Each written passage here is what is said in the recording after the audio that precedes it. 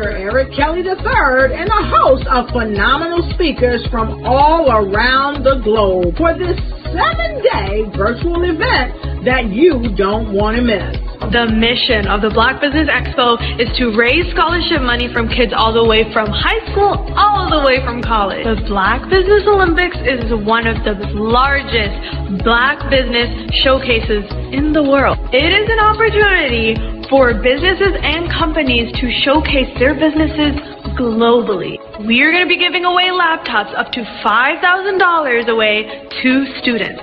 Again, I'm Olivia Appleberry, the founder of 2 Cents Finance and one of the speakers for the expo. I am so excited to see you there. For more info, go to www.blackbusinessexpousa.com or call 919-308-9090 and hope to see you there. I am Black Business. From the moment I wake until the time I sleep. Yes, I am Black Business. I am Black Business. Tell me, are you Black Business? I am Black Business. Do you support Black businesses? Listen, I support Black business because I am Black Business. Black Business Expo, one of the largest business showcases in the history of Black business in the world. The world! Sign up today at www.blackbusinessexpousa.com or call 919-308-9090. I am Black Business. I am Black Business. From the moment I wake until the time I sleep, I am Black Business. I am Black Business. Are you Black Business? I am Black Business. Do you support Black businesses? I support Black business because I am Black Business. Black Business Expo, one of the largest business showcases in the history of Black America in North Carolina. Join Dr. Eric Kelly III and a host of phenomenal speakers from all around the globe for this 7-day virtual event that you don't want to miss. The mission of the Black Business Expo is to raise scholarship money from kids all the way from high school all the way from college. The Black Business Olympics is one of the largest Black business showcases in the world. It is an opportunity for businesses and companies to showcase their businesses globally. We are going to be giving away laptops up to $5,000 away to students. Again, I'm Olivia Appleberry, the founder of 2 Cents Finance and one of the speakers for the expo. I am so excited to see you there. For more info, go to www.blackbusinessexpousa.com or call 919-308-9090 and hope to see you there. I am Black Business. From the moment I wake until the time I sleep. Yes, I am Black Business. I am Black Business. Tell me, are you Black Business? I am Black Business. Do you support Black businesses? Listen, I support Black business because I am Black Business. Black Business Expo, one of the largest business showcases in the history of Black business in the world.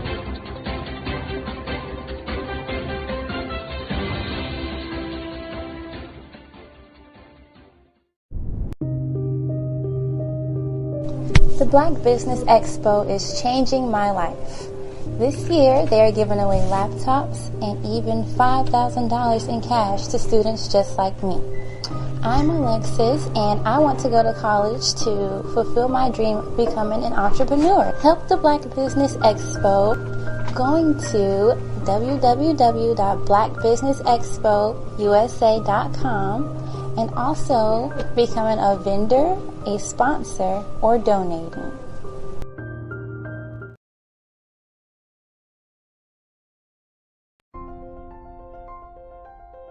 What if you could build your own city?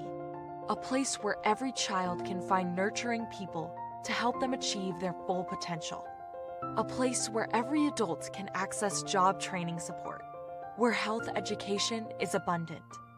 Where social justice ruled the land. A place without limitations.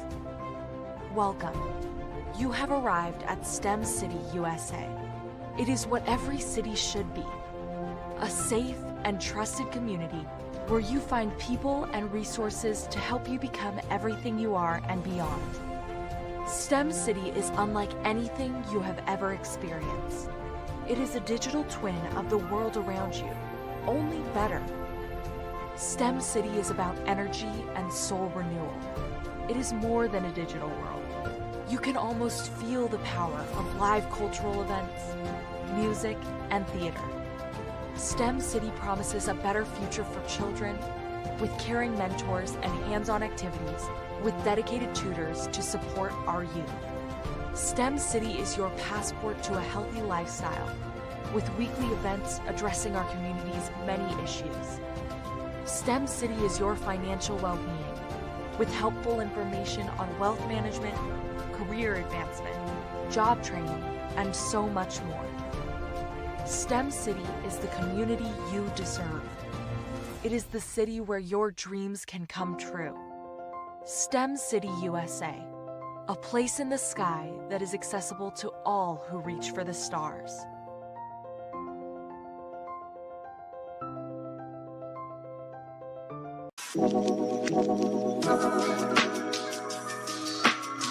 The African company and the African CEO is making a conscious decision to bring on someone external to the continent versus bringing on someone who is from Ghana or Kenya or South Africa.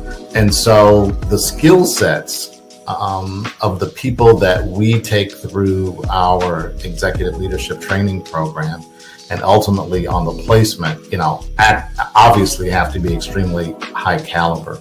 So what we look for are corporate executives at the vice president to C-suite level, as well as Black entrepreneurs. When we look at the Black corporate executives, we're looking for some very specific skill sets, whether that be around supply chain, sales and marketing, engineering, product development. We want our folks to be able to add immediate value to the corporate board, right? And the other thing is, even if they don't necessarily have specific industry experience, they're bringing a diversity of thought.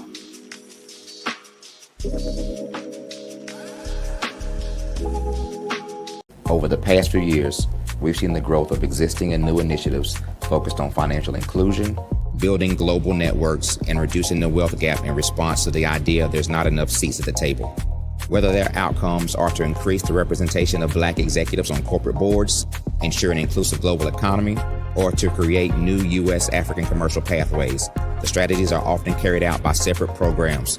The question is, should they be? With the continent of Africa being home to more than half of the world's fastest growing economies, the youngest workforce, over 400 companies generating more than $1 billion annually, 700 generating more than $500 million annually that are poised for growth, and being the destination of nearly $5 billion in venture capital in 2021. Diversifying U.S. and Africa commercial engagement by building bridges between African businesses and their U.S. diaspora should begin being seen as mutually beneficial. From helping to reduce Africa's enormous capital gap to catalyzing two-way trade opportunities, the COVID-19 global pandemic hopefully has taught us that global challenges and opportunities are more interconnected than we thought.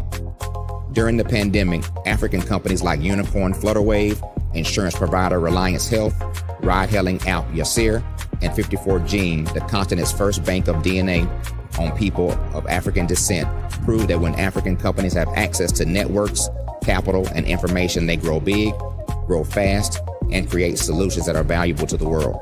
This is why Be Direct was created. We are the first U.S.-based but African-centric board preparedness and board search company designed to connect U.S. Black talent and corporations to African businesses.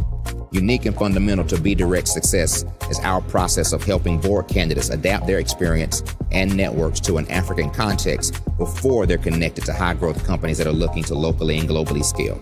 From our focus groups with African business execs and government leaders, we don't ignore the sentiment that business is easy, but people are hard. Having a pool of board candidates with hard-to-access networks and extensive experience across the business lifecycle, including successfully raising capital, is table stakes for an initiative like this. So yes, we have that. But corporate or entrepreneurial success in the U.S. does not guarantee success in Africa. Developed alongside industry partners on the continent, our training program, Be Direct Prep, is designed to transpose their experience to create cultural comfort, understanding, and a commitment to helping businesses in Africa scale. Our board governance sessions are African continental and country specific, integrated with cultural awareness and dexterity training, masterclasses led by African industry execs, and mentoring and coaching from African continental-based facilitators. But even more unique to Be Direct Prep, we cap off our training program with an immersion trip to help candidates that have not been to Africa before see and feel Africa's complexity and opportunity from African soil. We all know traditional network-based board placement has historically left a lot of us out of ever really being in the paid board pipeline. Our strategy supports the work of many great organizations that are successfully filling seats at U.S. board tables by creating more tables for those that are still left on the sideline. It's time to start seeing the role and value of U.S. Black talent and businesses on the continent of Africa differently. Old perceptions and habits limit economic inclusion. Let's transition Black talent and the African businesses they will support from the periphery of the global economy to its core. Living in a global lockdown, we all know now how fast local and global economies can change, and see the value of having businesses that hire, strengthen local value chains, and even grow globally. Status quo in any form holds back progress. We must democratize U.S.-Africa commercial engagement by socially and economically connecting cultures that have long been disconnected. It's time for Africa's U.S. diaspora to redefine their global value by helping African businesses scale continentally and globally.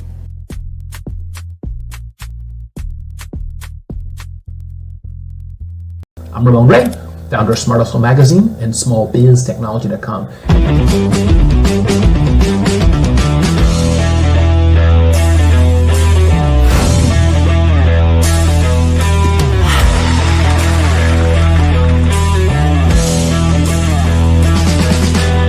You're here today to celebrate small business success. Stand up on your feet. You rocked the house. It was amazing. Didn't we learn? For me, success comes from failure. One thing not to do is shake somebody's hand like this.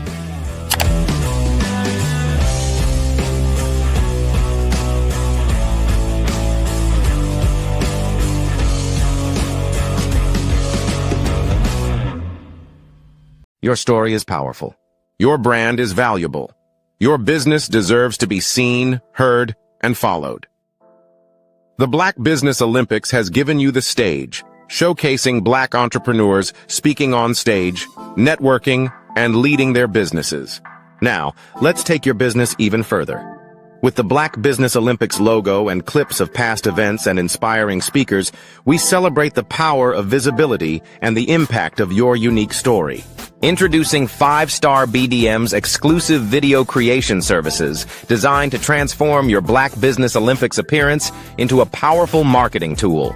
Our dynamic approach includes behind-the-scenes shots of video editing, branding consultations, and social media marketing.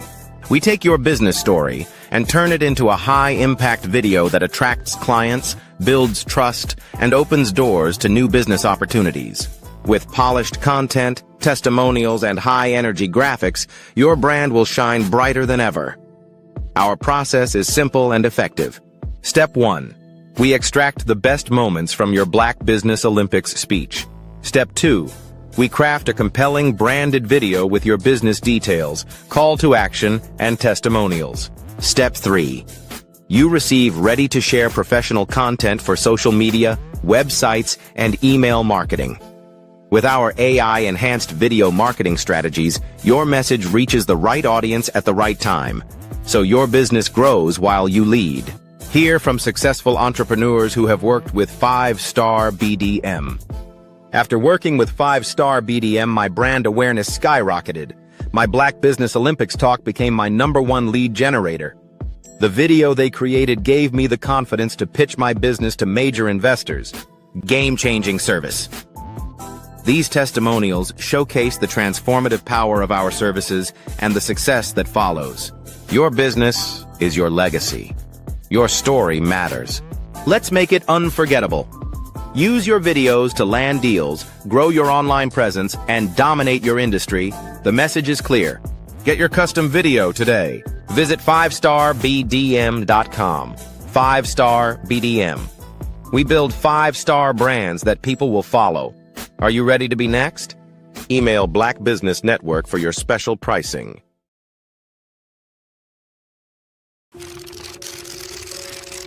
Bravery is not the absence of fear, but the ability to overcome it. We stand for those who defy suppression, who speak out, and those who walk the road less traveled. Everyone deserves to be seen and their voices to be heard. We're sparking a movement, growing a community of creators united by the desire for freedom, choice, equity, and ownership. At Fanbase, it's all for one and one for all. We support each other to guide, promote, and uplift you in a place where you can unapologetically be yourself. A place where your voice, ideas, and creativity are not just welcomed, but celebrated. We are Black founded, minority funded, and supported by a diverse, inclusive, powerful community that believes in the strength of authenticity and individual choice. Regardless of success or background, we welcome you. The marginalized, the underappreciated, the successful, the superstar. We're for all who seek a space to express themselves freely, where they are rewarded for being their authentic, true self. We transcend labels because only we have the right to define ourselves. We are built for the brave, the culture, the creators, and for the future where everyone has a power to shape their own destiny. Where all are empowered, voices are amplified, and freedom is embraced. For the first time, you have a chance to own the platform you helped make popular. It's a revolution. A movement in how we connect, create, and share. Everyone is a creator, and everyone has a fan base. Here, you can be you without limits.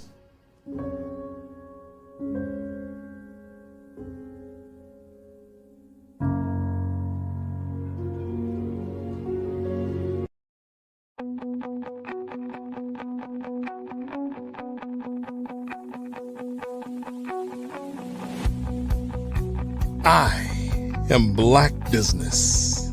From the moment I wake until the time I sleep. Yes, I am Black Business. I am Black Business. Tell me, are you Black Business? I am Black Business. Do you support Black businesses? Listen, I support Black business because I am Black Business. Black Business Expo, one of the largest business showcases in the history of Black business in the world. The world! Sign up today at www.blackbusinessexpousa.com or call 919-308-9090. I am Black Business.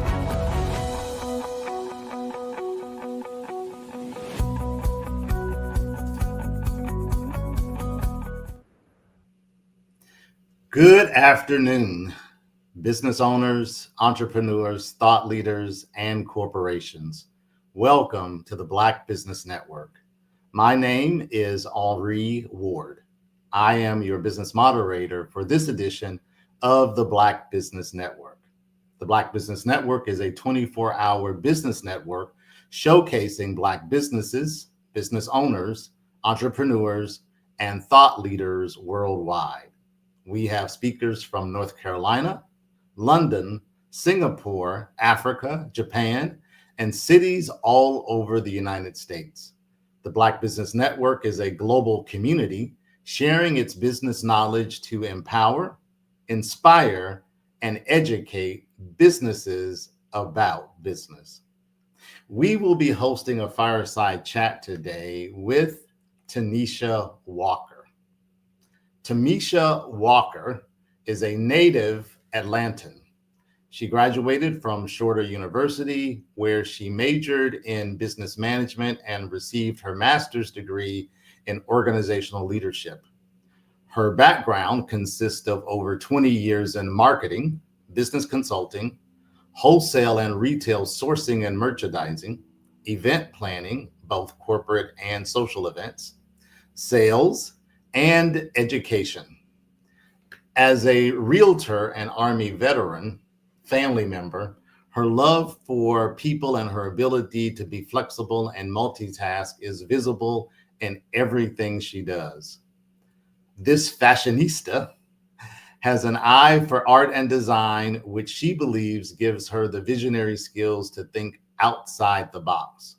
Her passion for helping people realize their dreams and talents so they can thrive instead of survive is what motivates her every day.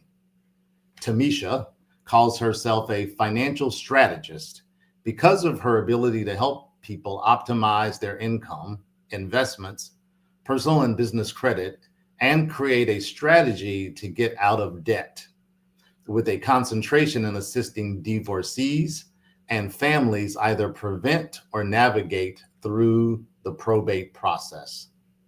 She is the wife of Freddie Walker Jr. and mother to 3 spunky children, Ava, Kennedy, and Lucky. She is the owner of Spark Realty Financial Solutions, LLC, and serves as the Vice President of Service to Humanity, Inc., and as the Atlanta City leader for First Responder VIP, which caters to first responders and their families. She and her sister are authors of the book, Why Mommy Works, which helps families begin the conversation about how money really works. Together, they consult businesses, schools, and early childhood education centers by teaching children aged 3 to adults how money works. Please welcome Tanisha Walker. Hi. Tanisha, how are you? I'm well. How are you? Outstanding, outstanding. You've got an awesome business model. Yes. Oh my goodness. It's been a journey getting here, and I would have never envisioned this in a million years, as they say, because I did not like math at all. As a matter of fact, I kept failing finance at Georgia State University when I first started my college career. Oh my goodness. Yeah. I got a tutor and everything, and it just wasn't happening. So I switched majors. I went from computer information systems to business management so I could get out of school. Well, that's actually a wonderful segue. So tell us, how actually did you get into the financial services industry? Yes, so I worked at a job that I loved. Oh my goodness. And after 15 years of being employed by this organization, I got laid off. And during that process, I didn't know how my 401k plan really worked. Sure. I wasn't aware that my life insurance could not go with me. And it was difficult. You know, they assisted me with resume writing, and I just could not land a job. Yeah. And so probably about 6 months into, being at home, looking at my kids, look at me and trying to figure out what I was going to do, I said, Sure. I always loved real estate.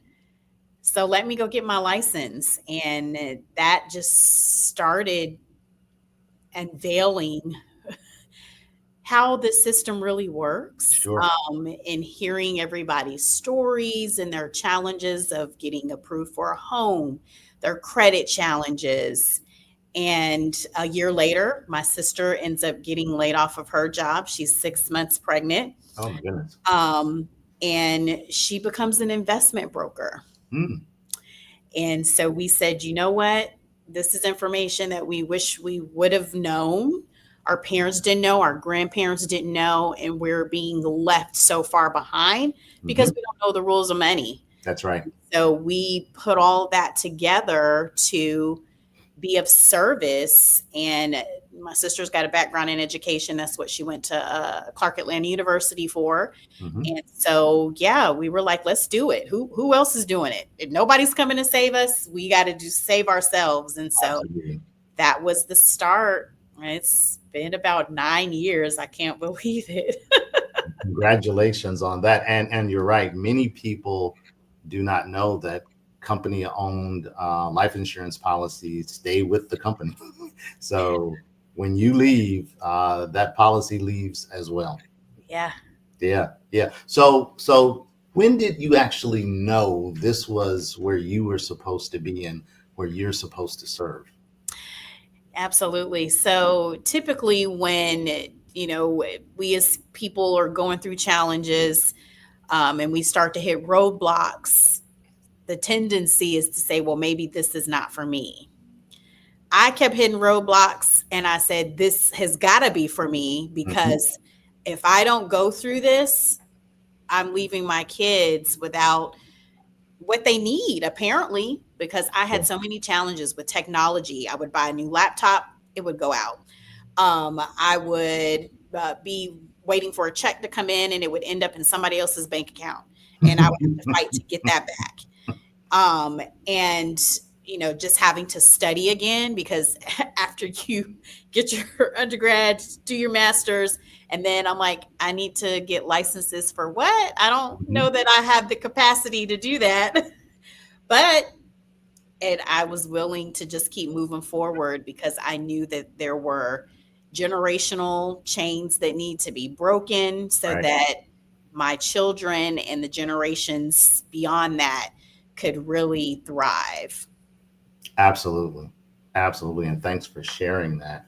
So we know that you're a native Atlantan and a graduate of Shorter University. So why Shorter and why the major? You gave us a little insight already in terms of your transition. so why Shorter, and then a little bit more in terms of the transition that you made majors. Absolutely. So I chose Shorter just because it was going to give me a shorter way to finish. Great play on words. Yes, I had already been at Georgia State for 5 years. I'm like, I should have my degree by now, and I don't want to be a forever student. Not that there's nothing wrong with that, because people enjoy just learning. Sure. But I knew that I don't have a scholarship, and I can't keep running up student loans. Right. So I had to figure out what to do. So like I said before, I just could not get out of that finance class. I kept getting a D, and I'm like, I'm studying way too hard and it's just not clicking. So let me switch gears. And so that's what happened. I found out that I could, take all my credits and transfer over to Shorter and go 2 nights a week and knock out the program. So awesome. That's what happened. That's great. So how do you feel about the state of our education system currently? Good question. Currently, it needs some work, and we all know it. We see it. Yeah. I guess I could say what's going on with the political climate. The solutions are not happening quick enough. Yeah. And so I really noticed that in middle school, there tends to be a focus on propelling our students into high school. And I'm like, no, they're still babies.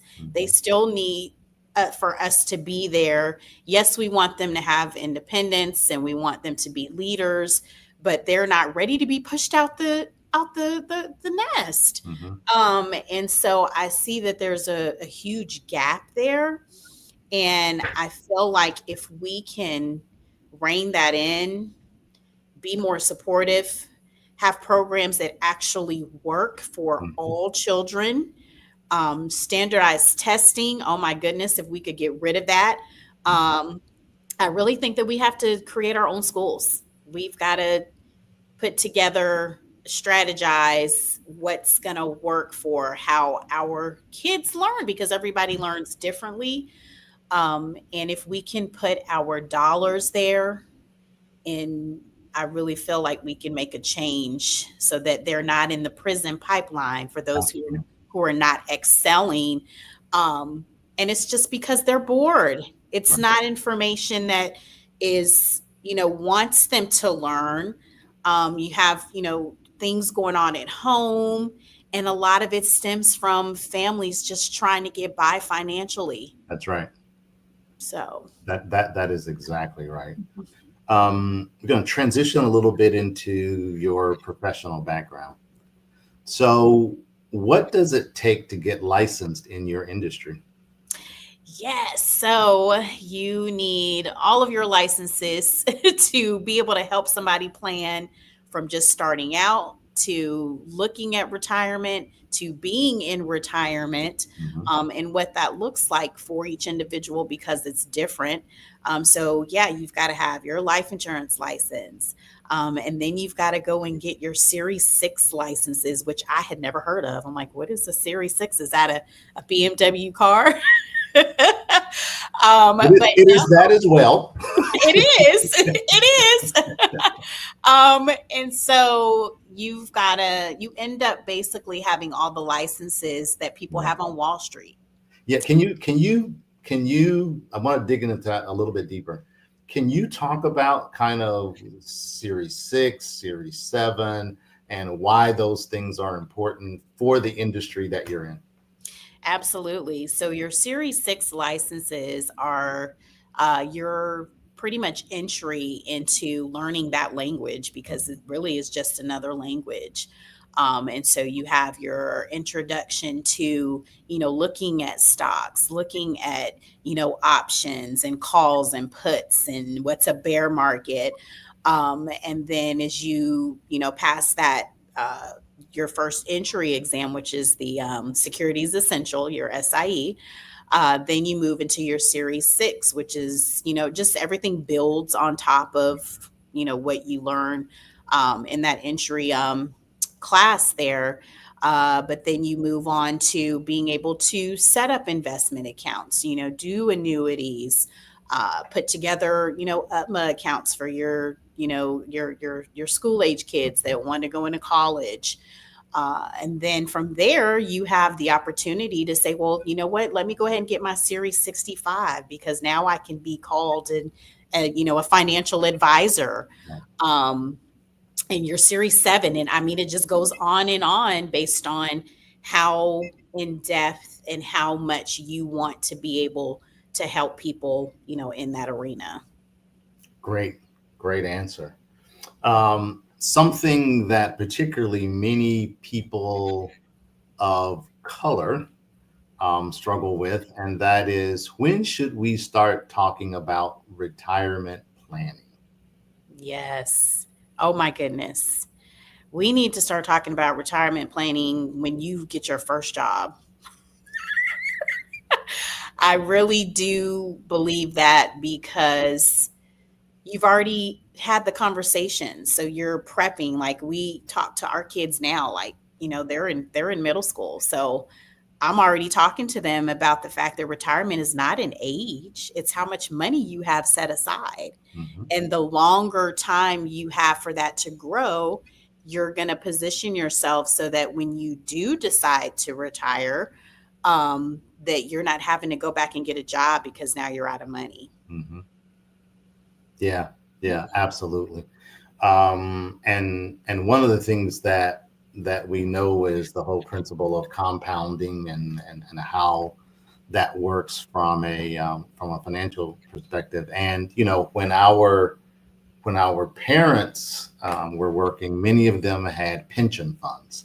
Yes. Right. Companies no longer offer pension funds anymore, right? Nope.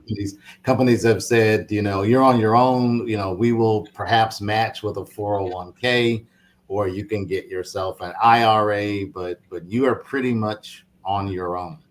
Yep, absolutely. Yeah. So tell us, educate us a little bit more on the difference between saving and investing. Yes, great question too, because I know for me growing up, I just thought saving was just saving. Didn't talk about investing. So when you're saving your money, I always say, think of having an account that you can easily access, right? So your savings account can be at a bank. It could be, in like the money market, something that you can quickly access if you need it. So your emergency fund could be within that savings. But then when you talk about investing, you want to make sure that your money is working for you and not working for the financial institution that you've left it at. So, we get marketed to, yes, save your money, come bring it to the bank. We love to take your money. As a matter of fact, they got a counter of suckers sitting right there as you do your transaction, because the interest that you're getting on your money it's not even pennies. You're looking at 0.001, 0.002.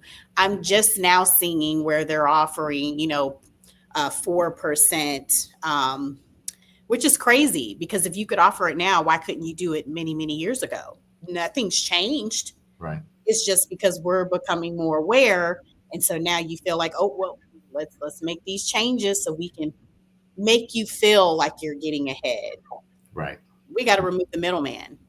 I don't need you holding on to my money, because all the banks do is turn around and let people borrow it for opening businesses and whatever else they want to do. And I'm not knocking banks, because we do need the banking institutions. Absolutely.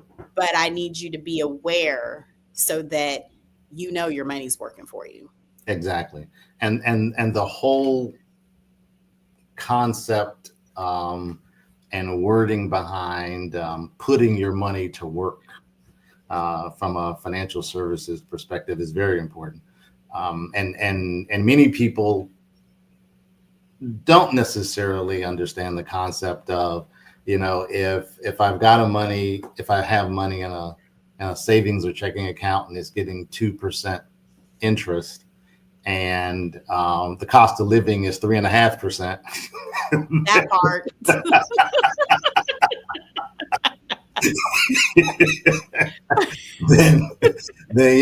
then the money you actually have in the bank, you're actually losing money and don't know it, right? Yeah. Right, because the interest that you're gaining is not keeping up with the actual cost of actually paying for things. Tell us a little bit about at what age can an individual truly retire, and what does that really mean? Yeah, so some people say they're not going to retire because they want to stay active and learning, and that's great. However, you want to work a little bit less, right? If you can work from the neck up versus the neck down. Right. How much would your body really love you, right? And so, again, retirement is not this age 65, and then I'm going to be able to get all of my benefits. It's really a fixed income if you're only looking at, Social Security, which we don't know that that's going to be around much longer. That's exactly right. And so if it's a dollar amount and about compounding interest, which basically says whatever interest you're earning on your money, you divide it into the number 72. That tells you how long it takes for your money to double. So you could plug that into a financial calculator and say, I know for me, when I do finally kind of step back a little bit, I don't think I'll ever stop helping people, but I like to eat and I love to travel. Eating is important. Yes, it Travel is. is nice, but eating is important. Eating is important and good food too. So sometimes that costs. And so I know that I need several $1 million so that I can live comfortably and not be concerned about money. Because when you are not concerned about money, you can breathe, you can help other people. You free up your time because you're no longer trading time for money. That's right. That's right. And the rule of 72, as it's known in the industry, is a extremely important concept that we need to actually hear more about. Tell us, why is it important to have a 401k or a 403b, and tell us the difference between the two. Absolutely. So your 401k is typically what your, corporation is going to offer you. All it is a tax code, right? You can read about all of this stuff. It sounds like it's something so challenging and not easy to understand. And your 403b is typically for like service organizations, nonprofits, teachers, educators. And so what happens is there's, rate of return that's built into either of these plans. And we always say that if they're matching it, yes, by all means, we want you to put your money in there to match. Sure. What I don't favor is you putting more than what that match is. And the reason why I say that is because your rate of return is typically going to be a little bit on the lower end. And you're going to be invested in things that are a little bit more conservative, but you're oftentimes, when you get that first job, you're 20s, 30s. Right. So you want to be a little bit more aggressive. So you need your money to be, earning a higher rate of return. And so I always say, utilize that tool, but then you need to have something outside of that job that's moving at a rate of 6, 9, 12%. So that you get your money working for you. So yeah, that the whole concept of putting money to work is very different for our culture, right? Yes. We spend a lot of time thinking about working for someone or getting a good job, right? As opposed to how we should maximize our finances, which is extremely important. So you're obviously very passionate about the work that you do. What do you love the most about what you do? It's so hard to pick. I really think it's when somebody gets it and they come back and they say, "Oh my gosh, I wish I would have known this. We need to go tell everybody." Then I get excited because I'm like, that's more people and that's a testimony. The more you can share, what you do, the more people you can help. And so it's freeing, and it's just kind of like seeing you get to be free finally. So now you so now what are you doing with it? Because that is your choice. I meet with my clients. It does not cost for you to sit down with me. I'm going to take a look at what you're trying to do financially, educate you, and you can make that decision. I'm only here to help you make the decision that's best for you. But if you say, no, I'm going to, stick with what I have because my grandmama and them did it like this all these years, you are at liberty to do that. Absolutely. I'm gonna flip the script on you a little bit here. Okay. What do you like least about what you do? When I have to get the phone call that, Tamisha, you called and you told me to put these things in place, and now this family member is not here. They had an accident. We're trying to figure out, what do we do? Did they have a will? Did they have life insurance? Who was that life insurance with? What kind of life insurance was it? Do we know that this policy is going to pay out? We've been sold the wrong type of life insurance for many years. I watched my grandmother hand over a check for a cash value policy.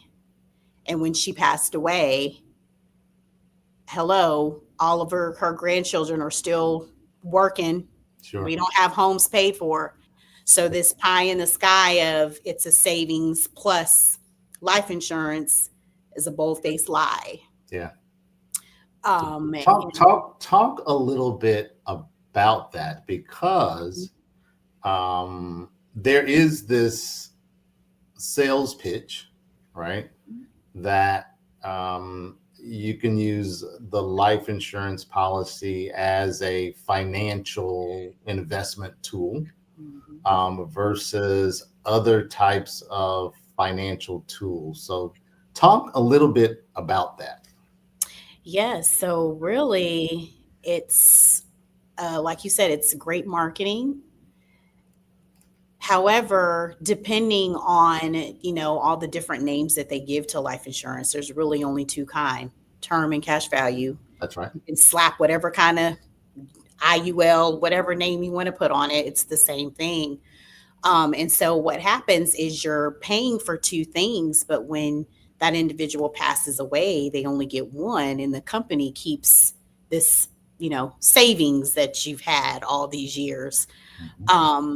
And so it does not benefit, especially our culture, because at times it can be more expensive. Yeah. You sometimes are paying up front in advance. So why would I go and pull money out of my company's retirement account and fund an insurance policy when I can take that same money and put it in another type, a real investment? Because if you go to irs.gov and you look up retirement plans, life insurance is not on that list. And I want to make sure that you go do it, because I want you to do it and you to say it, because if I say it and tell you, it's not believable. Yeah. So I need you to go Google that for yourself. Yeah. You will see that it is not. And so we love for you to be able to afford your policy, first of all, and start with what you can afford and then increase it as you go along. But at the end of the day, we want you to be cash rich, not insurance rich. Right. That's exactly right. People have heard the term IRA, but may not necessarily know what it is. People have heard the term Roth IRA. Can you give us kind of a little definition of the difference between a 401k and an IRA? Yeah, so your 401k, you really don't have too much say so with that. You agree to, how much percentage you want to put into that, and then your organization, your company, employer manages that for you. With an IRA, that's something that you can set aside on your own and contribute to that. We like to tell our clients to do that outside of your just having the 401k plan on your job.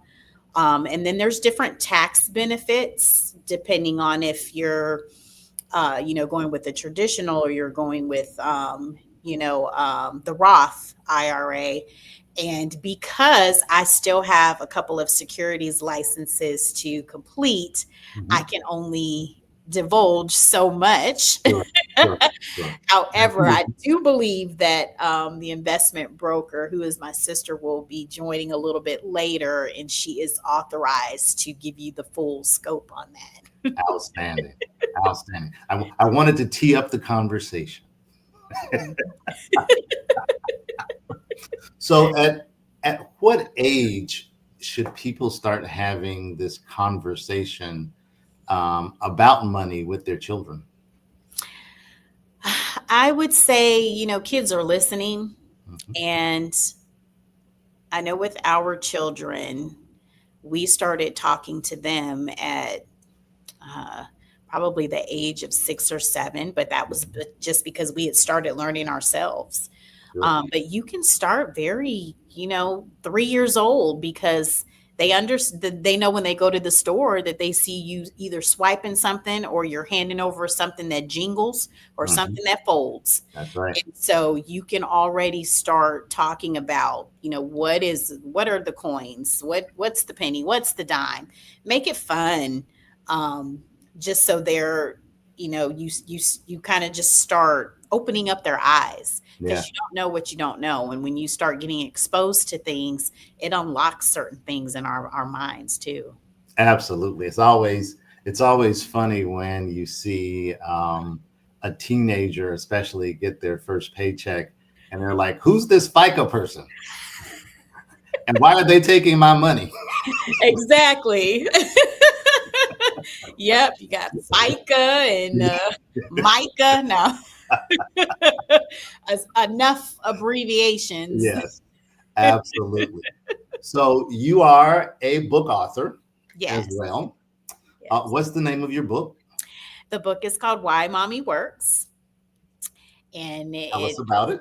Yep. So it's all about, mom having to get up to go to work, and the star of the book, who is actually my niece, Kylie, wants to know, why can't you stay here with us today? Can we swap places? How about you go to school for me and I go to work for you?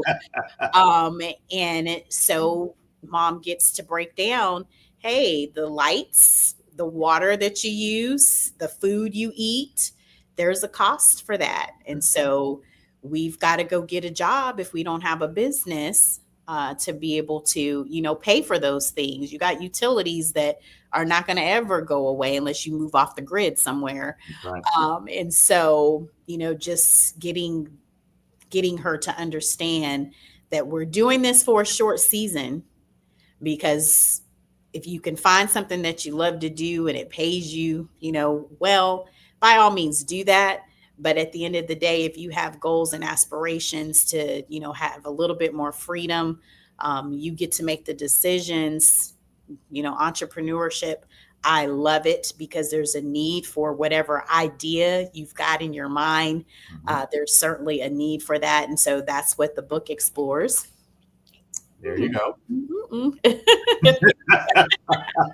Product placement, very important. Yep. So what actually inspired you to write the book? So this was my sister's idea. We talked about either doing some kind of radio podcast, but she wanted to write this book. She's had a mentor from college who had gotten into publishing. And so, when you have those connections, and let me, on a side note, say it's very important to have mentors and have coaches. It makes a huge deal in your life. And so when she brought up the idea, to her coach, she was like, you definitely should write a book. And then she called me up and she was like, sister, guess what we're doing now? Because she's younger than me. But she thinks she's the boss. So that's how that all came about. And I said, you know what? That makes so much sense, because you can only tell a 30, 40 something year old so much. Sure. Because when you're setting your ways, you're setting your ways. Sure. But you can go and be a positive influence to children who deserve the world. That's right. And so that was the reason for going that angle. Awesome. Tamisha, how can people get in contact with you? Yes. So on online social media, I'm everything, either Tamisha Walker or Spark Realty Financial Solutions. All my contact information is there, email, phone number, my Calendly link is there. It doesn't cost for you to schedule time to hop on and let's talk through whatever it is you're dealing with, even down to mental health. I've got a great friend of mine who has a wonderful podcast. She's an former educator, but she, explores this whole, dealing with, mental health challenges, and really just having a community for that, because it's not as broadly existent as it needs to be. Sure. And so if you can check out her podcast, she's on Podbean. And it's called Edu Venture, Wisdom for Teachers and Educators. But absolutely, it was a blessing when I had an opportunity to listen. And I think it's really going to help bring to the forefront courageous conversations, as she says. Awesome. Yeah. Outstanding. Tamisha L. Walker, it has been an absolute pleasure talking with you. I think you have a phenomenal business, and I hope our listeners will contact you to learn more. Absolutely. Thank you so much. I've enjoyed it. You are quite welcome. And remember, genius is common. I'll see you on the other side.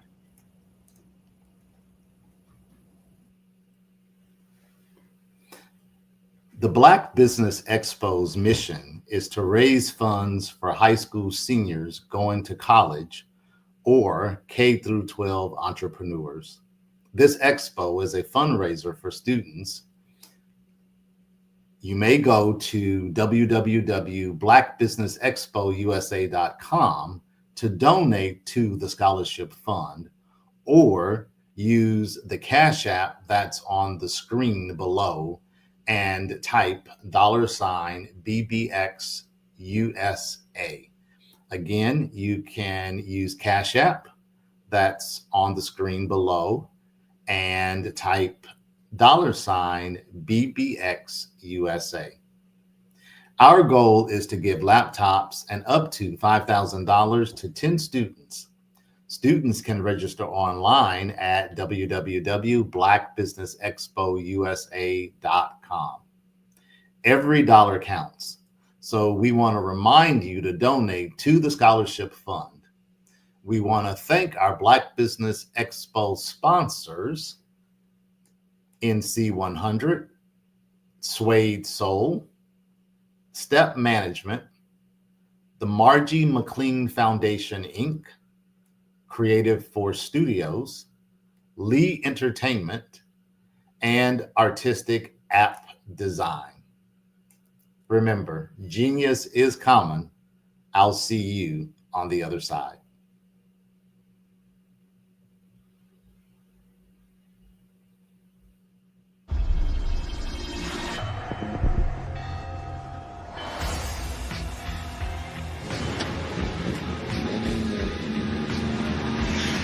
La connexion BU.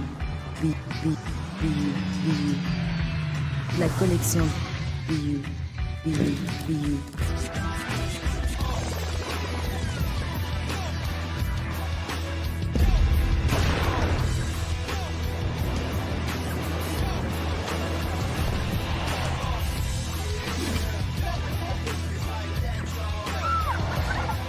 a world obsessed with the cult of celebrity,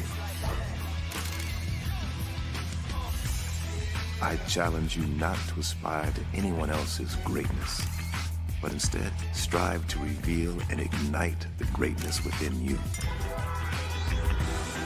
Are you serious? I totally think that that's it. Hey. No!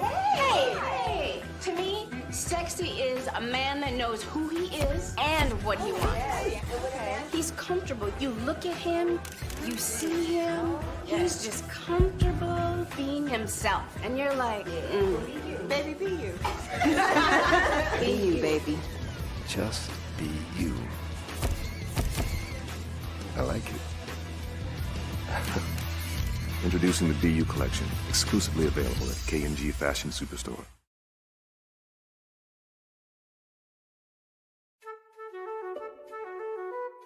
This is Dr. Arnold T. Petsworth. He's the owner of Petsworth Vet World, a veterinary clinic in Hopton, Connecticut. His patients include dog, cat, frog, fish, Goldie?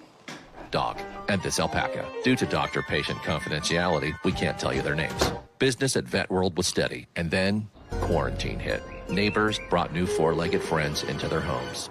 Bunnies. Bunnies everywhere. Dr. Petsworth welcomed these new patients with open arms. The only problem? There were more appointments than he could manage.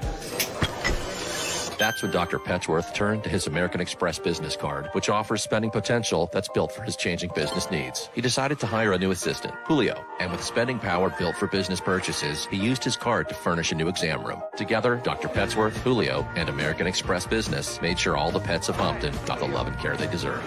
And everyone was happy. Get the card built for business by American Express. Absolutely. So our coaching program help people that have the lack of time, that lack strategies, and lack the confidence to go after their dream life. So we help them implement tools. We help them implement, I love to leave the inherited lack of finances or the education behind finances. But it wasn't until I lost my firstborn, my only son, that life changed for me. And where I was going after it all, living the corporate life, hit my 6-figure income, and living in my dream house with my dream man, driving my dream car. Wow. I nearly lost it all when I lost my son. And so I realized it only takes one financial catastrophe that can change your entire life. That's what made me start All New Beginnings. Because no matter what's going on in life, there's a new beginning. And because of that, we develop a program called Wise Minded. My little slogan is, don't just dream it, let's live it. If they want to connect with you or work with you, what is the best ways for them to be able to do that? Well, for my social media guru, you can connect with me on every single social media platform as Tanya T. Rose.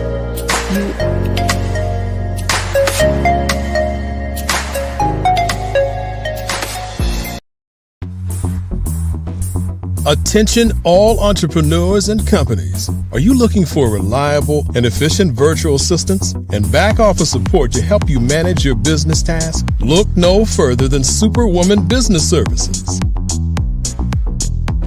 Our team of virtual assistants provides a full range of administrative support services, including operations management, social media marketing, and much more. We also offer website design services to help you create a professional online presence that reflects your unique brand. In addition to administrative support and website design, we offer business development and structuring services to help you grow your business and achieve your goals. We'll work closely with you to identify areas of improvement and develop a customized plan to help you reach your full potential. At Superwoman Business Services, we understand that running a business can be overwhelming and time-consuming. That's why we're here to help you fly high and achieve success. Our virtual assistants are highly skilled, experienced, and dedicated to providing you with the support you need to thrive. Come fly with us and take your business to new heights. Let us help you become the superhero entrepreneur you are meant to be.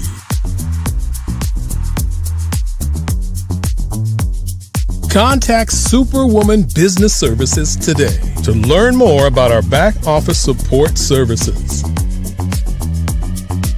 Come fly.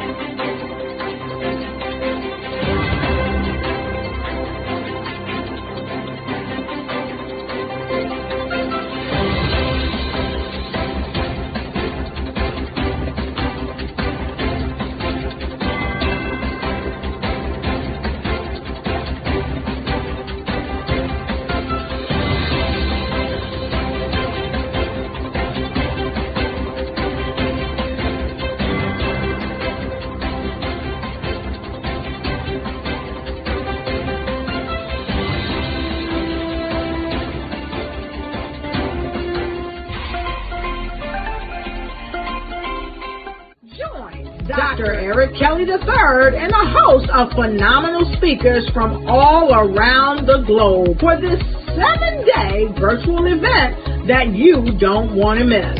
The mission of the Black Business Expo is to raise scholarship money from kids all the way from high school, all the way from college. The Black Business Olympics is one of the largest Black business showcases in the world. It is an opportunity for businesses and companies to showcase their businesses globally. We are going to be giving away laptops up to $5,000 away to students.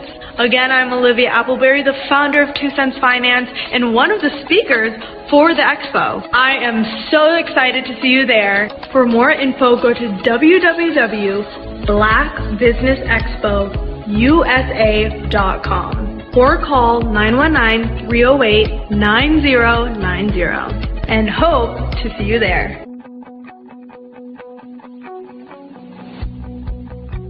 I am Black Business. From the moment I wake until the time I sleep. Yes, I am Black Business. I am Black Business. Tell me, are you Black Business? I am Black Business. Do you support Black businesses? Listen, I support Black business because I am Black Business. Black Business Expo, one of the largest business showcases in the history of Black business in the world. The world! Sign up today at www.blackbusinessexpousa.com or call 919-308-9090. I am Black Business. I am Black Business. From the moment I wake until the time I sleep, I am Black Business. I am Black Business. Are you Black Business? I am Black Business. Do you support Black businesses? I support Black business because I am Black Business. Black Business Expo, one of the largest business showcases in the history of Black America in North Carolina. Join Dr. Eric Kelly III and a host of phenomenal speakers from all around the globe for this 7-day virtual event that you don't want to miss. The mission of the Black Business Expo is to raise scholarship money from kids all the way from high school, all the way from college. The Black Business Olympics is one of the largest Black business showcases in the world. It is an opportunity for businesses and companies to showcase their businesses globally. We are going to be giving away laptops up to $5,000 away to students. Again, I'm Olivia Appleberry, the founder of 2 Cents Finance and one of the speakers for the expo. I am so excited to see you there. For more info, go to www.blackbusinessexpousa.com or call 919-308-9090 and hope to see you there. I am Black Business. From the moment I wake until the time I sleep. Yes, I am Black Business. I am Black Business. Tell me, are you Black Business? I am Black Business. Do you support Black businesses? Listen, I support Black business because I am Black Business. Black Business Expo, one of the largest business showcases in the history of Black business in the world.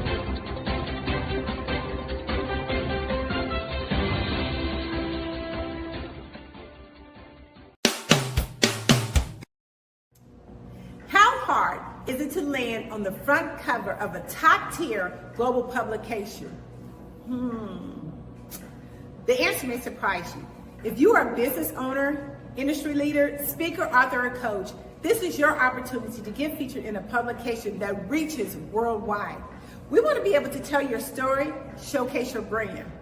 We have made it so easy. All you have to do is answer a few questions and tell us a little bit about your business, and we'll take care of the rest. But why get featured? 1, it gives you massive exposure to a global audience. 2, it helps to boost your credibility and your authority in your industry. And 3, it helps you to expand your network and unlock opportunities. Now, right now, we are offering a special limited time offer. You can be seen by over 10,000 viewers and readerships each month. So don't wait. This is your time to elevate your business and get featured. All you have to do is click the link below and get started today.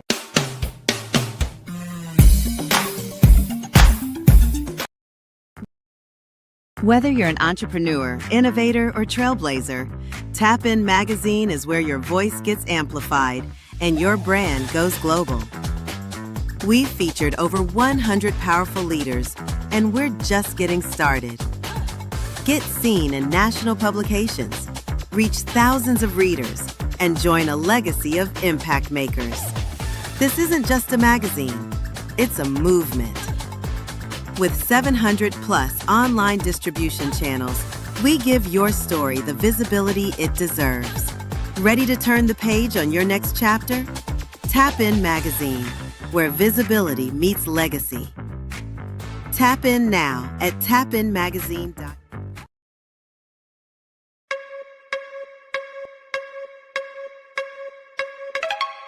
We're headed to the Holy City. The Carolinas Virginia Minority Supplier Development Council is proud to announce that the 2025 Business Opportunity Conference will be held in Charleston, South Carolina. With support from our 2025 title sponsor, Sunoco, the event will once again feature the Scholarship Swing Golf Tournament curated by West Carey Group and Styra, and host the welcome reception at the International African American Museum. Tickets are on sale now. We look forward to seeing you in Charleston August 3rd through the 5th for the Business Opportunity Conference.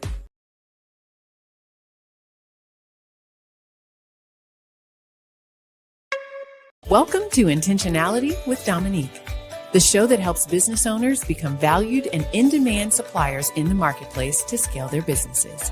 Let's start today's show with host and intentional connector, Dominique Simpson-Milton. My favorite question to ask, but what would you say is the difference between working in your business versus working on your business? Oh my goodness, it's a mindset for sure. And prior to working with the council and working with you, I don't even know that I placed as much emphasis and importance on it. But now I understand the importance of working on the business, which is that business development, strategic planning, taking that 30,000 foot view, every 6 months and definitely at least once a year to find out what's working well, what's not, pivoting if there's a need to pivot, adding new verticals. Like that's working on the business. Working in the business is the day-to-day operations. Right. Putting out fires in the day-to-day, responding to emails, that type of thing. And working on the business is setting a strategy based on what's going on in your various industries. What are the trends, and making sure that you are doing the steps to stay in front of those trends. As you grow and as you evolve, I'd say there are a couple of things to that. One is if you are in the weeds every single day, and quite frankly, when you start a business, there's not a lot of it's hard not to be, right? Because you're probably small when you start. There are probably not enough resources for the things that you have to do. That's normal. But as you grow and as you evolve, you start to understand that if your view is here, then you cannot gain the perspective to see all of the interrelationships and all of the opportunities and all of the strategic maneuvers that you should be doing in order to take grow your business in step functions as opposed to incremental. Well, working in the business is doing everything. You wear all the many hats. Working on the business is finding out what hat you like and then being able to put in processes, systems, people that will help complement your skills. Chasing the dollars, trying to make sure payroll is done. You have enough work to cover payroll and $2 or $3 in your pocket. The next thing you know, year after year, you're in a rat race. You've never been trained to develop your business or to take it to another level? As long as I can focus on where we are going, because no one else is doing that in the company, except for me. So if I can see, here's where we're going, and I need all y'all, all 10 of y'all to come with me, then if we all do that together, then the business grows because everyone is focused on the thing they're supposed to be focused on. Love that. Yeah. I think for a lot of business owners, particularly when you're just getting started, you're wearing multiple hats. I tell people all the time, I was always letter E, all of the above, when we used to fill in those multiple choice tests.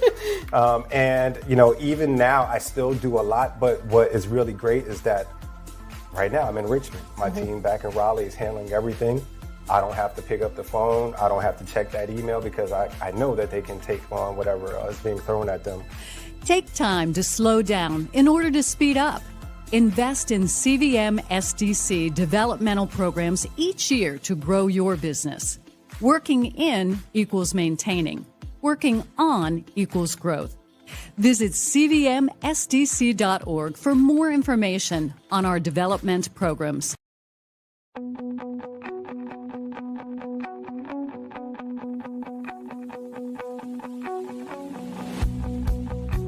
I am Black Business. From the moment I wake until the time I sleep. Yes, I am Black Business.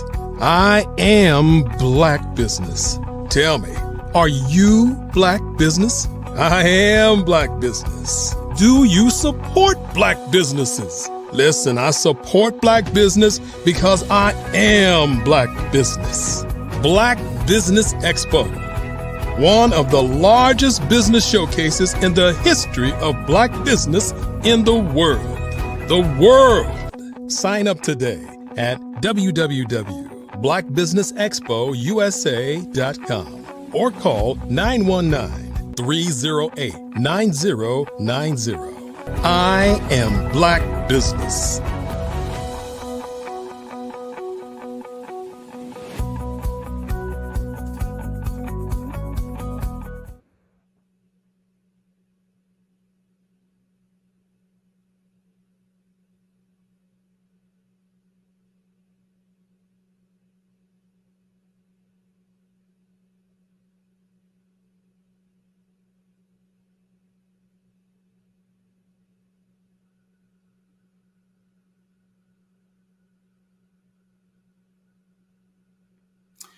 Good afternoon, business owners, entrepreneurs, thought leaders, and corporations. Welcome to the Black Business Network. My name is Henri Ward. I am your business moderator for this edition of the Black Business Network. The Black Business Network is a 24-hour business network showcasing Black businesses, business owners, entrepreneurs, and thought leaders worldwide. We have speakers from North Carolina, London, Singapore, Africa, Japan, and cities all over the United States. The Black Business Network is a global community sharing its business knowledge to empower, inspire, and educate businesses about business. We will be hosting a fireside chat with Alonzo Avents. Alonzo is a dynamic coach, consultant, author, and pastor with a mission to help leaders build stronger teams, elevate workplace culture, and grow their organizations with clarity and intention. As the founder of A Team Consulting LLC, Alonzo brings over 16 years of experience as a radiation protection specialist and 3 years of consulting and leadership development expertise to his clients, which include small and mid-sized businesses and nonprofit organizations.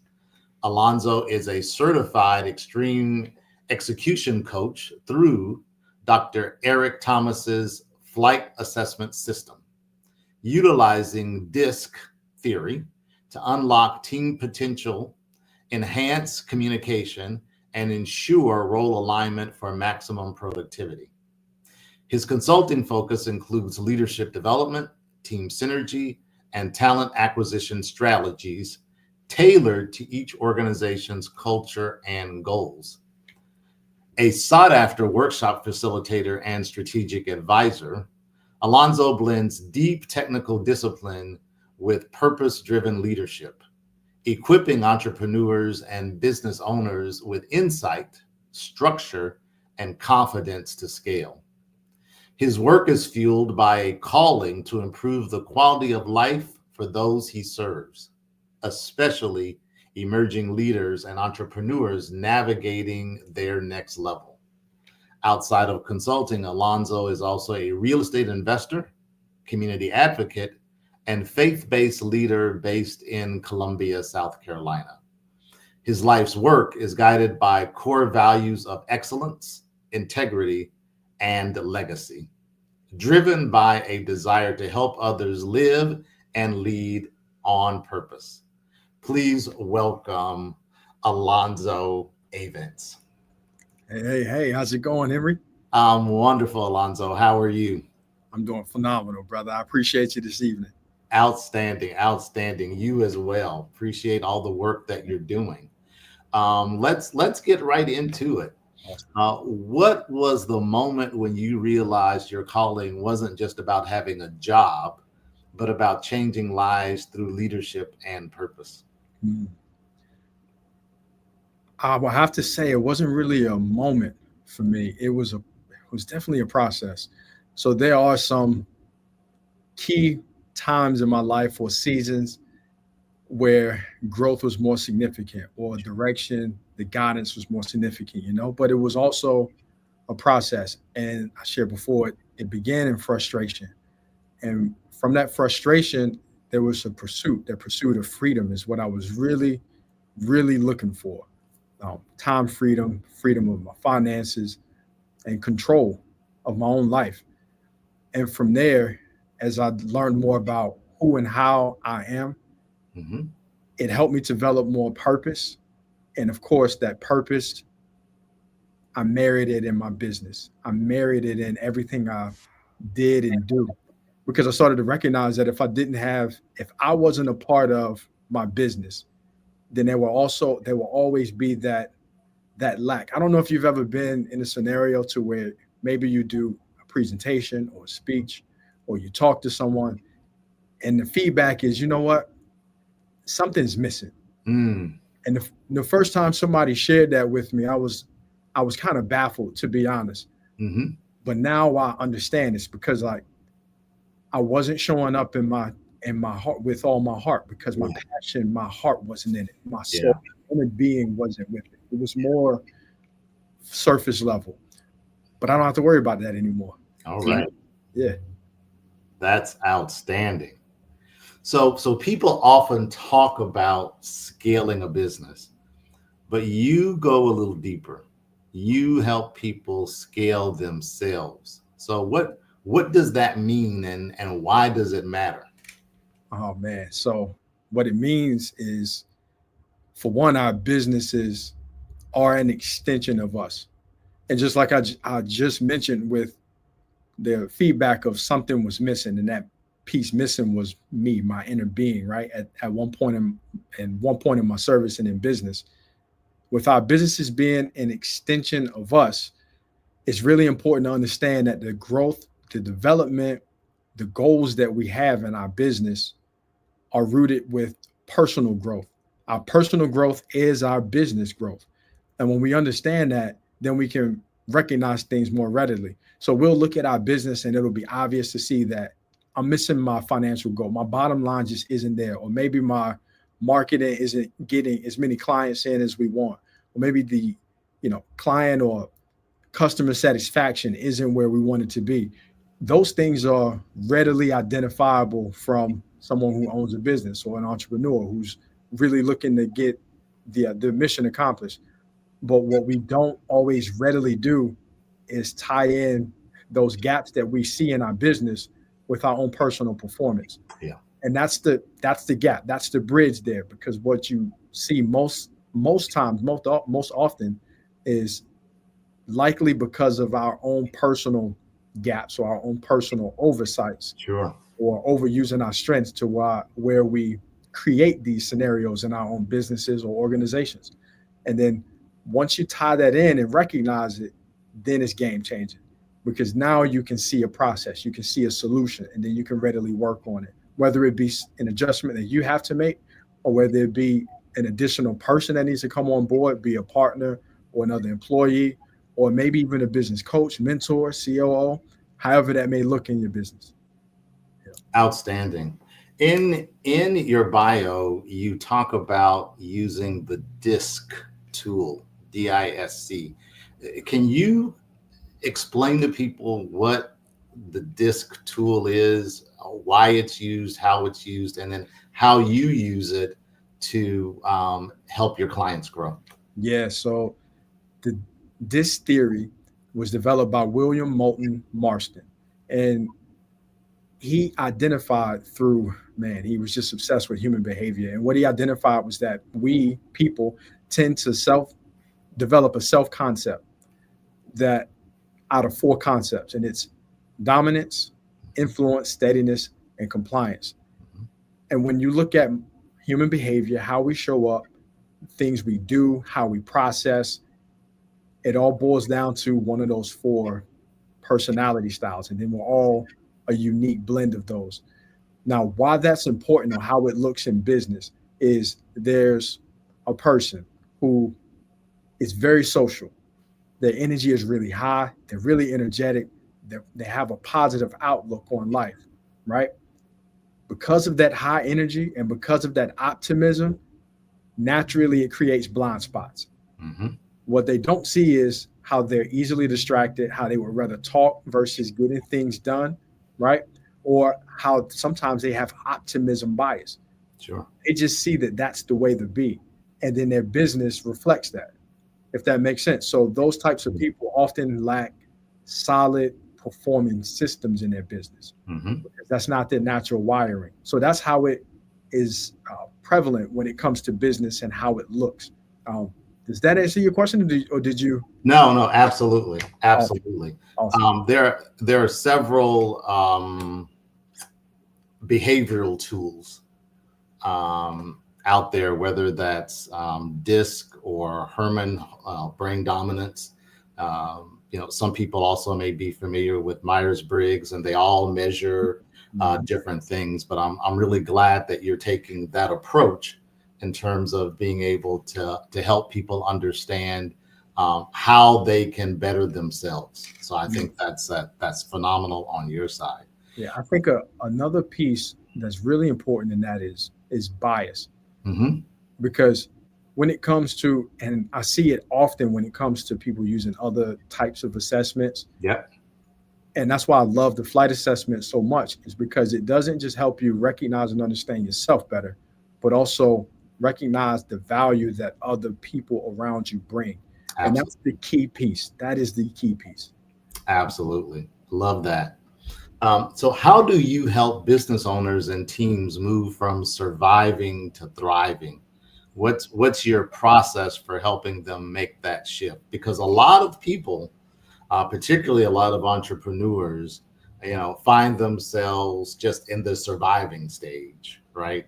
And it's can be difficult to move from the mindset, because it is a mindset, from surviving to thriving. So talk to us a little bit about that.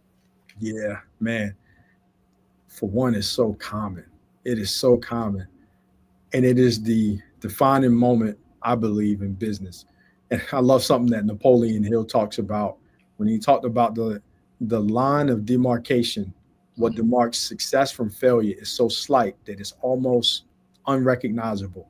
And it part way is that mindset from surviving and thriving. And how I help businesses or entrepreneurs, individuals through that process is systems and people. It's not hard. It's people and systems. It's either them or some correction they need to make, adjustment they need to make in their business via systems, or how they're showing up. And it could be something as simple as there was one that I can recall. It was their relationship with conflict. Mm-hmm. And it's very simple and so complex at the same time, because how we show up in life and in business is a result of the experience that we've had in life. And that is really important to understand. I've talked to entrepreneurs who, when I ask them, hey, what's your relationship with conflict? Or what's your relationship with change? Or what's your relationship with having a system in place? And then when they talk about it, they're recalling things from when they were 7, 8, and 9 years old, an experience that they had that changed their perspective or changed how they saw things. So usually it's helping them to reframe that so that they can show up a little differently, so that they can get the result they want. It could be something as simple as, hey, you need to write things down. It was one person that all they had to do was start tracking what winning their day looks like by writing it down with a sticky note, notepad, and having it up. And then by them staying to that list that they created, then the organization or the workplace, the culture improved, because now the rest of the workplace felt more directed because the leader was more directed, and they had a simple system with like something as simple as writing something down, you know? Yeah. And, go on. Yeah. So the process I use to do that is very simple. It's a post check, root causal analysis, and then a tailored solution. So you get an idea of how the organization, what they experience, and how the people are showing up, why it's going on. You get a post check on the leaders, their goals, the gaps, and then you do a root causal analysis. Really dig deep, whether it be one-on-ones with certain individuals or getting the team together to kind of vent, or mediating in a workshop space to find out what's really going on. And then with all that data income, right, all the data that we gather from that process, it's about developing a tailored solution for that respective organization. Awesome. So you mentioned Napoleon Hill in your prior comments. Can you talk a little bit about, so Napoleon Hill, Think and Grow Rich. Can you talk a little bit about why you choose him, his philosophy in terms of business, and how that integrates into your philosophy of business? Yeah, Napoleon Hill was one of the first individuals I was introduced to when I first got introduced to personal development. And if you're an entrepreneur, you already know, right? Because I don't know of anyone who's in business who does not know about personal development to some degree. Now, the reason why I look at or chose to study, Napoleon Hill was one of the first people I studied. And the reason was because more successful people, multimillionaires, billionaires that I was looking up to at the time, when they were asked, who's the person? What's the book? One book that was common across all of them was Think and Grow Rich. And then there's also Think and Grow Rich, A Black Choice by Dr. Dennis Kimbrough, which I absolutely recommend. Phenomenal book. Absolutely. Yeah, because he addresses not just the philosophy that Napoleon Hill put forth, but how it applies in the Black culture, in the African American culture in the United States of America. It is on my bookshelf right now. Yeah, I just revisited. I just revisited that book 2 months ago via audio book, so I could drive in the car and listen to it. But yeah, it's been pivotal. It's been pivotal with understanding yourself, applying the principles, whether it be the positive mental attitude or going the extra mile, whatever it is for you. A lot of us will have one or two of them down pat because that's how we are. Sure. But there'll be one or two gaps that it's like, oh man, I need to focus on this one thing. Yeah. That's right. And the fact that in the self-reflection mode, understanding that we all have our blind spots. Absolutely. Right. And if you aren't aware of what your blind spot is, you are destined to continue repeating that and wondering why you keep, getting into the same hole. And both of those books, Think and Grow Rich and Think and Grow Rich, A Black Choice, are phenomenal materials for anyone who is even thinking about becoming an entrepreneur. So I'm really glad that that's a part of your book collection. Yeah. What does it look like when a team is in alignment, and what happens when they're not in alignment? Man, I say it's heavenly in a way. When a team is in alignment, when there's one band, one sound, harmony. When there's a group of people on one mission who are working together to accomplish that mission, Mm-hmm. and it is so beautiful. And it's like, this is why we're here, right? Now, you know, you quoted from one of my favorite movies. What's that? Drumline, one band, one sound. One of my early mentors used to say that all the time. So yeah, that's the first thing that comes up from when I think harmony, I think one band, one sound. That's right. Yeah.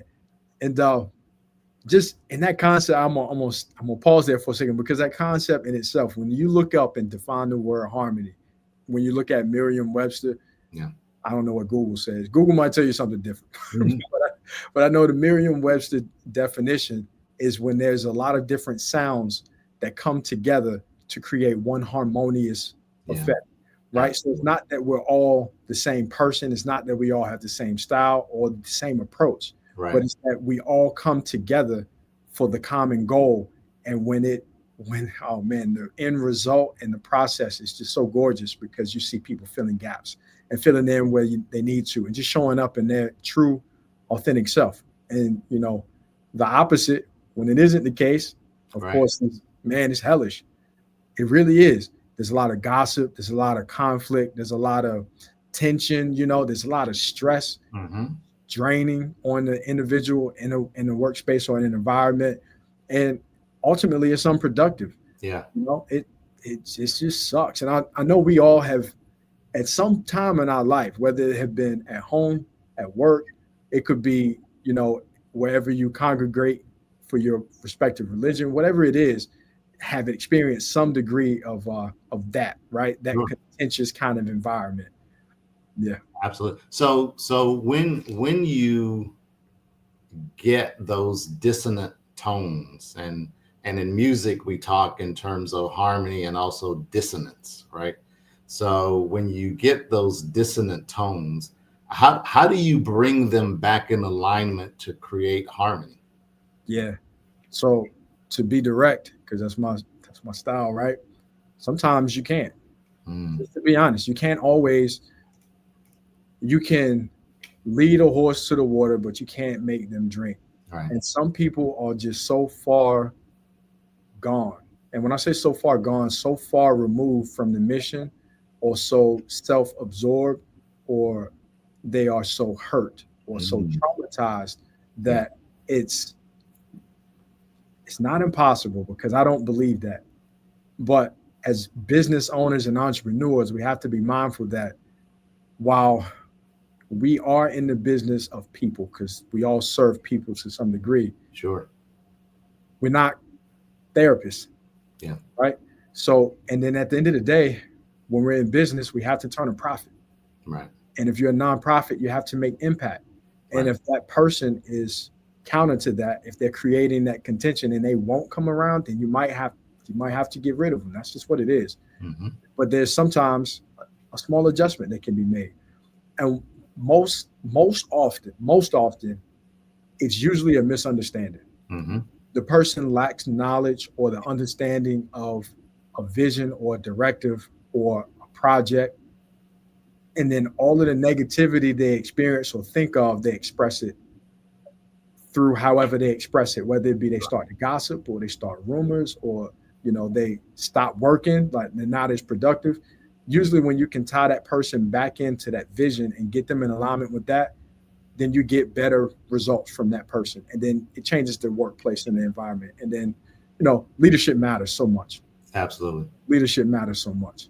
Yep. Can you give us an example in which you were able to bring a group back in to harmony, and then an example in which, as you said, sometimes you just can't, and sometimes you have to be able to have one or more people just move on in order for the group to actually come back in harmony. So can you give us some examples of that? Yeah, the first example that I can think of, I'll use myself in my own home. Because for one, as an entrepreneur, I don't know if everybody, whether you're married, single, whatever the case is, if you are wherever you are in life as a leader, I'll put it that way, because we are leaders in different capacities and different environments. That's right. You have to be able to detach to a degree your emotions from the scenario.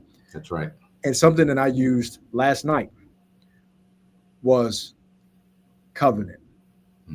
Let me dial back into the covenant, the reason, the vision, the mission. These are words that we use in business, right? Vision, mission, core values. When you can dial back into those, it helps, for one, you to realign yourself. Sure. And then your own thoughts, which will align your own behaviors and what comes out of your mouth. Because when we speak from how we feel, it's not uncommon to offend other people. Sure. It's common to come off as selfish, right? And to be misunderstood, because we have to be real clear on what our intentions are. So for one, that's the piece, is realizing what your own personal vision, mission, core values, covenant, whatever the degree of leadership you're in, right? Dialing into that, getting yourself in alignment, and then clearly communicating that to whomever you're working to realign with. Because how easy or difficult is doing that type of self-assessment? Both. Both. Yeah, because we can't always see ourselves. That's the reality. That's right. A lot of times our emotions blind us. That's right. So it's really important to recognize when you're in that kind of space. It's really important. And it comes with recognition. It comes with the awareness. Because if you have that awareness, then you can recognize, you know what, I need to do something a little different here. Yeah. Maybe I'm in my feelings a little too much. Let me wait before I address this. Or let me take a deep breath. Let me wait 5 minutes. Or let me get clarity. Man, clarity is so important, because oftentimes we get in our feelings or we get offended because we just misunderstood what someone was working to communicate or what they did. So when we can take that additional time, a few seconds, maybe a couple minutes, just to realign with the core values, the mission, purpose, and then to address from a space that's not as emotional, then it can help us. And then it can be difficult because it's hard to communicate without those emotions that are fueling you. That's right. That's what fuels us. And it's important to understand also that even when we work through those emotions, they still show up. And what I mean is, if something upset you or made you angry, right? And you're working through that, you're taking your deep breaths, you're addressing it for a more clear head, that person can still pick up that you're experiencing this or feeling that. Oh, sure. Right? They can still see it. They can still energy transfers. Absolutely. Absolutely. So sometimes they'll communicate back to you as if you were, and you're working to not be, and then it just justifies how you feel in the first place. That's right. So then when you recognize that thing, it's like, okay, I cannot show up. I have to be very intentional about communicating my heart and aligning with what the common goal is. Because at the end of the day, whatever environment you're in, whether it's in the workplace or you're the business owner, you're there for a common goal or common reason. So keeping that in mind, and it's one of the tools I use in our conflict resolution. I call it fun, right? So it's foundation. You're there for the same reason. We have the same goal. Now let me understand your perspective. So let me really invest my time, my efforts into listening and understanding not just what you're communicating, but why you think the way you think and see this challenge or this process the way you see it. And then I will not relent on that understanding. I will not relent, or never giving up is the end, right? I will not relent, and I won't give up on not just this relationship, but the fact that we're after the same goal. We're here for the same reason. So those are things, yeah. I'm sorry, go on. No, you go ahead. You got it, bro. I was about to say, I think that is a perfect way to apply some of the principles coming out of Think and Grow Rich, and also kind of use an understanding of people's own biases, because we all have biases, right? And the whole concept of self-awareness, I think, is huge, and it's something that we all have to continuously work on. Yeah. So you work with a lot of purpose-driven minority-owned businesses. Why is that important to you, and what unique challenges and strengths do you see in that space? Man, it is the case because that's me. I serve me, right? That's the best. Talk about that. Yeah, so I am a small or minority owned business. Yeah. And because of that, I recognize where I come from. Yes. So I can readily identify with the challenges, the strengths, and I can help someone else see those if they haven't seen them in themselves yet. And one of the challenges is excuses.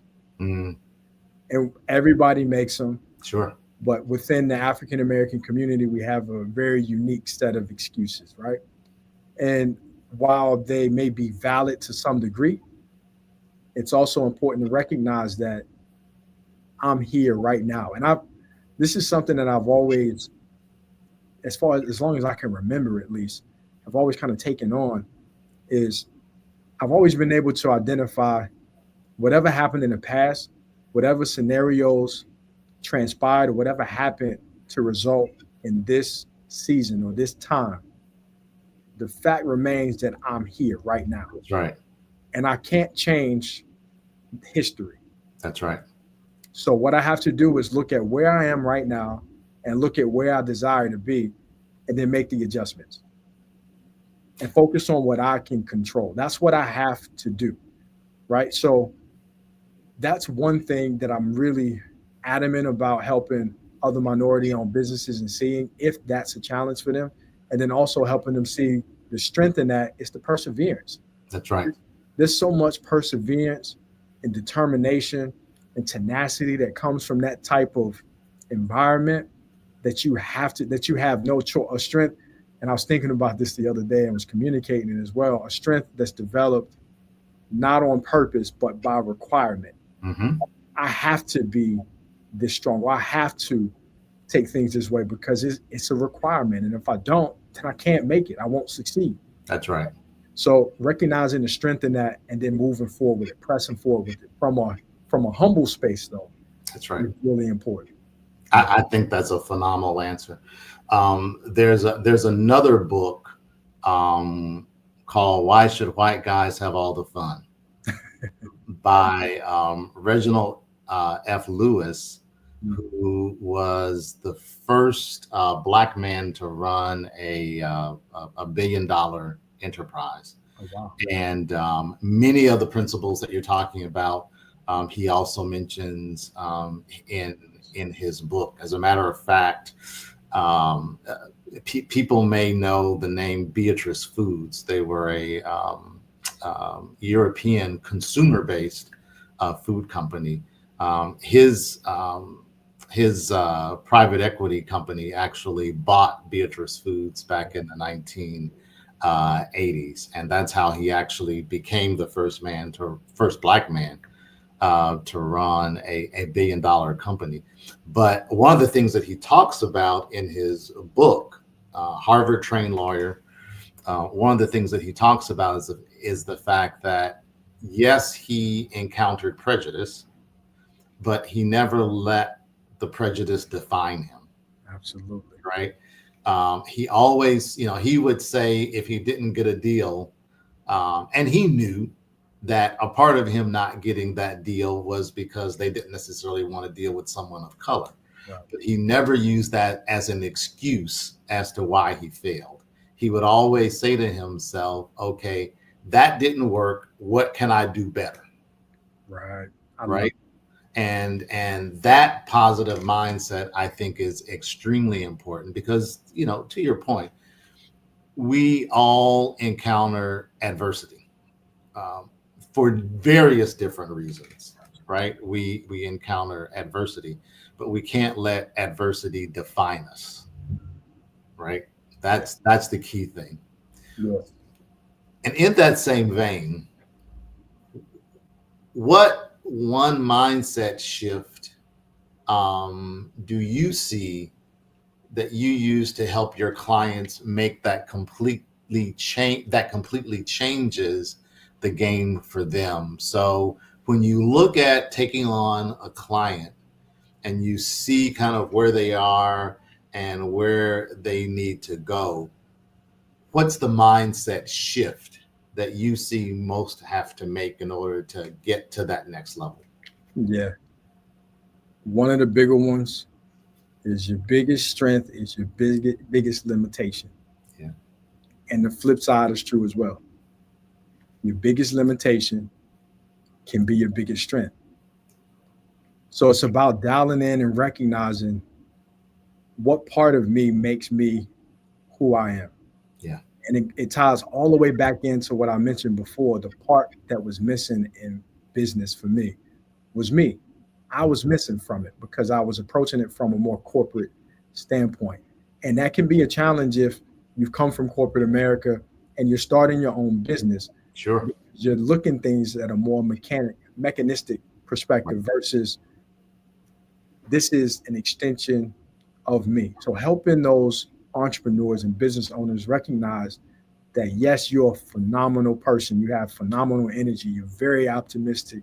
And yes, everybody is your friend who you meet, right? Yes, that's right. Now you have to recognize that you are talking people's heads off and you're talking yourself right out of a client. Very important point to make. Right? So having them recognize and understand that is, oh, so I use that. And then when I get here, I stop talking. That's right. Be something that simple. And then also recognizing, just like we talked about before, your limitations. That's right. Those limitations are also strengths when you utilize them right. Right. So someone who is preferred to be a really, really fast-paced individual, almost to a degree of anxiety, like everything is important, right? What that person is, the strength that brings for them is they execute like nobody's business. Right. They get stuff done because everything is urgent. They get it done and they get it done quick, right? But also recognizing that you don't need to be so high strung about the thing. Right. Because the environment you create about that is going to run people away. That's right. The experience is important, not just to your respective business partners or employees, but also to your clients. A lot of clients, not only do they want the result, they also want an experience. And that's why people pay top dollar at certain businesses, even if the product isn't the greatest, it's because they enjoy the experience. So it's about recognizing those things and accounting for them. Absolutely agree. So you talked a little bit about this earlier in our conversation. I just want to circle back to it a little bit. How do you see, or how do you use tools like the flight assessment to help leaders gain clarity about themselves? Objectivity.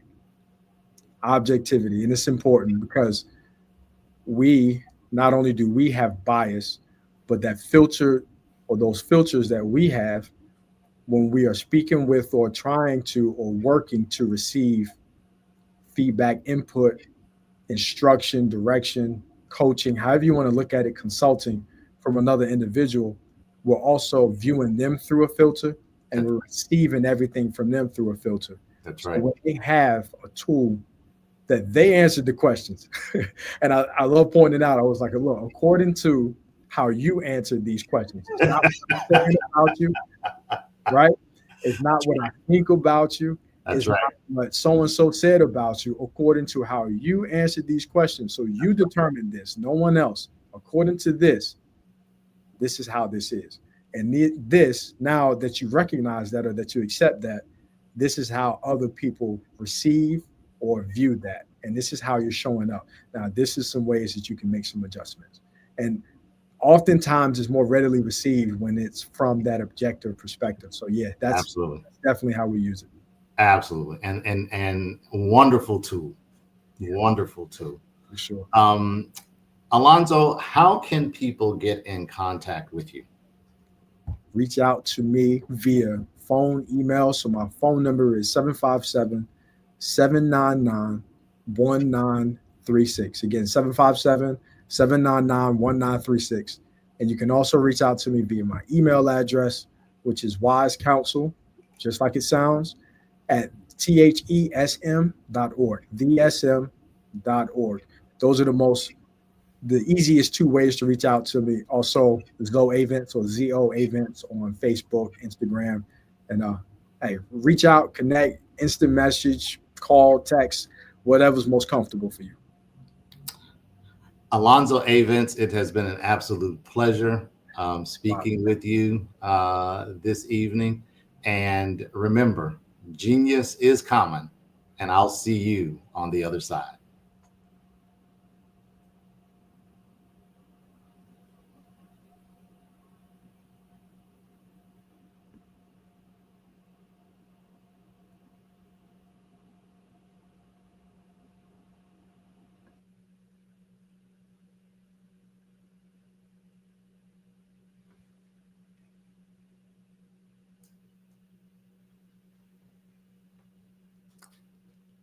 The Black Business Expo's mission is to raise funds for high school seniors going to college or K through 12 entrepreneurs. This expo is a fundraiser for students. You may go to www.blackbusinessexpo.com to donate to the scholarship fund, or you can use the Cash App that's on the screen below and type $BBX USA. Again, you may go to www.blackbusinessexpousa.com to donate to the scholarship fund, or use the Cash App that's on the screen below and type $BBX USA. Our goal is to give laptops and up to $5,000 to 10 students. Students can register online at www.blackbusinessexpousa.com. Every dollar counts. So we want to remind you to donate to the scholarship fund. We want to thank our Black Business Expo USA sponsors for the month of June: Suede Soul, Step Management, the Margie McLean Foundation, Inc., Creative Force Studios, Lee Entertainment, and Artistic App Design. Remember, genius is common, and I'll see you on the other side.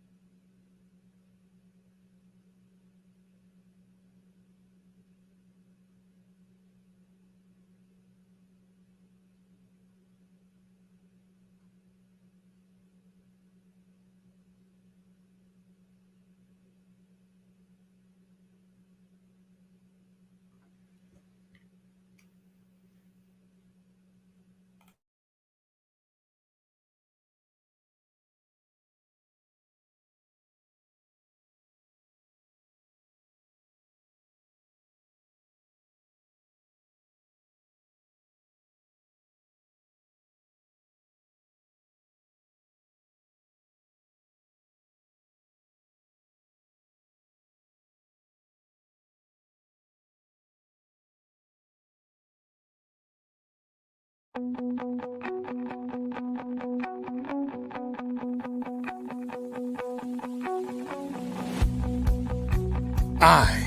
am Black Business.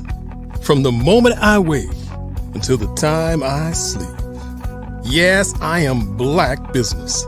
I am Black Business. Tell me, are you Black Business? I am Black Business. Do you support Black businesses? Listen, I support Black business because I am Black Business. Black Business Expo, one of the largest business showcases in the history of Black business in the world. The world!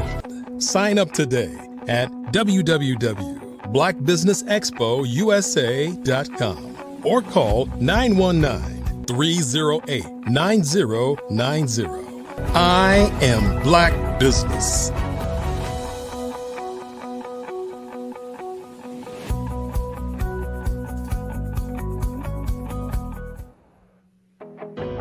I am Black Business. From the moment I wake until the time I sleep, I am Black Business. I am Black Business. Are you Black Business? I am Black Business. Do you support Black businesses? I support Black business because I am Black Business. Black Business Expo, one of the largest business showcases in the history of Black business in the world.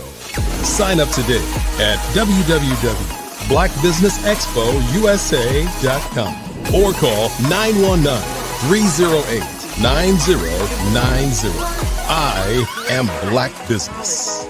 We endow them with a wonderful opportunity to gain scholarship of either a laptop or several thousands of dollars. And we invite you to help be a contributor to this amazing opportunity to help someone that looks just like you. So join us today at our website and let us connect with you and help you ignite and take flight in every area of your life on the Black Business Network and the Black Business Olympics. I'll see you on the other side.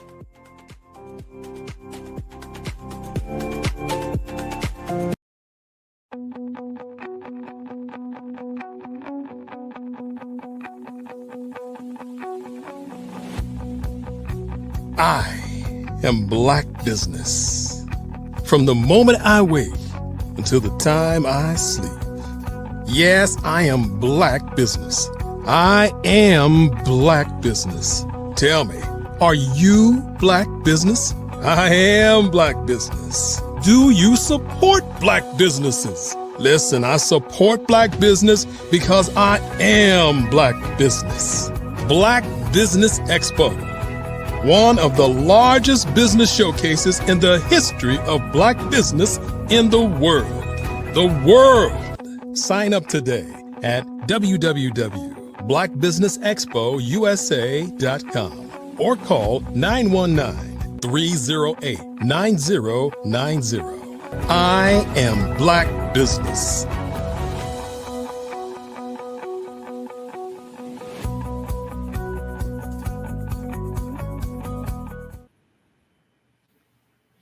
Good day, business owners, entrepreneurs, thought leaders, and corporations. Welcome to the Black Business Network. My name is Henri Ward. I am your business moderator for this session of the Black Business Network. Black Business Network is a 24-hour network showcasing Black businesses, Black business owners, entrepreneurs, and thought leaders worldwide. We have speakers from North Carolina, London, Singapore, Africa, Japan, and cities all over the United States. The Black Business Network is a global community sharing business knowledge to empower, inspire, and educate businesses about business. We have with us a wonderful speaker, presenter today, whose name is Kyle Freeman. Kyle is a seasoned entrepreneur venture capital expert and U.S. Navy veteran with over 2 decades of experience in business and leadership. He began his entrepreneurial journey in 1996 in San Diego, California, excelling in business marketing and later becoming a head trainer in the telecom industry. In 2003, Kyle founded Juice Marketing, Inc., transforming it into JMI Telecom Corp., a publicly traded company and one of the few minority-owned public utilities in the United States. After retiring as Chief Petty Officer from the Navy with 24 years of honorable service, Kyle shifted his focus to helping small, medium-sized, and veteran-owned businesses secure capital and achieve public listing. Through his Capital Raising Academy and upcoming book, Kyle aims to guide 1,000 companies on their journey to becoming publicly traded. His mission is to demystify venture capital and empower business owners with tools to secure funding and grow. Kyle Freeman, we welcome you. Thank you. Thank you very much, Andre. Appreciate it. Kyle, why don't you give us a little insight about your business? All right. So basically what we did is, again, as you said, we went public in 2003. Actually, we started the company, but in actually 2005, we actually literally hit the market with hitting the board and going public. And what happened is after I kind of left that company, I ended up basically writing a book in 2014. And I wrote a book about going public, how we actually took our company public. With the advent of social media and what's been going on with Instagram, Facebook Live and everything, it has brought new light to what we were doing. I've been on the speaking circuit, going around the country, talking to other business owners about raising capital and a non-traditional way, not through bank loans and not through SBA or not through grants, but basically through, through private equity, through venture capital. And we realized very quickly that what we did almost 20 years ago, people today still do not realize how to raise capital that way.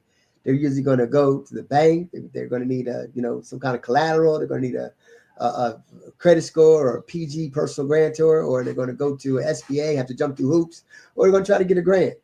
And so we realized this. We said, look, you know what? Let's just put together an academy and just show people what we did. And so every Wednesday night, 8 p.m. to 10 p.m., we teach people the essence of basically really raising capital for your company through investment banking. That is absolutely awesome, and definitely needed in today's world. Thank you. Yeah. Why don't you give us just a little bit more insight on you personally in terms of how you started this business? Outstanding. Not a problem. Basically, I'm originally from New Jersey, born and raised. And after I finished high school, I told my mom and dad, I said, I want to be rich. So I joined the Navy. He said, that's interesting, right? But the Navy flew me all the way out to sunny Southern California. So I went to boot camp, got a trade in the craft, went around the world a couple of times. I was on aircraft carrier, USS Enterprise, came back home to New Jersey, got my high school sweetheart, loved my life, apple of my eye, mother of my 2 children. And basically what happened was I ended up, getting involved with business, but I got interested in insurance while I was in the Navy. And when I did that, that's what turned me on to, there was a product back then, it was a flex, which means it was insurance mixed with mutual funds. But that was kind of like my gateway into Series 6, 63, becoming a broker, doing things like that, learning about that aspect of the business. And then once I knew about that, later on, I got a chance to work with a firm doing venture capital, where we used to raise money for companies. And as we raised this money for companies, we did it in a non-traditional way. But a lot of people think that you need to be a stock broker to raise capital for companies. And what they don't understand is that if you are basically a Inc. corporation, whether you're a C, not an S, but a C Corp, and you're an officer of the company, you can literally raise money for your company and build a business. And people are not aware of that. So what we teach is we teach them how to do that. And then we also teach them how to understand the instruments, the financial instrument out there, a regulation 504, regulation, D 506, 506B, 506C, also a regulation A, general solicitation, just to kind of give you a little hint. When we did our regulation D 504 back in 2003, we only could raise $1 million a year. Now, today in 2024, you can literally do $10 million a year on a regulation D 504. Wow. So the question is, why aren't more people doing this? That is absolutely right. And that is awesome in terms of what you're doing. What have you found to be some of the biggest challenges you faced while taking JMI Telecom Corp public? I would actually say for us, I don't want to say it was challenging because we were aware, we knew what we were doing. We knew exactly how to do what we did. I got tired of raising money for other people's companies. I started seeing some people that I was sitting across the table from, and I'm like, hold on, wait a minute. I'm just as smart as them. And if I'm not as smart, I'm half as smart. We can get this done. So the fact that we went public, and a lot of times people think it's New York Stock Exchange. They don't realize there's multiple exchanges. You got the New York Stock Exchange, you have the NASDAQ, you have the American. Matter of fact, Chicago has 13 different exchanges just in Illinois. And then you have the OTC, the bulletin board. And so what we did, we actually did the lowest form of going public, which was the pink sheets. But it doesn't matter because as long as you're public, you're public. And $1 million is $1 million. Any way you slice it. That is absolutely right. So what led you to write your book on venture capital, and what can readers expect to learn from it?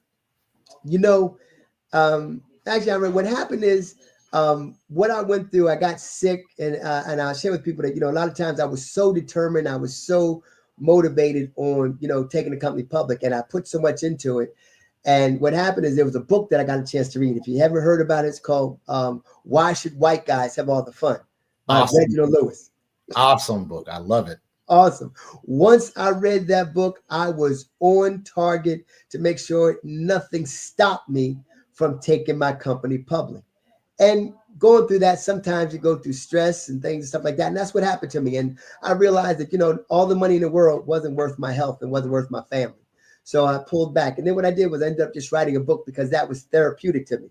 Writing a book about what we did and what we went through and how we did it. And I wanted to do that because I wanted to start a consulting company where I could teach other people how to do what we did.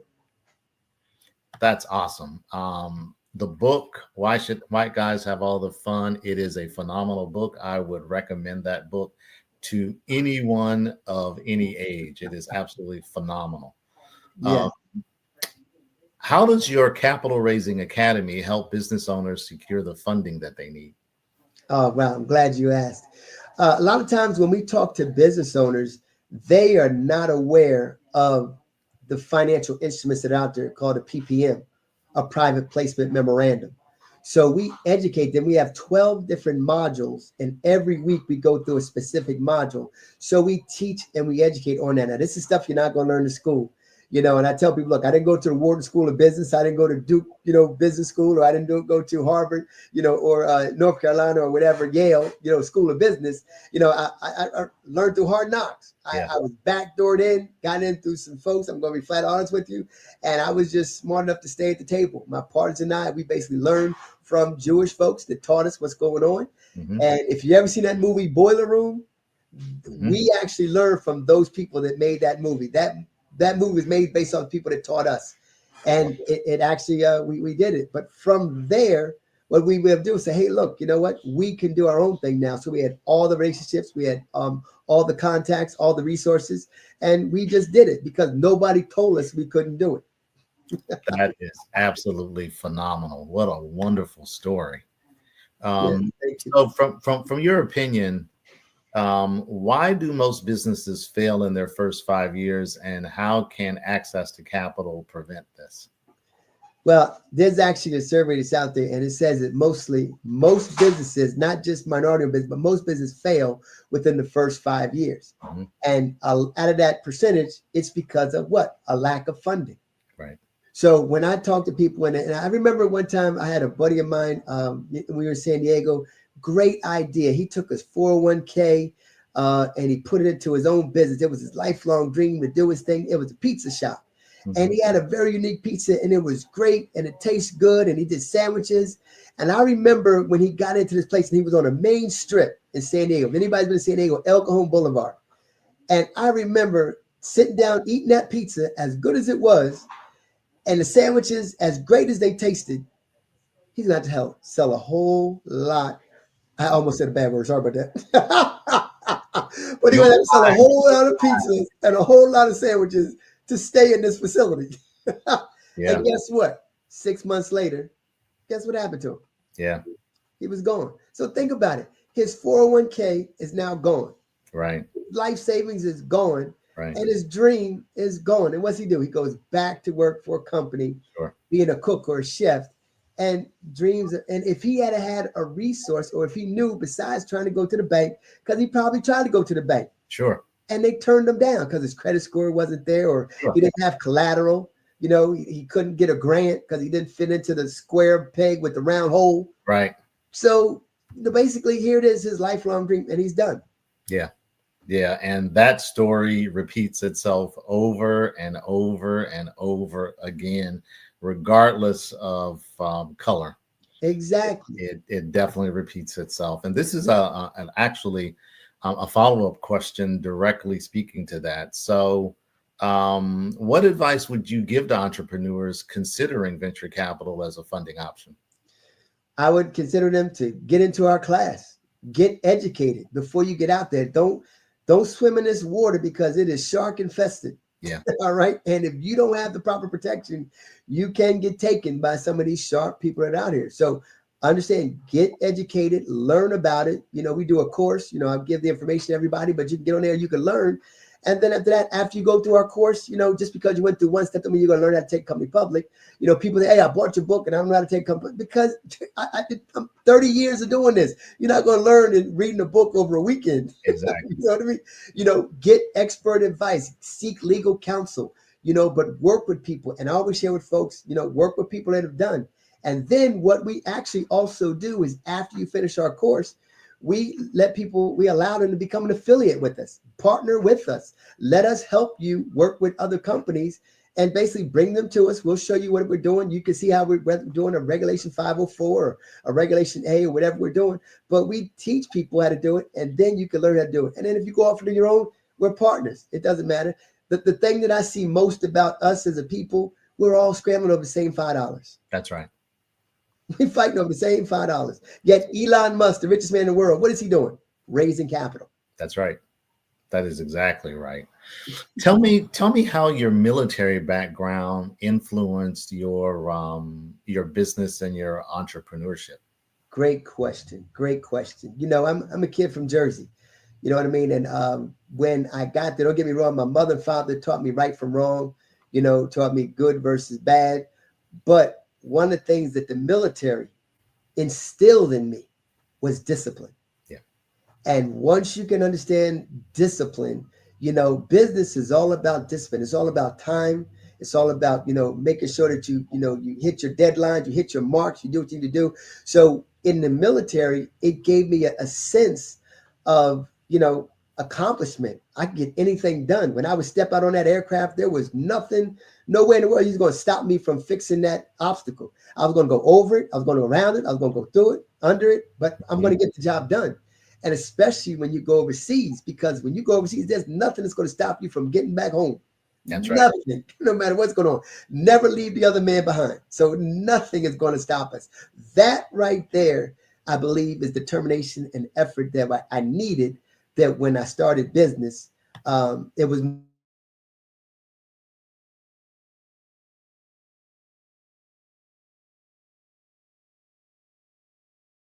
key steps that a person has to go through in order to take a business public. Oh, great. Another great question. So first of all, you got to understand that if you want to raise money, most of the time when we get started, it's a term called bootstrapping. Mm-hmm. And what is that? We usually use our own funds, our own money. As a matter of fact, I heard something a couple of months ago where a guy said, yeah, I bootstrap, I do all my own projects. And guess what? Now I'm hearing that he's broke because he used his own money, OPM, other people's money. And once you understand that people are going to invest, they're going to invest in something, no matter what. That's what they do. So if they're going to invest into something, I've got great ideas. I've got great concepts. Why not invest in what I'm doing? Absolutely. So I share with people that, does your business have sizzle? And they said, Kyle, what do you mean? I said, do you realize when you sit in that restaurant and they bring that filet mignon by you and it's going and everybody's head is turning? Does your business have that? Because if you've got that, when it goes by, somebody's going to invest. Absolutely. I love that example. Yeah. Love it. Can you give us just a little bit more about how can small and mid-sized businesses prepare themselves to attract venture capital investors? Great. So a lot of times when I talk to business owners, they may say things like, okay, well, I'm not making enough money. Okay, well, guess what? I mean, Steve Jobs, he started where? In his garage. Right. So you can actually look at video. You can click on YouTube right now and see pictures of Steve Jobs. I mean, well, not Steve Jobs, well, him, Steve Jobs, Jeff Bezos, both of them in their garage, starting Amazon and starting, Apple, in their garage. So that's right. One of the things that I share with business owners is, do you have a great idea? And whatever your business starts off as is not what it's going to end up as. That's right. So most of the time, we as a people, why do we start a business? Because we worked with somebody, we thought we could do a better job. We didn't like where we was at. So we took the little bit of information that we had and said, okay, I'm gonna start my own. But you didn't understand the intricacies. So what I share with people is read. Read. If they say you want to keep something away from us, put it in a book. Right. And one of the best books that's out there is the E-Myth Theory. I share people all the time. Get the E-Myth Theory. Matter of fact, it's been revised now, but get that book because that book breaks down an entrepreneur. And I let you know there's 3 different type of people in it. So you have to understand, which person are you? And one of the things that happened to me when I created my business and we took it public, I was the chairman of the board, I was the CEO, and I was the president. Now, I was holding 3 positions. Right. But I was only taking 1 check. Right. Right. And that's what messed me up because I didn't understand the proper structure. Yeah, we went public and I knew how to do that, but I didn't understand that I should have, at a certain period of time. Wonder why Bill Gates and Steve Jobs, step away. And now they're just on the board, but they let somebody else run it. Because that's what you got to do. When you get to a certain area, if you want to scale and get to the next level, let new leadership come in. Stop being afraid of people thinking, oh, they're going to take your idea, take your job, whatever. If you do a good job and you lay everything out for them, there's no reason for them to leave. When that's you're right. Undercutting them and not paying them what they need to be paid or not paying them for the service, that's when they leave. Right. Absolutely. We got to understand that, again, stop being greedy over that same $5. We as a people, we need to understand that. Love that answer. Absolutely. Absolutely. Can you share a success story from your capital raising academy? I can go into so much because one of the things that we do is every time that we when we have our affiliates bring a business to us, we sign NDAs. Mm-hmm. So I can't talk about names of companies and things going on, but I can tell you that we have this right here is a disruptor. Met this gentleman at one of the events that we spoke to. He brought it to our attention. He had a bunch of well, I'll say more people understand this, but LOIs, and he had about, I want to say probably about $340 million of LOIs, letter of intents. So that right there is very easy to take to an investor and say, hey, look, I've already got LOIs ready for this to be produced and put together. So what happened was we ended up basically bringing anybody that we bring to the table and we start raising capital for them. We've got a call center in the Philippines. And so we invested our dollars into create our own call center, put it together. So we hire our own people in there. We own the building. We own the place. We own everything about that. And if you're not familiar right now, but the Philippines is BPO, business process outsourcing. So our people will send us a project. we'll get our guys on the phone. They'll call 8 hours a day, 5 days a week, accredited investors on your project, and they'll pitch it all day long. Once we get that investor, we cannot close them for the individuals because we're not broker dealer. We're not an RA, real estate investment advisor. So what we do is we take them all the way up to the fence, and then we say, okay, here, now you have to close these people. But once we do that, we will introduce them to some people in our network. So we introduced this business, this disruptor, and they loved it. And so right now they're working on getting them $1 billion for their project. That's phenomenal. Congratulations on that. Thank you. Thank you. And actually, we just had a call the other day while other people were taking their time, going shopping and, going to, Thanksgiving and having a good time. We're working. Absolutely. We're working. So how do you assess whether a company is ready to go for public listing or not? You know what? It's a good question, but I'll share this with you. We were a fledgling company, JMI, and we say it in our PPM. One of the things that we told people is that, hey, look, we're just getting started. But I had signed a 5-year agreement with a $125 million company.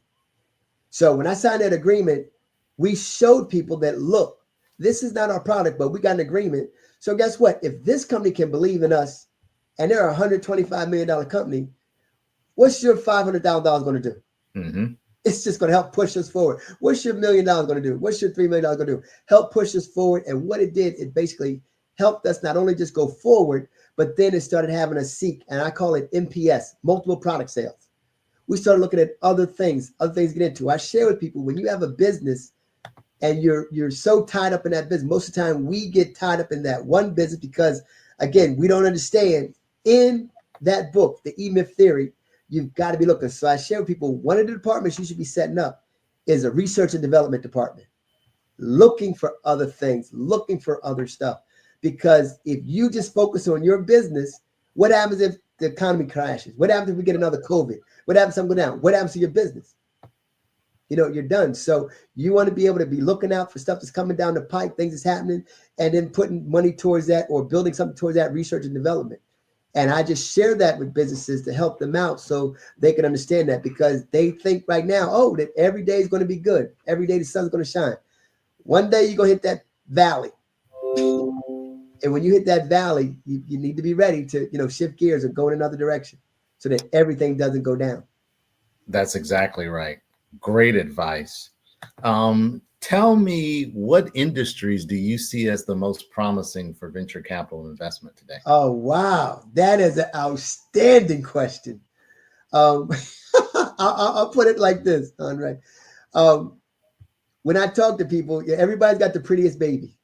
They got the prettiest baby. Matter of fact, I was talking to a company the other day, right? And I said, do you guys have a mobile app? And they were like, no. I said, why not? You need to have a mobile app, because right now, and I'm not talking about getting a mobile app where somebody else made it in Pakistan or India, whatever. I'm talking about your own mobile app that you own. I'm going to give you guys a nugget today. You listen to me today. If you have a business, you don't have a mobile app, get started on your mobile app immediately. Because if you own the platform, right now, it's no longer oil, it's no longer gold, it's data. Data is the new gold rush. So if you own that platform, that means you own all the data. So anything coming through, there's 33,000 companies right now that'll buy data. That's a whole nother revenue stream just by itself. So my first thing is mobile apps. If you don't have a mobile app, get that. My second is AI. AI is here to stay. And I know you people, it's the devil, and this is the mark of the beast or whatever. But right now, if you pray it up, all right, then don't worry about it. If you're going to pray, don't worry, right? And if you're going to worry, then don't pray. But other than that, you need to take advantage of that, because it's here and it's sucking up energy. And right now, I got a company that we just did a deal with a couple months ago, and they are, I can tell you this, I can't tell you the name of it, but they're a solar tower company. Now, let me ask you this. Have you ever heard of solar tower? No, I haven't. I've heard of solar farms. Right. I've heard of solar on your roof. Right. But I never heard of a solar tower company. So we just signed a contract with them about 2 months ago. We're raising funds for them right now. And this is another disruptor. Solar towers. You heard it here first. Solar towers. Solar towers. Instead of going and taking up all those farmland or whatever, take it straight up. Wow. You are definitely sharing some nuggets here. Right. I'm telling you, make sure everybody goes to our website and they can get more information about what we do. But right now, our biggest thing is that, we should not be struggling to look for money.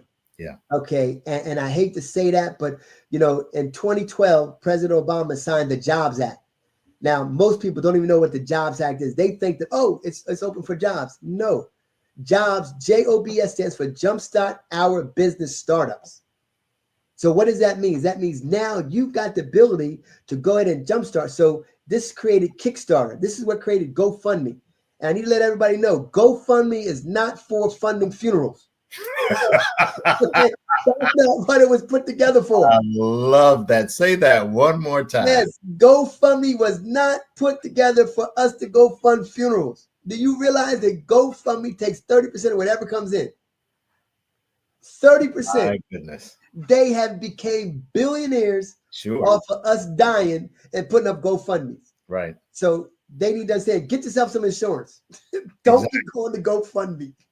That is it. That is some of the best advice I have heard in a long time. Yeah, that came straight from the Jobs Act. President Obama signed that 2012, and people are not even taking advantage of it. It's for your business. That is definitely great knowledge to have.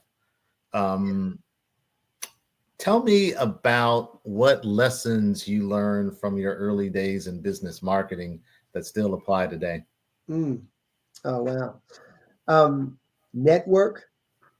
I had a buddy of mine that we were doing a business together. At the time, I was in the music industry, and I remember that he used to always say, "No, don't do that. Don't talk to them. Don't do that." And I was like, "What in the world? What are you talking about?" Because as a Navy chief, we was always told to network. Mm-hmm. The military is the greatest business in America. Everybody thinks no, the military, they got unlimited resources, and the network is global. There was no place that we go. We didn't get supplies. We didn't get fuel. We didn't get food. We didn't get clothing. The supply chain was incredible. So that's when I was brought up. But he would always say, don't network. And I watched him die broke. Why in the world would someone tell you not to network? You know what? He had said, his philosophy was, if you meet somebody and something doesn't work out, then because you brought them to the table or whatever, then, that's going to be on you. Wow. And I was like, wow. And I listened to him for years. But once I left and turned around, when I left him, that's when I started JMI. And we really took off. Because I remember we were doing this thing. And unfortunately, he passed away. And, he died broke. Yeah. Because of that philosophy. Wow. So I would say network is the best thing. Network. Absolutely. Learn to network with people. I'm glad you did not follow that advice. Exactly. Look at this network, the Black Business Network. Absolutely. Absolutely. Last couple of questions for you. This has been phenomenal. Oh, thank you. What motivated you to set a goal of helping 1,000 companies to go public? I actually, my partner and I, we got requested to come on tour with the organization was called Wealth Without Risk. And as we went out there, we were talking to businesses and we could just see it in their eyes. They were thirsting for everything that we were talking about. And I remember we'd come off stage and said, man, I've never heard anybody talk like you. And I'm like, what? What in the world are you talking about? They said, I've never heard anybody talk like that. So it made us understand that there is a wanting, there's awakening of people that have businesses, but they still just don't know how to find capital. Yeah. And so because of that, I'm like, look, okay, well, if we're going to do this, let's not just do it. Let's set a target. Let's say, again, in the military, let's set a goal. Let's something to go for. And what, gets me up in the morning, keeps me up late at night, was to help 1,000, companies go public.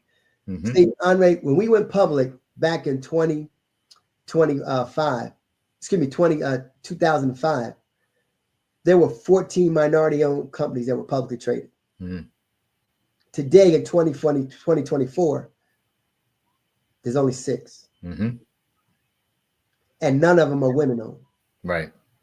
So what's with all of the technology, with all of the information, with everything that we have, Why are we going in reverse? Right.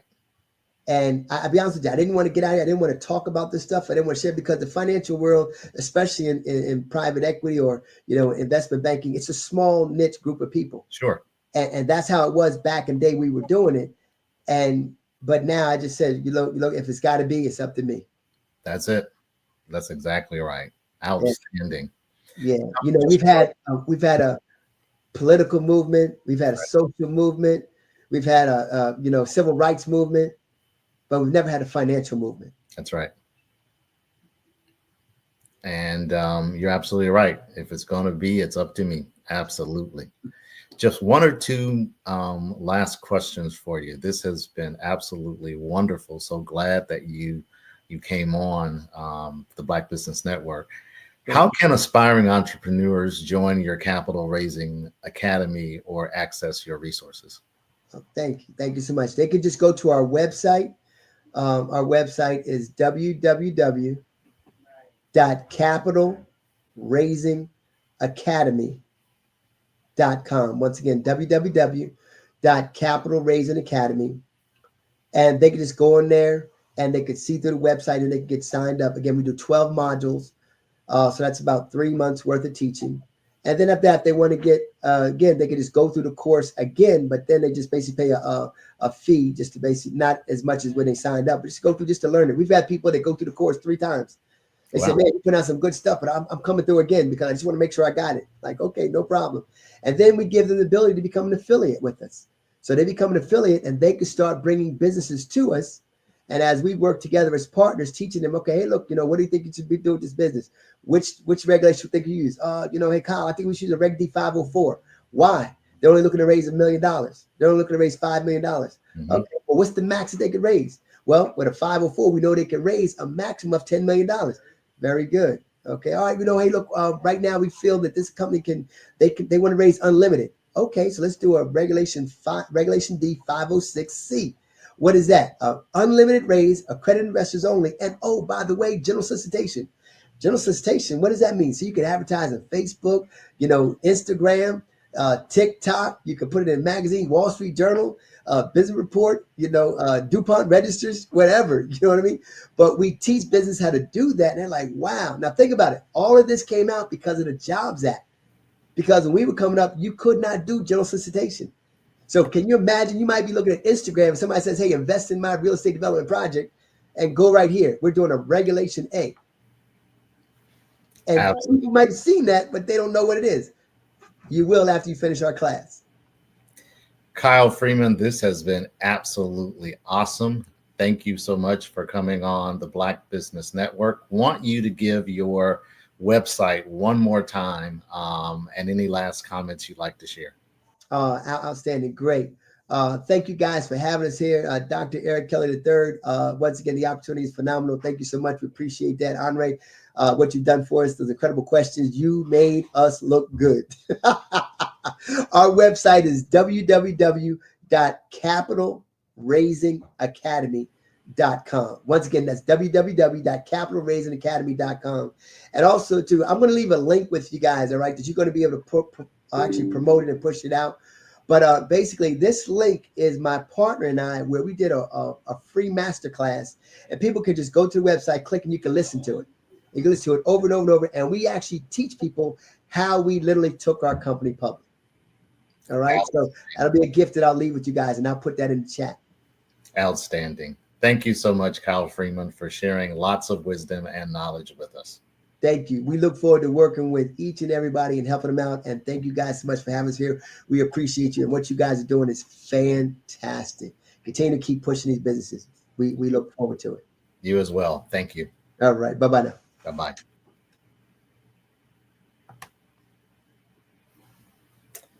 The Black Business Expo's mission is to raise funds for high school seniors going to college or K-12 entrepreneurs. This expo is a fundraiser for students. You may go to www.blackbusinessexpousa.com. I'll read that one more time.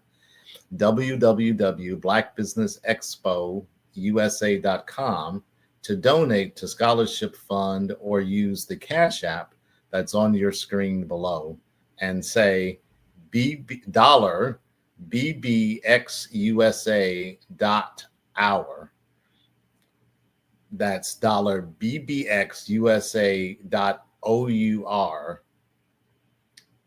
Our goal is to give laptops and up to $5,000 to students. Let me make a correction here. You can go to dollar BBXUSA. That's dollar BBXUSA, all one word. Our goal is to give laptops and up to $5,000 to 10 students. Students can register online at www.blackbusinessexpousa.com.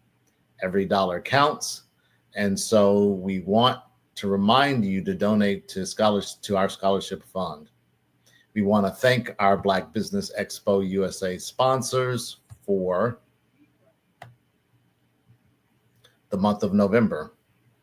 They are NC 100, Suede Soul, Carolina, Virginia Minority Supplier Development Council, Step Management, Margie McLean Foundation, Genius is Common, Our TV, Executive Women's Success Institute, The Quality Coaching Company, Superwoman Business Services, Creative Force Studios, Lee Entertainment, Black Business Olympics, Artistic App Design, Black Business Expo USA.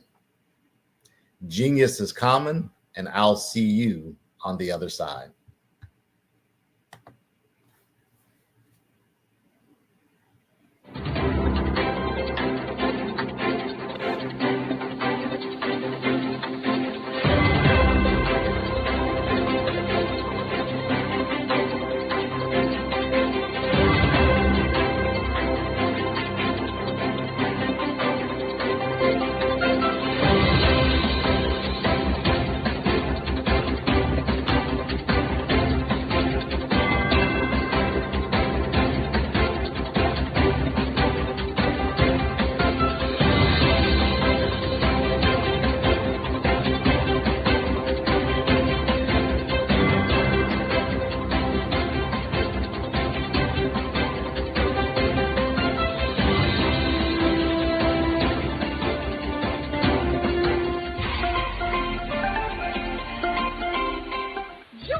Dr. Eric Kelly III and a host of phenomenal speakers from all around the globe for this 7-day virtual event that you don't want to miss.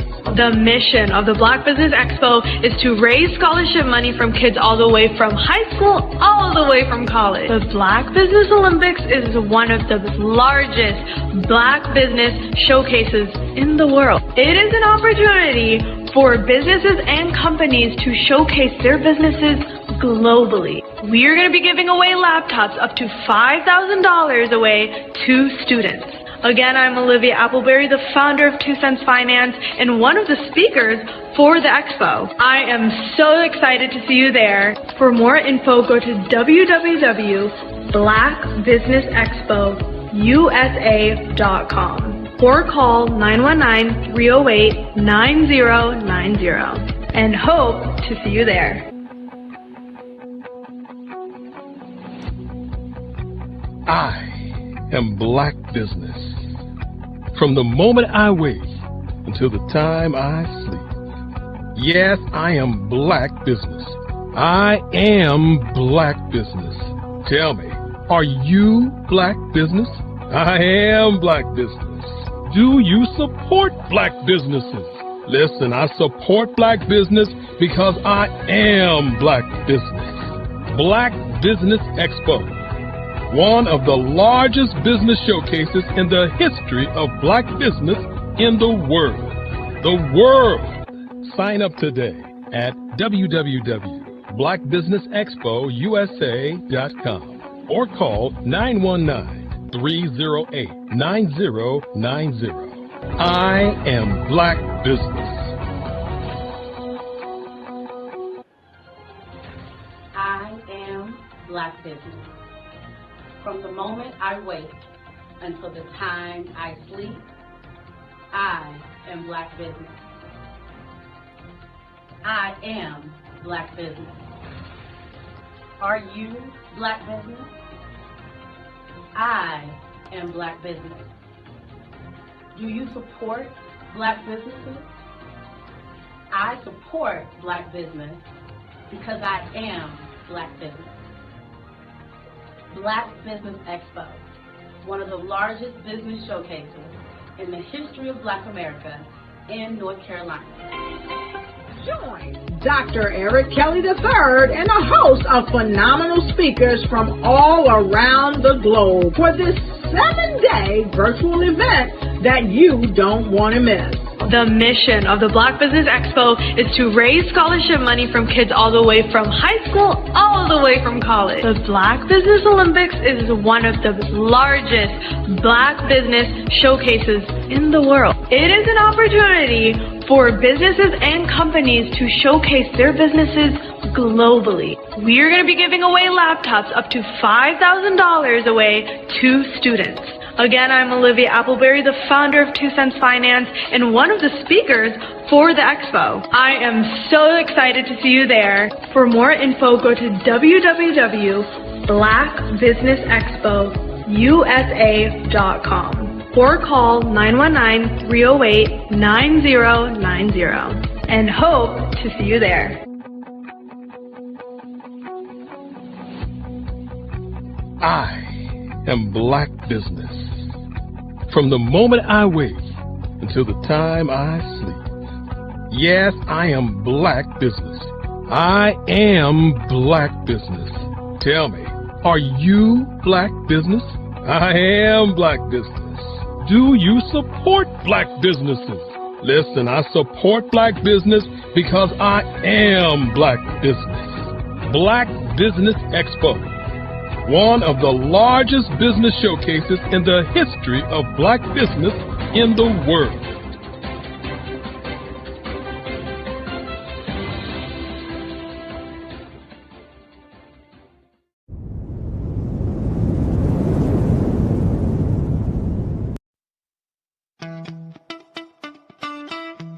How many times have you been asked to help someone you didn't even know, a student, a business entrepreneur?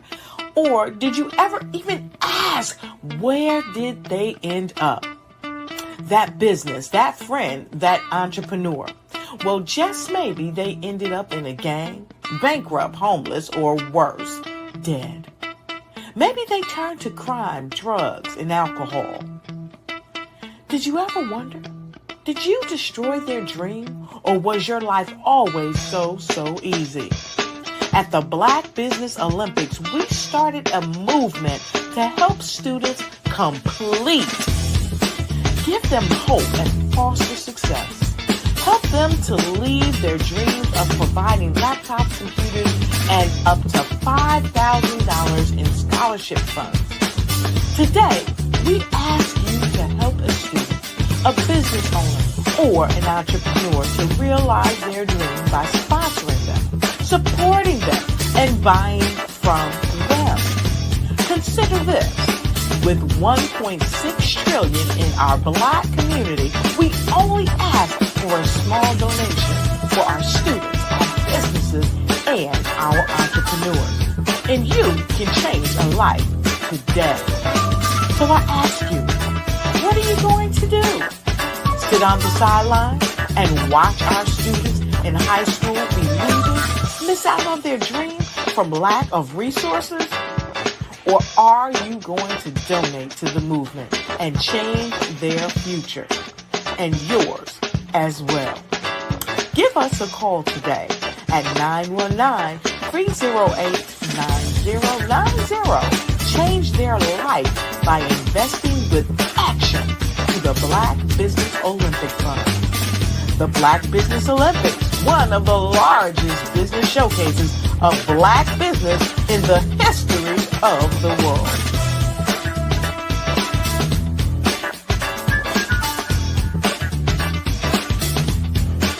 phenomenal Tanya T. Wise, who is here from the great state of Maryland. Tanya, welcome and thank you for being with us today. Can you indulge our audience a little bit and tell them just a little bit more about who you are and what it is that you do? Well, I love being able to talk to people and have a magnetic attitude, being able to just show them. So I always like to say, level up is Coach at Tanya T. Wise here. So can you tell our audience, just give them a teaser about what your presentation will be about? So my philosophy is that we should all be living our dream life. So tomorrow I'm going to talk about how you start living your dream life. What are some of the things that you thought about in your childhood that you just kind of let go and dormant? Wow. And I want to reignite that and just give you some pointers and some tips, some tools, some strategies to be able to start living your best life now. And guess what, Wanda? And leave an inheritance for your legacy. Oh my goodness. Okay, I know that's resonating with a lot of people. I've heard that you have a dynamic coaching program. Can you tell us a little bit more about that? Absolutely. So our coaching program help people that have the lack of time, that lack strategies, and lack the confidence to go after their dream life. So we help them implement tools, we help them implement strategies, as well as give them resources so that they can live their best life now and leave that inheritance. Wow. Oh, I love that. I love the leave the inheritance part. Listen, you are dropping some major nuggets, and I know a lot of what you're saying is resonating with a lot of people, but I think we're all curious. How did you even make this transition into the speaking and coaching arena? What's the story behind this? So I started out in finance, and I realized that a lot of people don't necessarily go after their dream life because of the lack of finances or the education behind finances. But it wasn't until I lost my firstborn, my only son, that life changed for me. And where I was going after it all, living the corporate life, hit my 6-figure income and living in my dream house with my dream man, driving my dream car. I nearly lost it all when I lost my son. And so I realized it only takes one financial catastrophe that can change your entire life. That's what made me start All New Beginnings. Because no matter what's going on in life, there's a new beginning. And because of that, we develop a program called Wise Minded. My little slogan is, don't just dream it, let's live it. If they want to connect with you or work with you, what is the best ways for them to be able to do that? Well, for my social media guru, you can connect with me on every single social media platform as Tanya T. Wise. Did you know women represent just 3% of Fortune 500 CEOs and less than 15% of corporate executives at top companies worldwide? Have you wondered what the secrets are to getting into the top ranks, whether in the private or public sector? Do you want to figure out how to stop being held back in your career or passed over for promotion? Then you're in the right place. Hi, I'm Dr. Madeline Ann Lewis, President and CEO of the Executive Women's Success Institute. I have decades of experience in the military, the federal government, and corporate America. And my mission is to help women succeed and tap into their full potential. I want to reach 1 million+ women around the world to become the leaders they are meant to be. So if you want to move into a management or executive level position, or maybe you are a female veteran transitioning out of the military into business entrepreneurship, then reach out to the Executive Women's Success Institute at 301-693-3284. Let us get you on the fast track to success.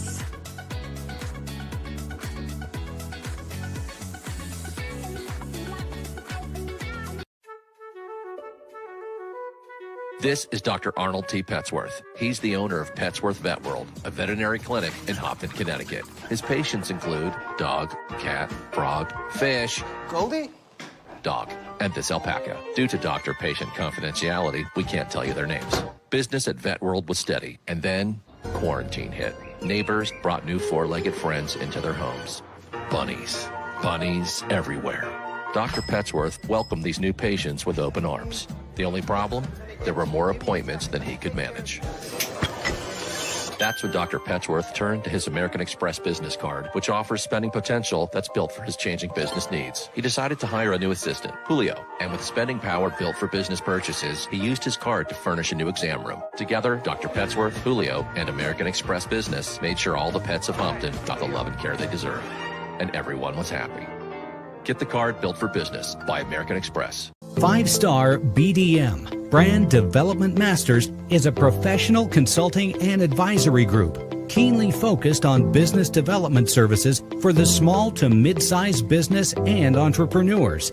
Although every business is unique, they often share business development challenges that can be addressed through smart branding. Services include process improvement and operations, digital strategy and transformation, business intelligence, digital marketing, and personal branding. Our business and personal branding company has helped a number of professionals and organizations to optimize and grow. This results in more business, more opportunities, better reach, positive outcomes. Visit www.5starbdm.com today to learn more. Follow the Brand TV broadcast host, Grant McGaugh, as he visits with top executives and entrepreneurs to find out their secrets of success with their personal brand. Follow the Brand TV broadcast host as he focuses on brand development to build better relationships, bring value to your business, relationships, and career. You will enjoy listening to each episode that is tailored to speak to you directly. If you're looking for this type of clarity in terms of building your brand, you have tuned into the right station.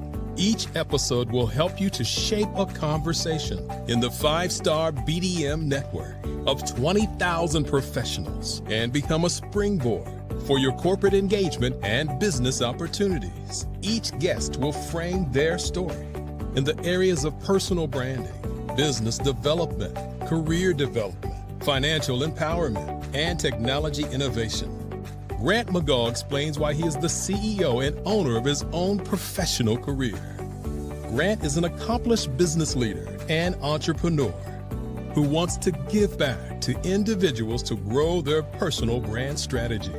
Tune in as he weaves his story about new possibilities, while to you exceed expectations. If you love storytelling, this show will make for fun.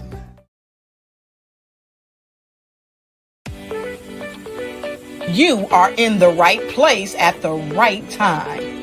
The Black Business Network opens again for its Black Business Olympics, a 24/7 broadcast on business, strategies, global branding, social media marketing, finance, advertisement, and much, much more. Featuring the top, most powerful entrepreneurs and speakers and thought leaders from all around the world as they gather together for this. Hello, I am Dr. Eric Kelly III, the visionary strategist and founder of the Black Business Olympics. I invite you to showcase your Black-owned businesses on the Black Business Network global stage. The Black Business Olympics is a global Black Business Network platform that propels Black-owned businesses into the international spotlight. By showcasing your business on the Black Business Olympics platform, you can reach a worldwide audience of potential customers, partners, and investors.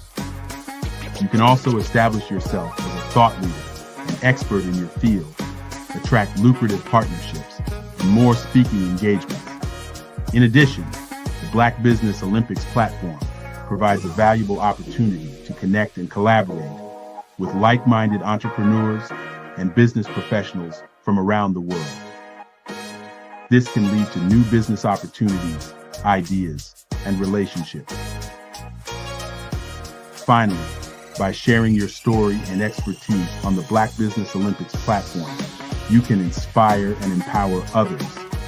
This is a powerful way to make a positive impact on the world and leave a lasting legacy. If you are a Black-owned business owner, I encourage you to seize the opportunity to showcase your business on the Black Business Olympics platform. It is a once-in-a-lifetime opportunity to make an indelible mark on the world. Be one of the 1,000 visionary entrepreneurs who are changing students' lives, shaping industries, and leaving an unforgettable legacy for their families. Unleash your voice on our global stage and watch your business thrive. Black Business Olympics is one of the largest Black business showcases in the history of Black business in the world. Yes, the entire world. Just give me a call today at 919-308-9090.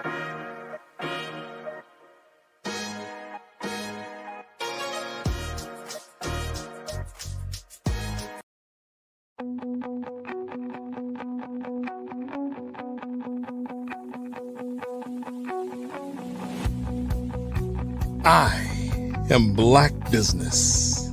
From the moment I wake until the time I sleep. Yes, I am Black Business. I am Black Business. Tell me, are you Black Business? I am Black Business. Do you support Black businesses? Listen, I support Black business because I am Black Business. Black Business Expo, one of the largest business showcases in the history of Black business in the world. The world! Sign up today at www.blackbusinessexpousa.com or call 919-308-9090. I am Black Business.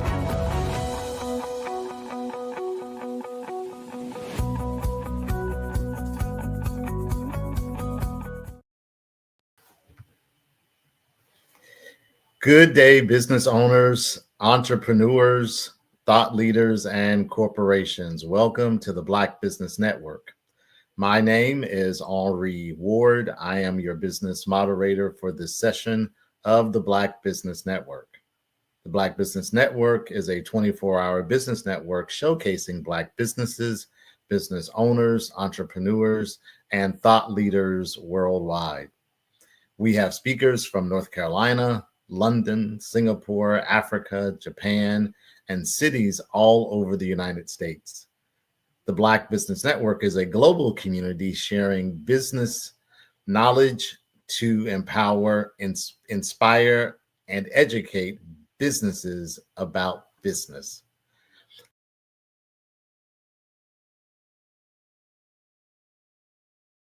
I was born in a little village on the island of Haiti. Many deadly diseases pounded me.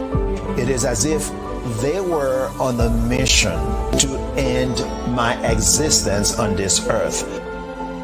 I refused to give up. In 1983, I left Haiti and came to the United States of America. And I came with $5, 2 shirts. I didn't speak in English. I came to Atlanta. I got a job. I was a doorman. I was a doorman with a dream. What I used to do, I used to come on stage. I'd rehearse this moment that I'm standing in front of you. That's the power of a dream. Maybe today is the day you begin acting as if you already have it. And then step out with full force. Take a risk. No condition is permanent. Don't let your situation distract you. You are chosen. You are called. You are born for a purpose in this life.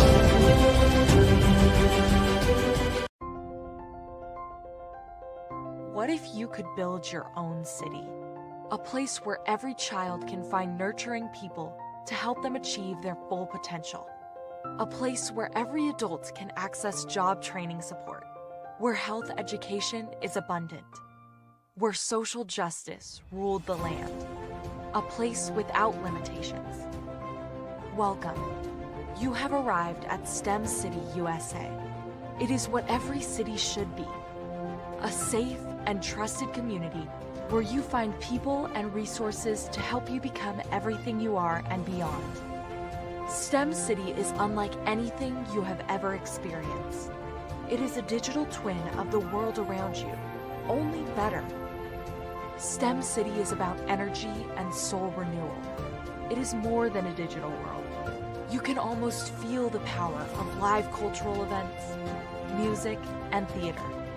STEM City promises a better future for children with caring mentors and hands-on activities with dedicated tutors to support our youth. STEM City is your passport to a healthy lifestyle with weekly events addressing our community's many issues. STEM City is your financial well-being with helpful information on wealth management, career advancement, job training, and so much more. STEM City is the community you deserve. It is the city where your dreams can come true. STEM City USA, a place in the sky that is accessible to all who reach for the stars.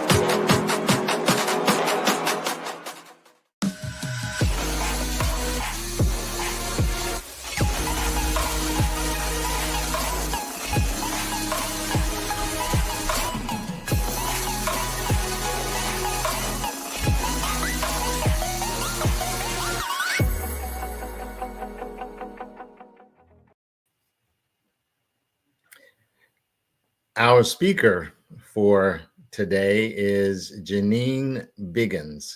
Janine is a AI certified trainer and digital marketing specialist.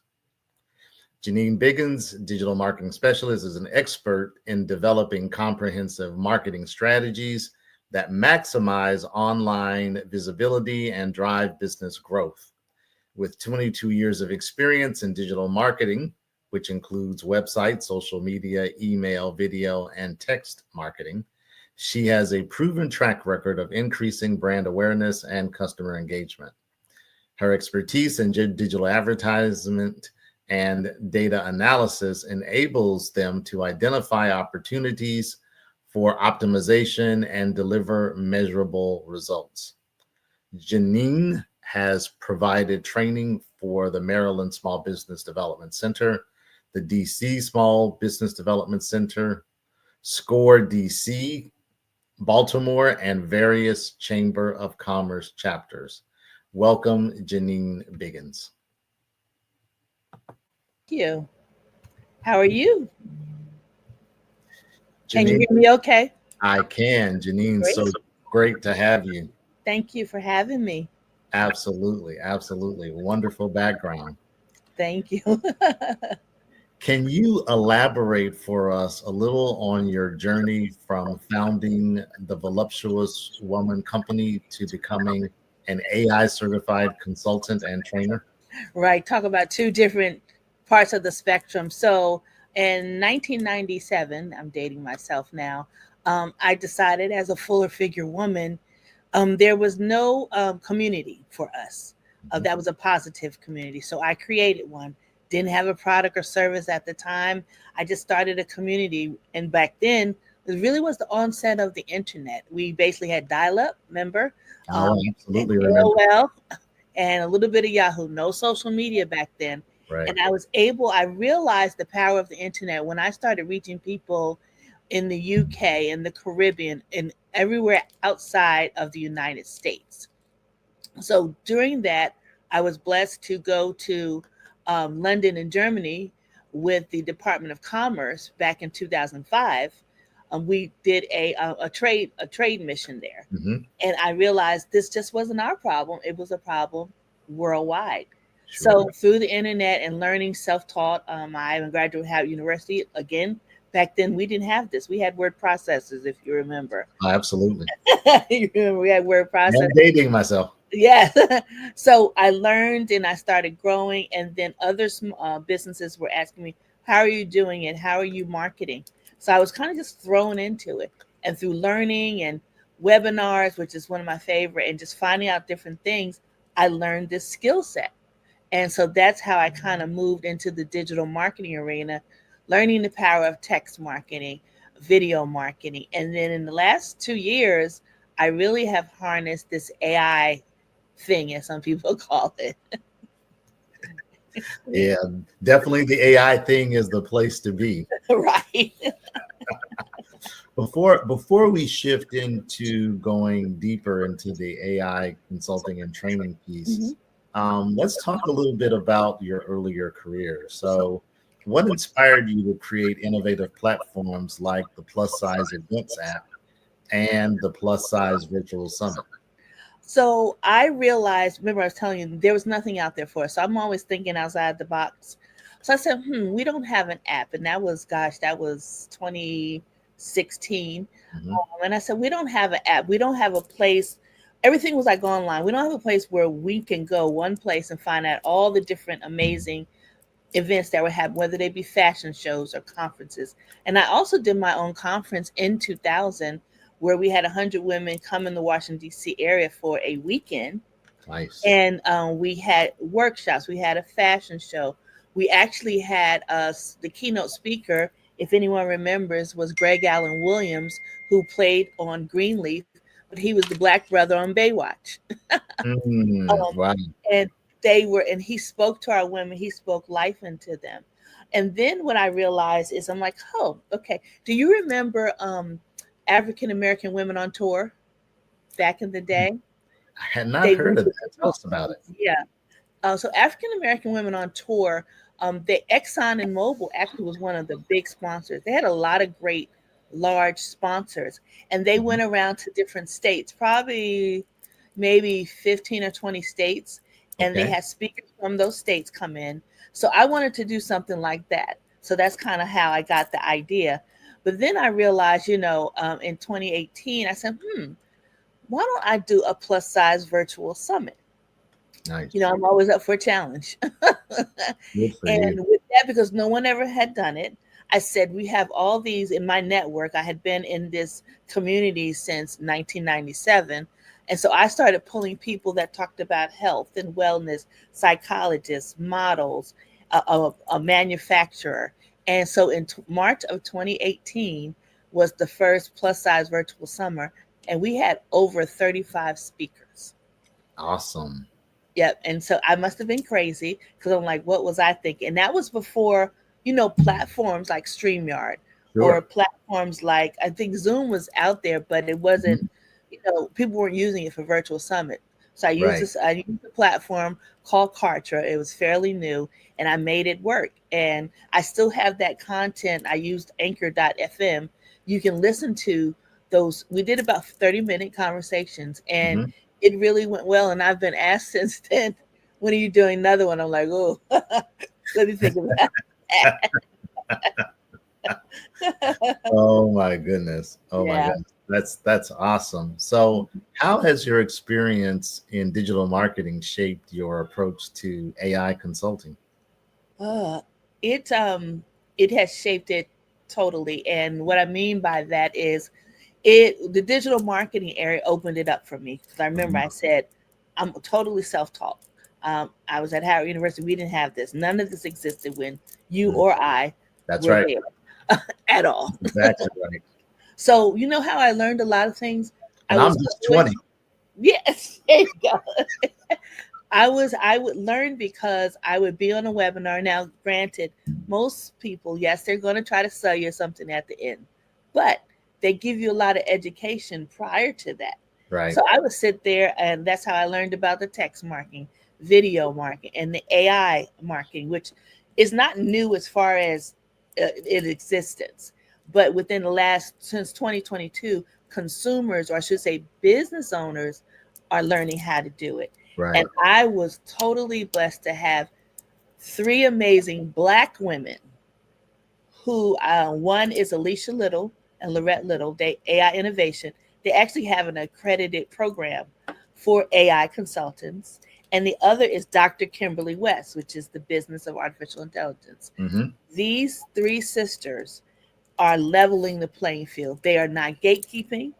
They are, and they have a combination of different consultants, as we're called, but they really want African American men and women to take hold of this and be at the forefront at these different conferences. So, because I'm probably sure people listening, when you go to a lot of conferences, I was in the hotel industry for 13 years. When I went to a lot of conferences, number one, there weren't a lot of women, and there definitely wasn't a lot of Black women. Right. So many times I would be it. Sure. So they're kind of leveling the playing field and opening the door for us and changing it. And I'm so grateful for that, because I learn a lot, still learning. It's changing. It changes every day. Sure. To be perfectly honest. Let's dig into that a little bit more. So Sure. What does being at the forefront of digital innovation in business mean to you?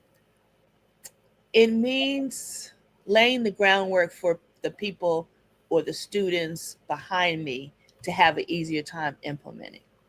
Awesome. Because we all know, usually when you're the first or you're just kind of breaking the ground, you're not really sure what's ahead. And because AI changes every day, the AI tools, every day it's a new AI tool. And I'm talking about it could be 20 or more that launch every day. So people get overwhelmed. And I want African American, our community, to take harness of this. Don't be afraid of it. With YouTube and Instagram, you can, and Udemy, if people aren't familiar with that, that's a platform, that's an educational platform. You can pay for any kind of class you want and learn it on your own in your home on the weekend, this week when maybe you're off from work. So that's what's important to me, opening the doors and saying, don't be afraid, you can do this. That's awesome. Thank you for sharing that. Sure. Let's dig a little bit deeper into the AI consulting and training services part. So what are the key elements of your AI training program for small and medium-sized businesses? So the elements for me are, first, determine what the pain point is. And if for anyone listening, you want to do that even with your product or service. What is the pain point that your product or service solves? Because if you can identify that clearly, then the businesses will pay you money. They'll throw money at you. And then you want to give them a solution to that pain point and show them, okay, these, and with AI, there's various solutions you can use. And people always say to me, I don't like to be in front of the camera. I don't like them. Like, with AI now, you don't even have to show your face. You can actually clone yourself and have that present or train and things of that sort. And then the last part is implementation. Implementing what you learned or what's going to work. And with digital and AI, the beautiful thing is you can test things. If it doesn't work, you can change it. Unlike traditional marketing, back in the day, when you did an advertisement and you spent thousands of dollars, you had to wait till that magazine came out. Then you're like, okay, let's see if we get the calls or if anyone hits the website. Now, with Google Analytics, which is a free code that sits on the back of websites. And again, if you're not familiar with these things, just go right to YouTube. It's owned by Google. Put in Google Analytics and you'll learn from it. They'll answer the questions. And you can see what's working. If people are coming to your your website. Do you remember back in the day, years ago, when we had the hit counter on websites? Absolutely. You remember that? So years ago, when websites, were first coming out, at the bottom was a number and it would keep generating. Right. But people like, oh, that's visitors, but it wasn't. Right. It actually counted the images and things that loaded. But people thought like, oh gosh, I got 10,000 visitors, it's 15,000, and that wasn't really. But that's what we had at the time. But now you can look in your analytics. And I mentioned free because I've had clients that people have told them, oh yeah, I can put it on for $400, $500. I'm like, don't pay that. It's free. It's totally free. So educating yourself, knowing what it is. Many people try to talk over your head, especially sometimes as a minority. They don't think you know any better. Sure. So that's why it's important to educate yourself on these different technologies. And again, they do change often. Phenomenal. Phenomenal. How do you help businesses bridge the gap between technology and their specific business needs? That's a great question. So what I usually do when I start out, I talk to them and I listen. What are you having problems with? What are your struggles? By knowing that what their struggles are, then I can find a solution. Like they may say, I know biggest thing that I hear, I'm not getting traffic. So my question is meaning traffic, people visiting their website. Sure. So the question is, do people even know you exist? If you're on social media, are you posting once every quarter? Or and if you're posting once every quarter, is there a call to action? You really have to tell people what to do. When they come to your site, it's like, hey, they come to your site. If you're interested in signing up for X, do this. And that's where video comes in. And video is kind of a good leveling field. And you don't have to be on the camera. I'm sorry. For those that don't know, can you explain the concept of call to action? Yes. So call to action, you're basically telling them what to do. So when they come to your stuff, you're like, if you'd like to get on our list, give us your email address and we'll send you X. Or if you want to come to the Black Business Olympics, visit this URL and you can view it. You can binge watch it, whatever. So you're telling them what to do basically in that. So that's the call to action. Just like when you go to the store, they're like, okay, it's, Christmas time or whatever, go here and buy here. They're telling you what to do. That's the call to action. You always want to have one regardless of how big or small you think your business is, because basically you're just telling them what to do. And you're giving them a guide. You're giving them a guide what to do. Absolutely. Absolutely. Thank you for sharing that.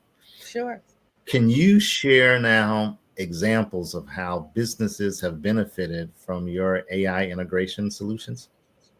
Yes, one in part. One of my clients, who's been a client for a long time, is actually a domestic woman-owned manufacturer out of Atlanta, Georgia. Wow. And we know most domestic manufacturers, they don't exist anymore.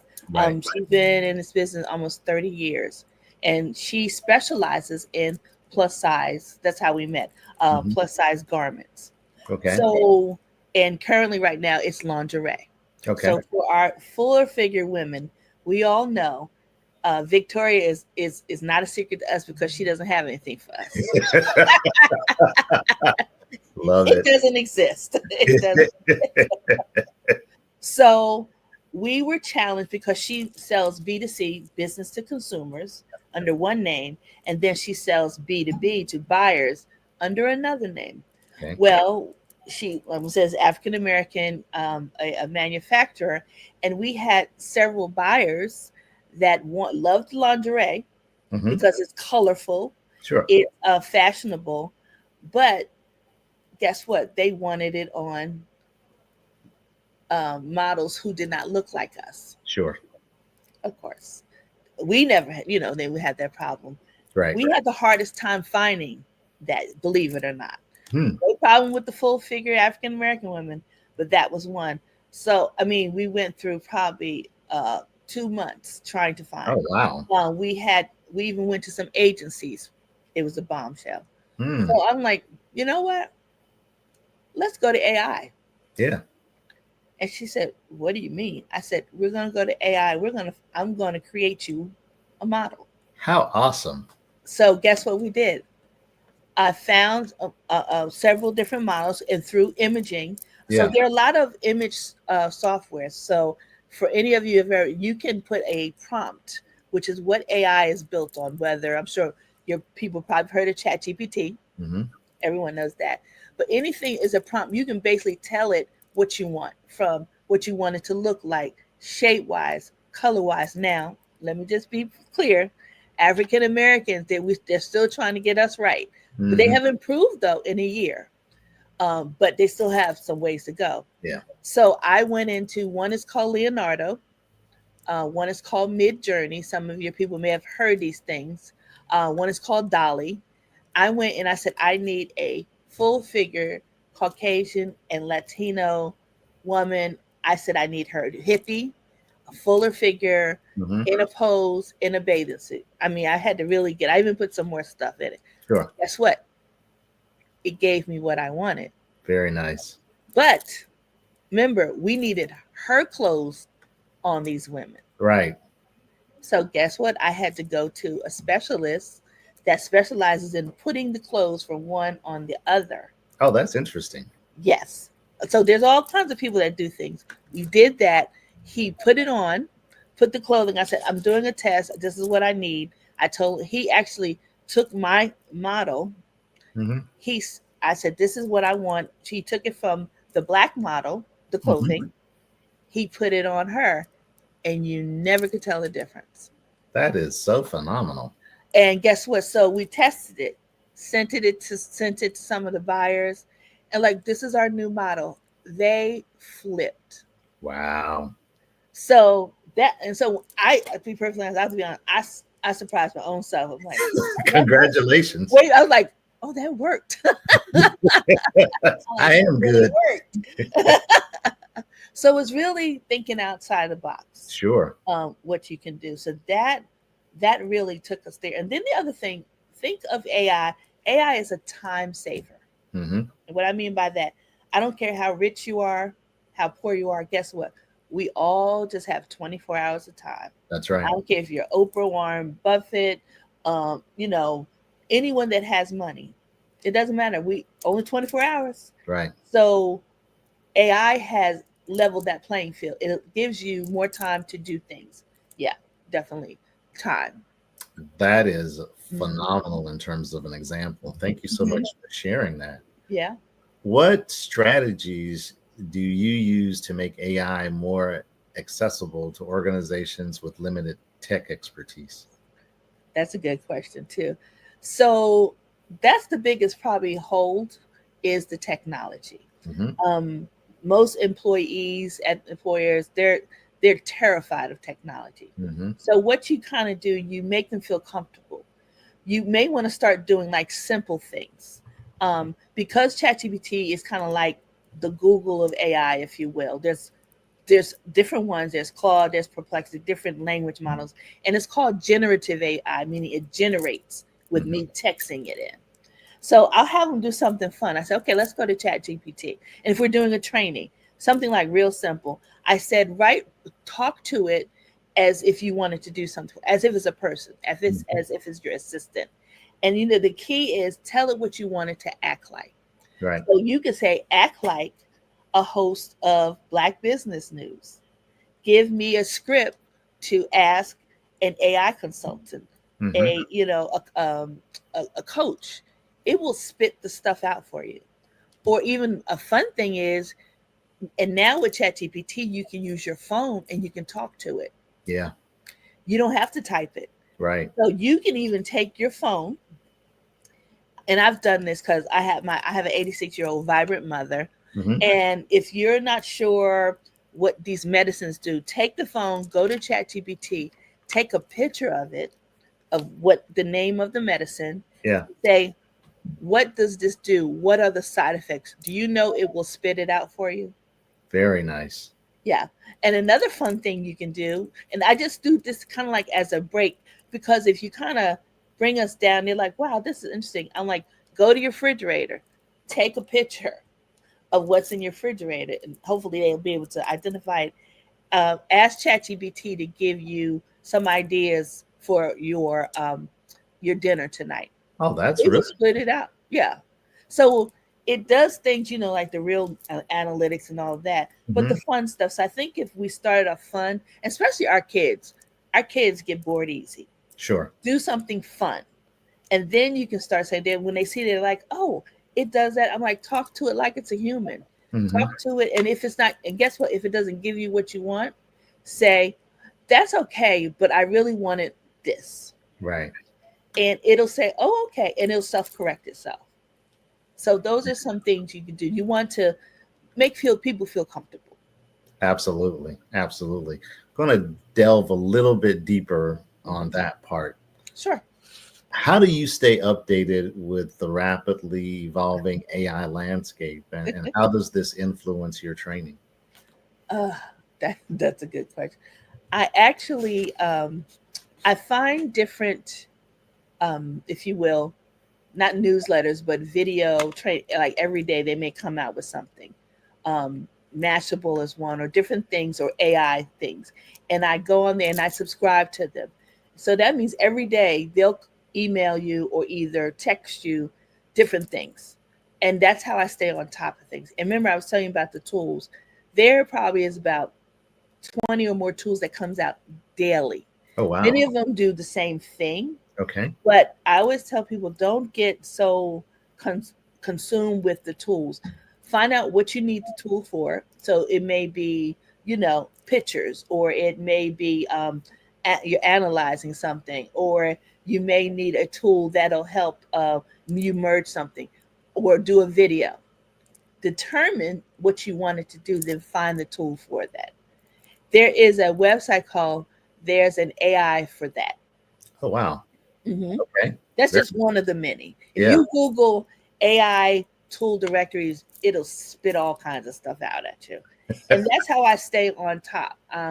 There's certain tools that I use over and over and over again, and then I don't stray away from. And one I like to share is an amazing one, because I'm big on, I personally don't like writing. Don't know if any of you out there like that. It takes me a long time to get started. Like, I'll sit there and look at the screen and I'm like, okay, well, if you've ever been on an interview, a webinar, even like this, a podcast, anything like that, and it doesn't have to be current, but it's kind of evergreen. The information doesn't change. Sure. You can actually take that information, even a YouTube.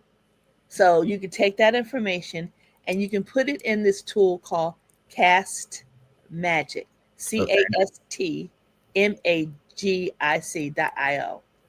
It initially was for podcasters, but they blew that out the word and changed that. What it does for you, it'll take the MP4, which is a video file, right, or the MP3, which is an audio file, or even Vimeo, which is like a webinar platform, YouTube, even Zoom, and a couple of others. You can pull it in, and guess what it will do? It'll take it, it'll transcribe it, tell you, text-wise, by timestamp what it is. But guess what it does? It will take it, and it uses AI to give you all kinds of marketing tools, from LinkedIn posts to Reels. It does quizzes. It has ideas for lead magnets in minutes. So you're not sitting there looking at this blank thing like, how am I going to market this? Sure. I was on Black Business Network. Let me put maybe my interview into this and see what it gives me. And then guess what we can do as your guest? We can send it out and say, hey, check me out on the Black Business Expo, the Olympics, because many people may not know about it. Sure. And this is an amazing platform. Absolutely. Say, hey, I was on this. And because it's on YouTube, what it is, it's evergreen. It's going to be here. So that's the things you could do. That's phenomenal. And so great. You just find tools that really do what you want it to do. Stick with that. There's a lot of others, but you don't want to get that shiny tool syndrome. Right. Yeah. Always going Which is after the easy. shiny market. Yeah. Right. Shiny object. Yeah.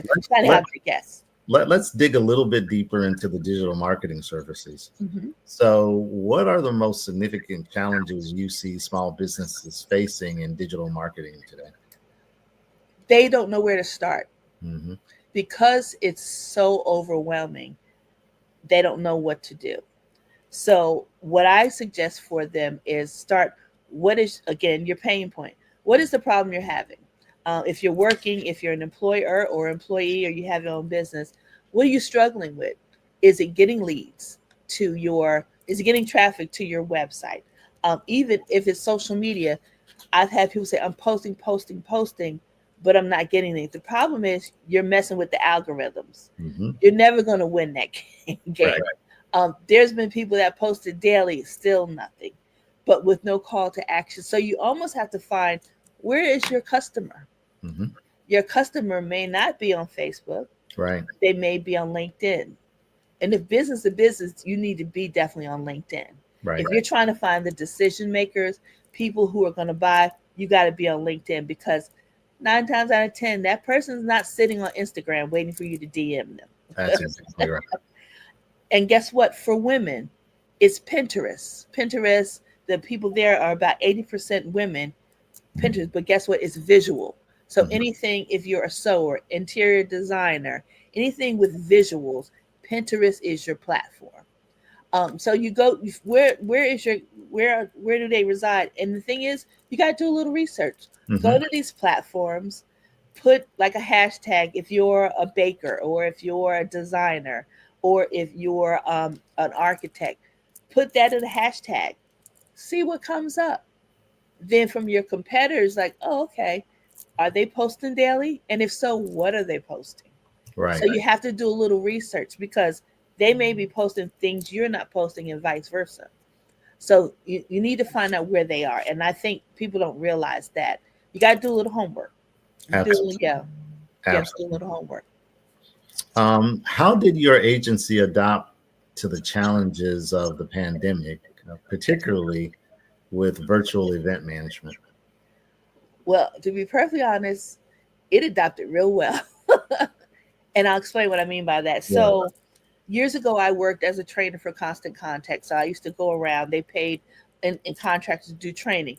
If for those that don't know, Constant Contact is an email service provider, one of the oldest, and it's a U.S. based out of the Boston, Massachusetts area.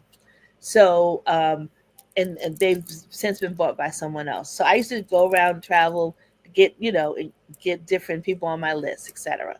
I emailed them, hey, this is what's happening. Well, what happened when the pandemic happened? Where were we? Home. Right. What did we have access to? The internet. That's right. I started getting inquiries left and right. Hi, I remember you. And people, when you have good information, they hold on to it. I was shocked. Some of these people I hadn't talked to in 4 or 5 years. They're like, remember you did a workshop at so-and-so? And I'm like, I think so. Yeah, well, I need your help now. Oh, nice. So what happened is, like something, it was terrible, but for my business, it worked out well, because they finally got what I was trying to say. They were able to pivot. They were able to, even if they maybe had a product or service, especially a product, how do I pivot? Or it wasn't selling. I bet you it's selling now, because they can't go anywhere. They can't shop anywhere. So that's kind of what we did. We also started utilizing, Zoom, right, and other webinar platforms to communicate. What are you having problems with? This is some things that we do. And then we found the virtual piece. So remember, I did my virtual conference in 2018, which was 2 years before the pandemic. Well, what happened was everyone realized we need to do this, but guess what? We don't know how. Right. What's a virtual summit? How do I market? How do I set it up? How do I get the platform to do it? So I was able to pivot and say, we can do it for you, which Alana was like, fine. Sure, right, absolutely. We did it for them. Then we showed them how to market it. And what happens is, and even now it becomes evergreen. So even if you do a webinar today, go ahead, make it evergreen, save the MP4, repurpose it. But now there are also tools where you can, we call it chop it up. Because someone may not want to sit there now because they're back in business, and they may not sit there for a half hour, even 20 minutes to look at it. But if you kind of cut it up into little bite-sized pieces, maybe 2 minutes at a time, it's more consumable for them. Absolutely. And also, if you're doing training for whatever business you have, chop it up. Make it consumable, because people are doing 55 million things like they may be watching this, and I hope they're paying attention, but they may be listening to it, but then they may be at the child's football game. They may be shopping. So many different things, and there's tools you can use to quote unquote chop it up. And so basically, you're cutting up the video, and the tools are easy. And guess what? You don't have to be a video editor, because that is definitely not my thing. So this AI tool, one is called Opus Clip. You can upload it, and guess what it does? Automatically, it cuts it into pieces automatically. How nice. It like reads the data, reads the context of it and everything. And that's just one of them. There's about 4 or 5 or more of them. It'll take it in there and it'll break it up into, if you say I want 30-minute clips, it'll break up to 30-minute clips. Bite size. Bite size. Because people's attention span is that short. Sure. And the same thing when they come to your website. You need to have video on your website. And I'm not talking about a dissertation. When they come to that homepage, maybe have something that moves. A welcome, like, hey, this is Janine Danza. Thank you for joining us. Guide them with those call to actions. Yeah. If you're looking for this, press this. Because their attention spans are real short. Exactly. Very, very, very short. And if you can tell them what to do when they get there, they will definitely do it. And they'll stay on your page longer. Absolutely. But then you'll get more conversions as well. Great information you're sharing. Want to shift a little bit and talk about your industry and community engagement. So how has your involvement with organizations like the Maryland Small Business Development Center and SCORE influenced your services? It's been a blessing. And I'll say that why, because right now, I am a business advisor with the DC Small Business Development Center, as well as Baltimore Women Business Center. And what that entails, for those that may not know, you can get free business advisor services at these platforms for free, from people helping you with certifications, business plans, showing you how to do it, learning about government contracting. Exactly.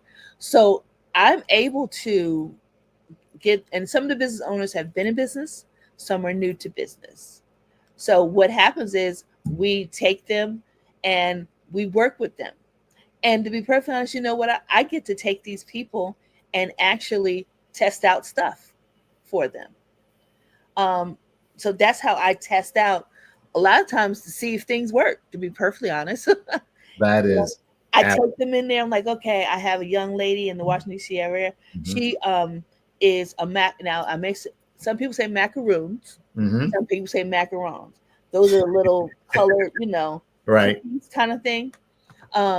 Beautiful young lady, African American young lady. She's a baker of them. Well, she was already in business. She won a grant, and she actually purchased a machine that allows her to customize the macarons. Meaning, if she could take the BX from Black USA image and put them on the macarons, well, guess what that opened up for her? A whole new corporate area. Absolutely. And we all know corporate pays. So now, and she's my advisor client. So I'm able to say, okay, let's try this. Let's do different things like that. So wherever you're listening to this ad, I know in the United States, I don't think it's outside the United States. Look up Small Business Development Center. If you need help with your business and your money is a little funny right now, go there. It's backed partially by SBA, Small Business Administration. Go fill out the form and they'll ask you kind of like what you need help with. Trust me, it's free. That is $99.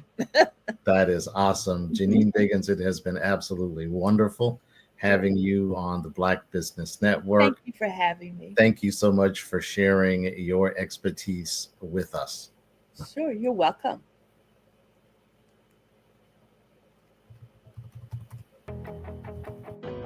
I am Black Business. From the moment I wake until the time I sleep.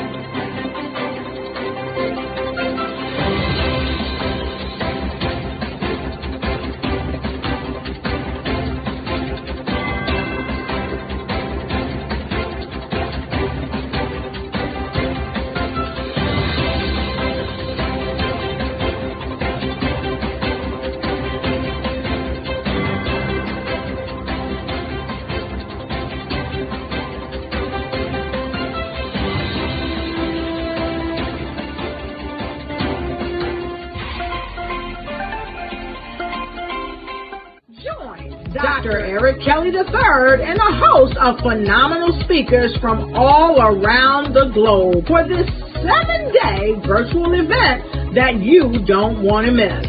The mission of the Black Business Expo is to raise scholarship money from kids all the way from high school, all the way from college. The Black Business Olympics is one of the largest Black business showcases in the world. It is an opportunity for businesses and companies to showcase their businesses globally. We are going to be giving away laptops up to $5,000 away to students.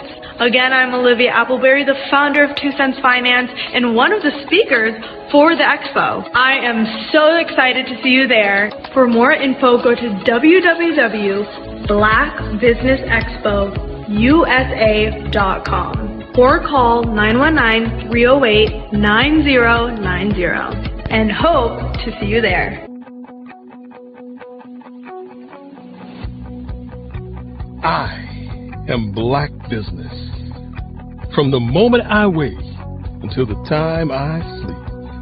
Yes, I am Black Business. I am Black Business. Tell me, are you Black Business? I am Black Business. Do you support Black businesses? Listen, I support Black business because I am Black Business. Black Business Expo, one of the largest business showcases in the history of Black business in the world. The world! Sign up today at www.blackbusinessexpousa.com or call 919-308-9090. I am Black Business. I am Black Business. From the moment I wake until the time I sleep, I am Black Business. I am Black Business. Are you Black Business? I am Black Business. Do you support Black businesses? I support Black business because I am Black Business. Black Business Expo, one of the largest business showcases in the history of Black America in North Carolina. Join Dr. Eric Kelly III and a host of phenomenal speakers from all around the globe for this 7-day virtual event that you don't want to miss. The mission of the Black Business Expo is to raise scholarship money from kids all the way from high school, all the way from college. The Black Business Olympics is one of the largest Black business showcases in the world. It is an opportunity for businesses and companies to showcase their businesses globally. We are going to be giving away laptops up to $5,000 away to students. Again, I'm Olivia Appleberry, the founder of 2 Cents Finance and one of the speakers for the expo. I am so excited to see you there. For more info, go to www.blackbusinessexpousa.com or call 919-308-9090 and hope to see you there. I am Black Business. From the moment I wake until the time I sleep. Yes, I am Black Business. I am Black Business. Tell me, are you Black Business? I am Black Business. Do you support Black businesses? Listen, I support Black business because I am Black Business. Black Business Expo, one of the largest business showcases in the history of Black business in the world.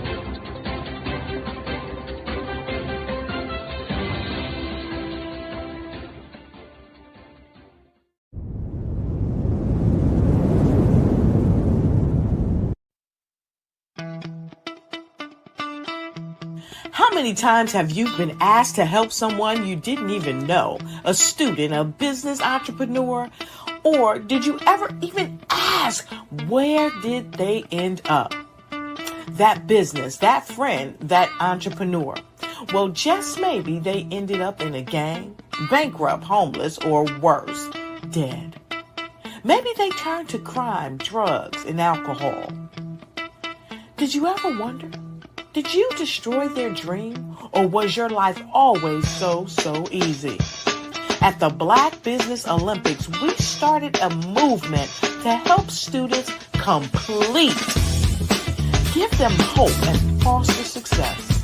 Help them to leave their dreams of providing laptops, computers, and up to $5,000 in scholarship funds.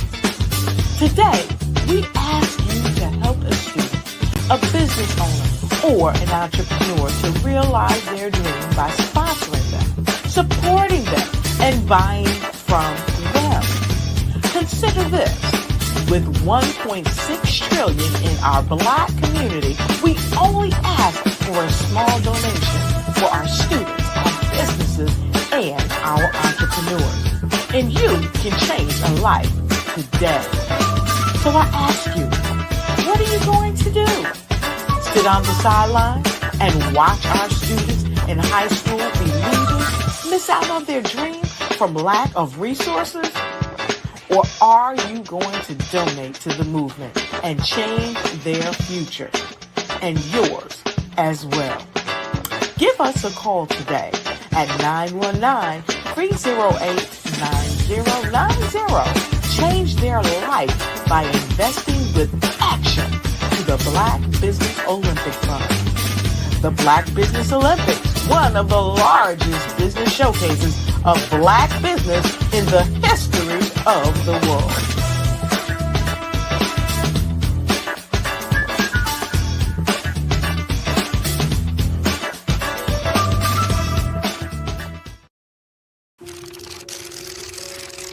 Bravery is not the absence of fear, but the ability to overcome it. We stand for those who defy suppression, who speak out, and those who walk the road less traveled. Everyone deserves to be seen and their voices to be heard. We're sparking a movement, growing a community of creators united by the desire for freedom, choice, equity, and ownership. At Fanbase, it's all for one and one for all. We support each other to guide, promote, and uplift you in a place where you can unapologetically be yourself.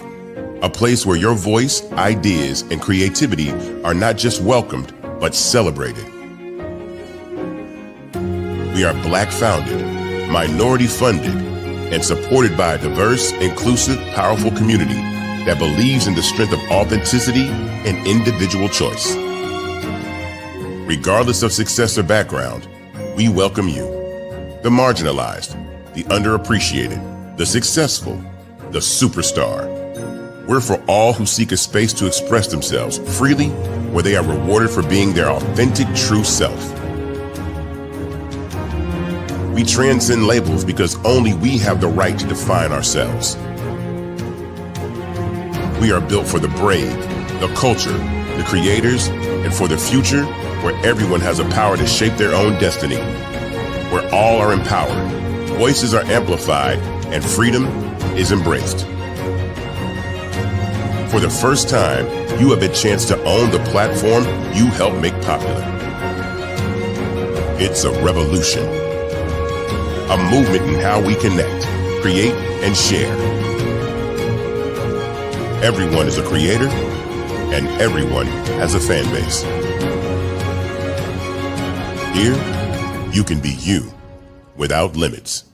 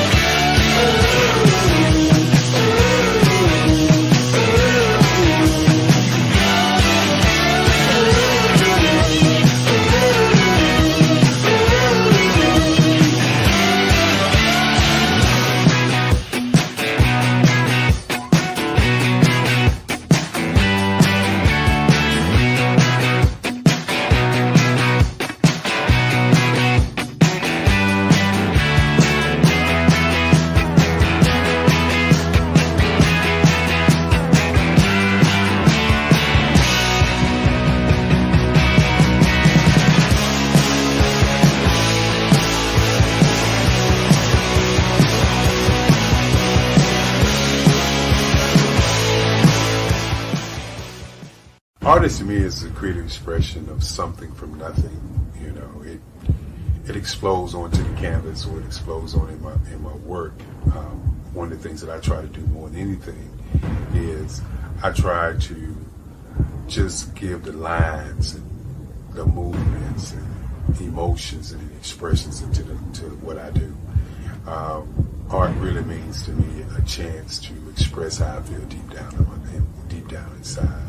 Most of my art begins as a thought that I might have, you know, whether it's sports, whether it's history, whether it's a woman or a man. It pretty much starts as an idea of thought before I get into the actual image of what I'm going to draw. I do a lot of historical pieces. I was a history minor in college, and I love to do history pieces.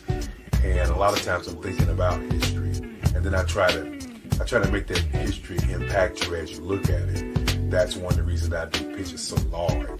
People ask me, why do I do the pictures so big?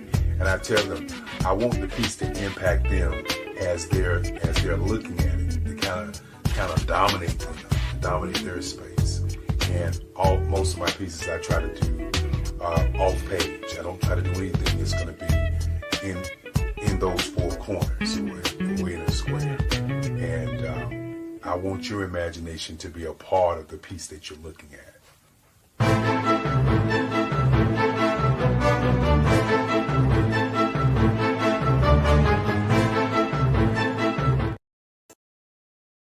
Are you a forward-thinking entrepreneur or business owner?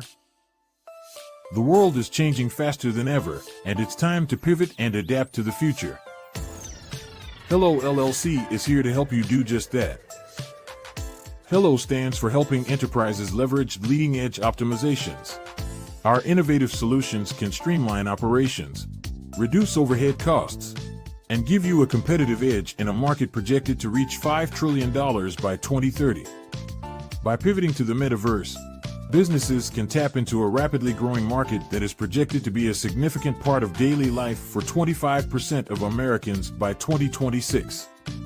As a full digital metaverse agency, the Hello LLC can help you create custom solutions to streamline operations, increase productivity, reduce costs, and drive brand recognition. Why should you pivot to the metaverse with the Hello LLC? By leveraging cutting-edge technology, you can provide immersive experiences for your customers, expand your global reach, and unlock new revenue streams. Contact us today to make the pivot.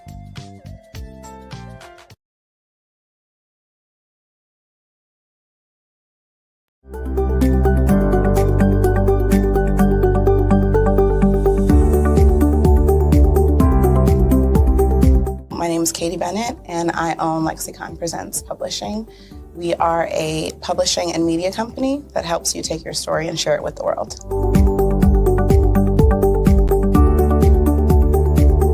You know, for a while, I just had my family telling me to just hang it up, get over it, you know, and I had no support. And it was in your program that I really understood the necessity for having that help, having that support. And so now I actually feel like a CEO as we scale, as our clientele changes, as my company is opening doors for other people to, you know, take care of their families. It's just completely changed from just a mom who was publishing books.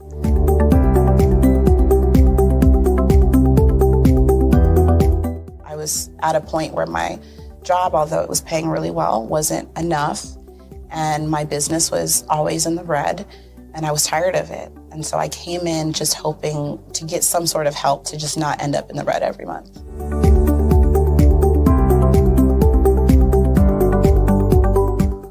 Ooh, wow. Okay, so there was one in particular, I cannot remember his name, but he asked me, he said, why are you in business? And I told him that I wanted to make a difference and I want to help my community. And he let me ramble on for a while.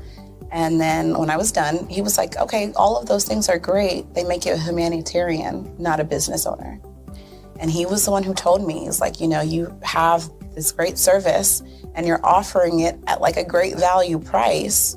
So to someone like myself, we don't know that we're going to get the value of what you're actually bringing. And so that gave me the confidence I needed to raise my price. It gave me the confidence to go after my actual client that I actually prefer to work with. And it really just changed everything for me. I don't think without him kind of giving me that push, I don't think I would have gotten to this point or position.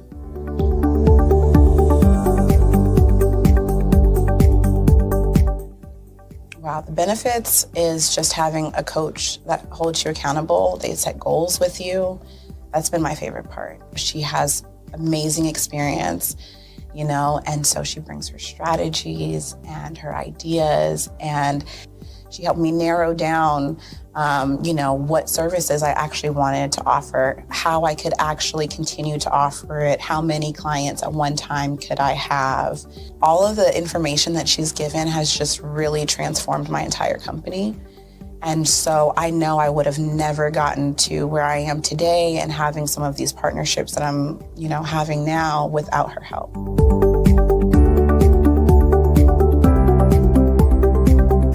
Going to get information that you're not going to find on YouTube. You actually take the time to strategically give us the information, then give us time to actually apply it. I would also say that so that you're not just out on a ledge alone trying to figure this out. Like, you deserve to be in a community with other people who also want to grow their business. And then finally, the biggest thing I think I took away from CMET was that I had a whole office in Longwood. I still do, and at the time I had not paid my business tax receipt. I didn't know that was something you had to do. So that was like one of the first couple days of information. And I'm like, oh my gosh, let me go get that together right now. So I'm really glad that, CMET was there for myself.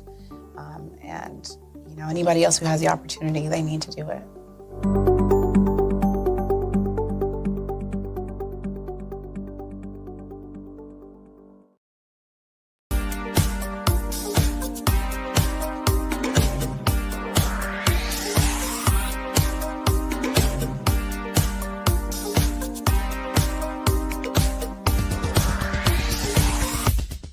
I grew up in Flint, Michigan during the 60s, and as a child, I can remember the civil rights movement. I remember our family huddling around our small black and white TV, and we'd watch all of the things that were going on in Alabama and Mississippi. Some of my older cousins were active in the movement, and each week we would have a large Sunday dinner with the extended family, and they would come back and tell us about all of the things that they had seen and done. As a child of about 8 or 9 years old, I always wanted to grow up and be a part of the movement, but by the time I became of age, it was all over. All of the marching was done. I always felt left out, that I didn't get a chance to participate in the civil rights movement. But little did I know that God had another plan for me as a computer instructor and database developer. But even then, it bothered me that I didn't see many people of color in my classes. That is when journalist Dr. John Ray introduced me to Dr. Joel Dudley Sr. and Dr. Eunice Dudley of Dudley Products, who had been mentored by the millionaire S.B. Fuller. Through Dr. Dudley, I was introduced to Dr. Lafayette Jones, past Vice President of Marketing for John H. Johnson of Johnson Publishing, and his wife, Sandra Miller Jones, who was a Vice President at Quaker Oats, and together they created SMSI, a national marketing firm. Dr. George C. Frazier of FrazierNet and the Power Networking Conference, Dr. Jackie Mayfield of ComproTax, founder of the largest Black-owned income tax service, and even billionaire Michael B. Roberts. They all believe that the way to close the wealth gap is through entrepreneurship, because we as a people had to overcome slavery, and secondly, obtain our civil rights to be able to eat in any restaurant or stay at any hotel that we wanted. But the third piece is economic equality. And now I am also convinced that we must become entrepreneurs, and to do so we must embrace technology and a strategy of global networking. That is why I created Every.Black, to use my vast experience as a computer instructor to teach entrepreneurs how to use technology and artificial intelligence in business. Every.Black members are listed in our online website directory, promoted in our digital newsletter, on our social media, and on our podcast. And we also conduct weekly virtual mastermind meetings where we read positive books, learn from the experts, while networking with like-minded individuals from around the world, educating them about every aspect of becoming a successful entrepreneur. That is what Every.Black is all about. Just go to www.every.black to take the AI and tech classes you need, to register for our mastermind meetings, and to join the Every.Black family. Visit us at www.every.black and sign up today. Just go to every.black, every.black. No .com, no .net. Just every.black. .black is the new .com.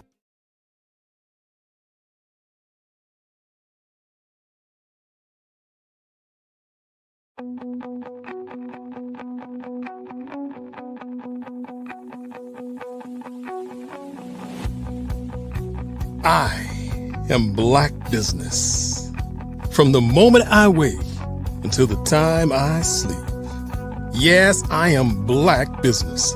I am Black Business. Tell me, are you Black Business? I am Black Business. Do you support Black businesses? Listen, I support Black business because I am Black Business. Black Business Expo, one of the largest business showcases in the history of Black business in the world. The world. Sign up today at www.blackbusinessexpousa.com or call 919-308-9090. I am Black Business.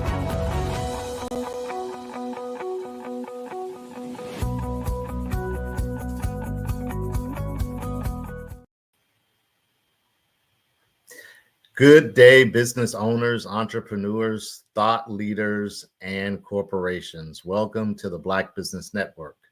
My name is Henri Ward. I am your business moderator for this session of the Black Business Network. The Black Business Network is a 24-hour business network showcasing Black businesses, business owners, entrepreneurs, and thought leaders worldwide. We have speakers from North Carolina, London, Singapore, Africa, Japan, and cities all over the United States. The Black Business Network is a global community sharing business knowledge to empower, inspire, and educate businesses about business. Our next speaker is Jerron Waters, also known as JL the Genius. Jerron is a marketing expert, innovator, and thought leader who began his entrepreneurial journey at just 19 years old. Over the years, he mastered the sales funnel strategies, helping high-level entrepreneurs scale from six-figure annual earnings to six-figure monthly revenues. JL is the author of Profit Funnels, host of the Legacy Talk podcast, and a trusted advisor known for empowering entrepreneurs to inspire, impact, and improve the world by turning their genius ideas into thriving businesses. His mission is to help others build a solid foundation to create lasting legacies, with some clients even achieving six-figure days under his guidance. Please welcome Jerron Waters.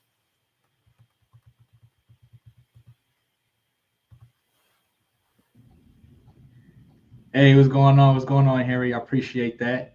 Appreciate that amazing introduction. Awesome. Jerron, how are you? I'm phenomenal, my brother. I'm phenomenal. I'm blessed to be on this platform speaking again. And it's always good to give the knowledge that I have and share it with others so they can be able to take it, implement it, and go grow and scale their businesses. So I'm phenomenal. Absolutely. Well, why don't we get right into it? Tell me what inspired you to start your marketing journey as an inventor at age 19? So when I was 19, I was in college. And so I'm from Indiana. So I went to a school called IUPUI, Indiana University, Purdue University of Indianapolis. And at the time, I was kind of doing everything, right? I had the shiny object syndrome. Mm-hmm. So I heard about wholesaling, so I wanted to do wholesaling. So I heard about affiliate marketing, I wanted to do affiliate marketing. I heard about e-commerce, I wanted to do e-commerce. So I was kind of all over the place, as a beginning entrepreneur. And one day I was making calls. I was driving for dollars, right? So we would go drive around the city and we would see signs of for sale by owner houses. And I was just making calls one day, and I got connected to a guy. His name was Kevin, and we were talking, and he was like, "Man, I love what you're talking about. I think you should meet my mentor." So I was like, "Okay, yeah, introduce us." So he introduced me to the guy. Guy's name was Rick, and I had my invention at the time. He was telling me, he's like, "Man, I love your invention. I love everything you're talking about." He's like, "You're just missing one thing." He's like, "What do all businesses need?" I said, "Sales, a good location." All right. He was like, "All of those things are great." He's like, "But all businesses need marketing." And when he told me that, he suggested 2 books for me to read. One of them was negotiation related, and one of them was marketing related. So the first book he told me is Never Split the Difference by Chris Voss, who was a hostage negotiator. So anytime that man lost a negotiation, somebody lost their life, right? And another book he told me to get was .com Secrets by Russell Brunson. Now this guy, Russell Brunson, he took his company from 0 to 100 million in 3 years without venture capital. Wow. When he told me that, I was like blown away. I said the same thing you said. Wow. And you can even say it backwards. Wow. Exactly. Right? So I was just kind of blown away. And that's when I really got into the funnel game and started just honing in on that. I said, forget everything else. Let me work on this marketing, and let me learn funnels, because I knew that was going to be the future. Outstanding. So tell me, how did your early experience shape your expertise in sales funnels? Well, my early experience, I guess I didn't really start being an entrepreneur at 19. It was more like 3 or 4. Oh, right? my goodness. Yeah, because I'm from the hood. I grew up in the projects, and my mom, she would always push me and encourage me to do different things. And so we were the guys, me and my cousins, we were the guys who were selling candy. We were the candy guys. So we had all the Snickers, all the baby bottle pops. We had pretty much all the candy that you would want. And that's how I started, right? We used to go door to door selling candy. And, I didn't even know what it was called at the time. I was so young. Sure. I was an entrepreneur. Right. I would sell something and come back, make some money, and go get another box, right? So that's kind of where it started. But it got to the point where they said you can't eat your own or use your own product. So we young, we love candy too. So we start eating our own candy, eating up the profits. Eating your profits, right? Yeah. So my mom was like, "Man, I'm not buying y'all no more candy. Like y'all, if y'all eat y'all profits this time, y'all done." But you got 100% cost with no revenue. Yeah, exactly. So, that kind of got me started early, and then from there, man, it just always knew I wanted to not work a job. I didn't want to be under somebody else's authority my whole life, right? Whether I have to start a job in the beginning, I know I'm not going to end my life and my career under somebody else's thumb. And so, going through my life now, it's a process. We all, as entrepreneurs, you live, you learn, you grow, you meet good people. You meet people who you think have good intentions but really have bad intentions, and you just kind of have to learn and go with the flow. The thing about entrepreneurship that I love is it's all about iteration. It's all about maneuvering. How can I adjust? AI just came out. I'm an old school marketer. How do I adjust to that? It's just like different things like that. And so, that kind of, my early days of selling candy kind of got me started. That's a good way to start. Yes, Tell us a little bit about what is the core message behind your book, Profit Funnels? So Profit Funnels came about, one, when I needed a digital product. I didn't have anything to sell online. And so I needed something to sell. And so I'm like, well, I know about funnels. Let me create a funnel book, because I had just helped a guy. He was making 6 figures a year, only $100,000 a year. We helped him have his first $50,000 a month. And then we helped him have $100,000 a day. Wow. By doing what we call challenges. So it's like coaching people. Instead of doing 101s, he was doing one to many.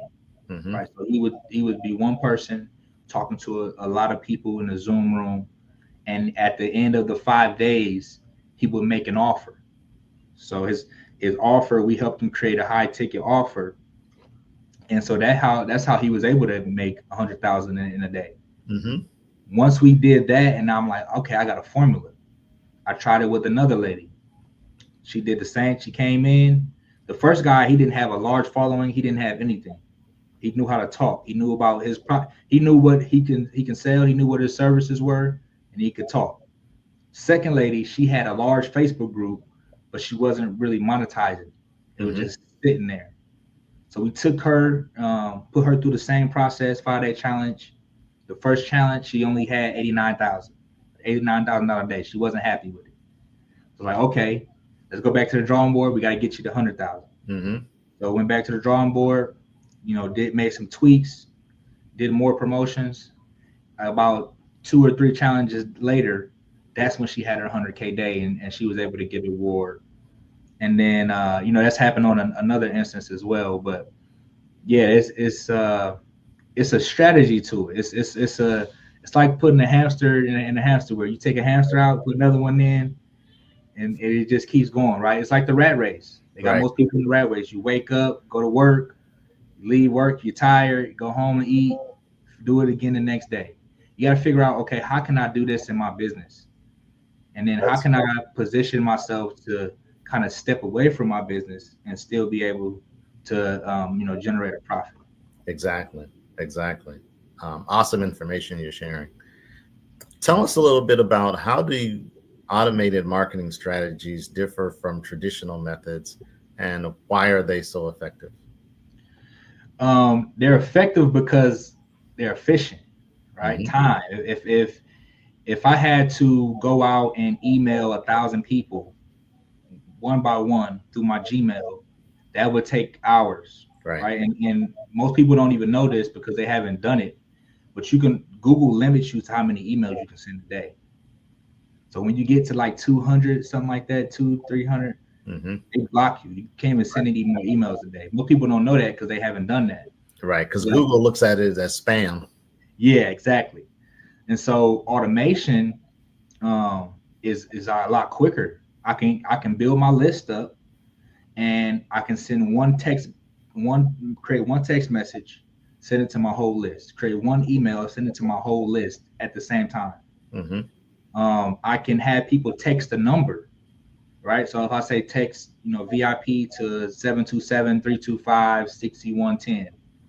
Now I can have people who are watching right now text that, and they'll get an automated response. It's not coming from me, it's coming from the automation. Right.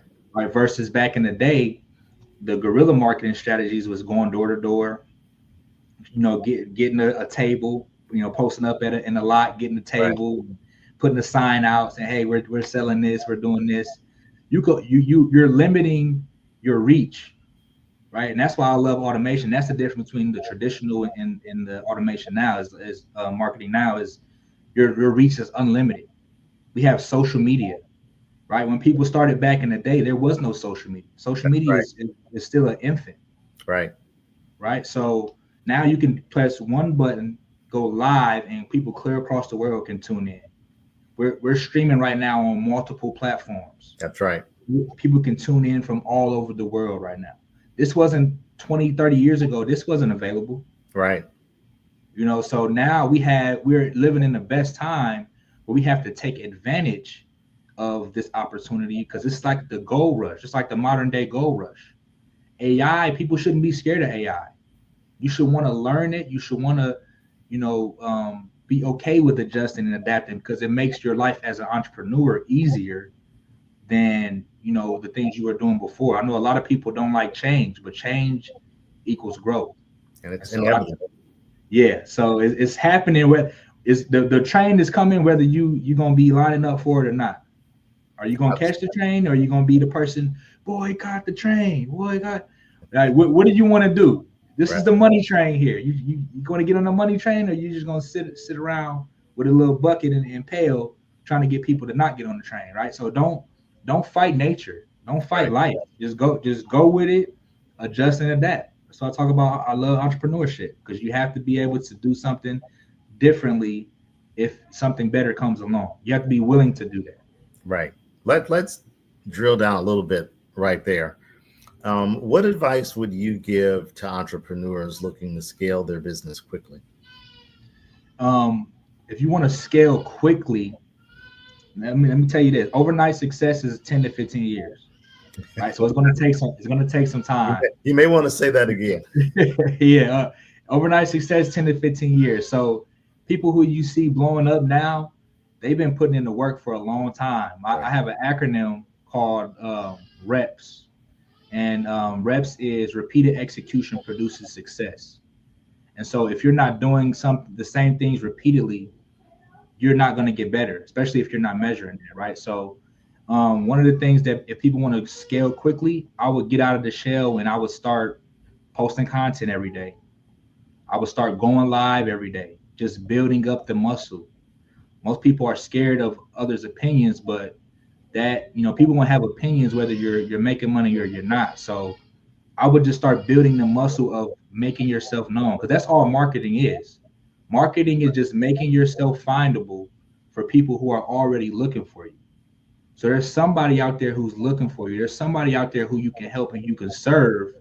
But if you're not putting yourself in a position so they can see you, then you're living under a rock, right? You could be the best, marketer, you could be the best chef, you could be the best coach.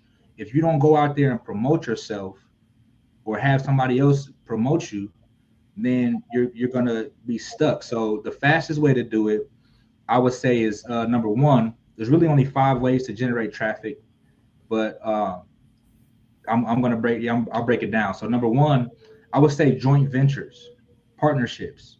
If you're a person who has a small audience, what I would do is find somebody who is kind of in my space but don't necessarily do what I do or do what you do, and they have a larger audience. Figure out how you can partner with that person, right? Don't just reach out to one person. Reach out to 50, 100 people, right? With 100,000 followers, 500,000, million followers. Reach out to 100 people, 1,000 people if you have to, and see, hey, I see you serve my audience, but you don't have an offer that I have. Right. Let's partner on this offer and let's split the profits. It's like what Amazon did in 2007. I mean, not Amazon, I'm sorry. Apple. That's why they became the first $1 trillion company, because they understood the era that we were in, the partnership era.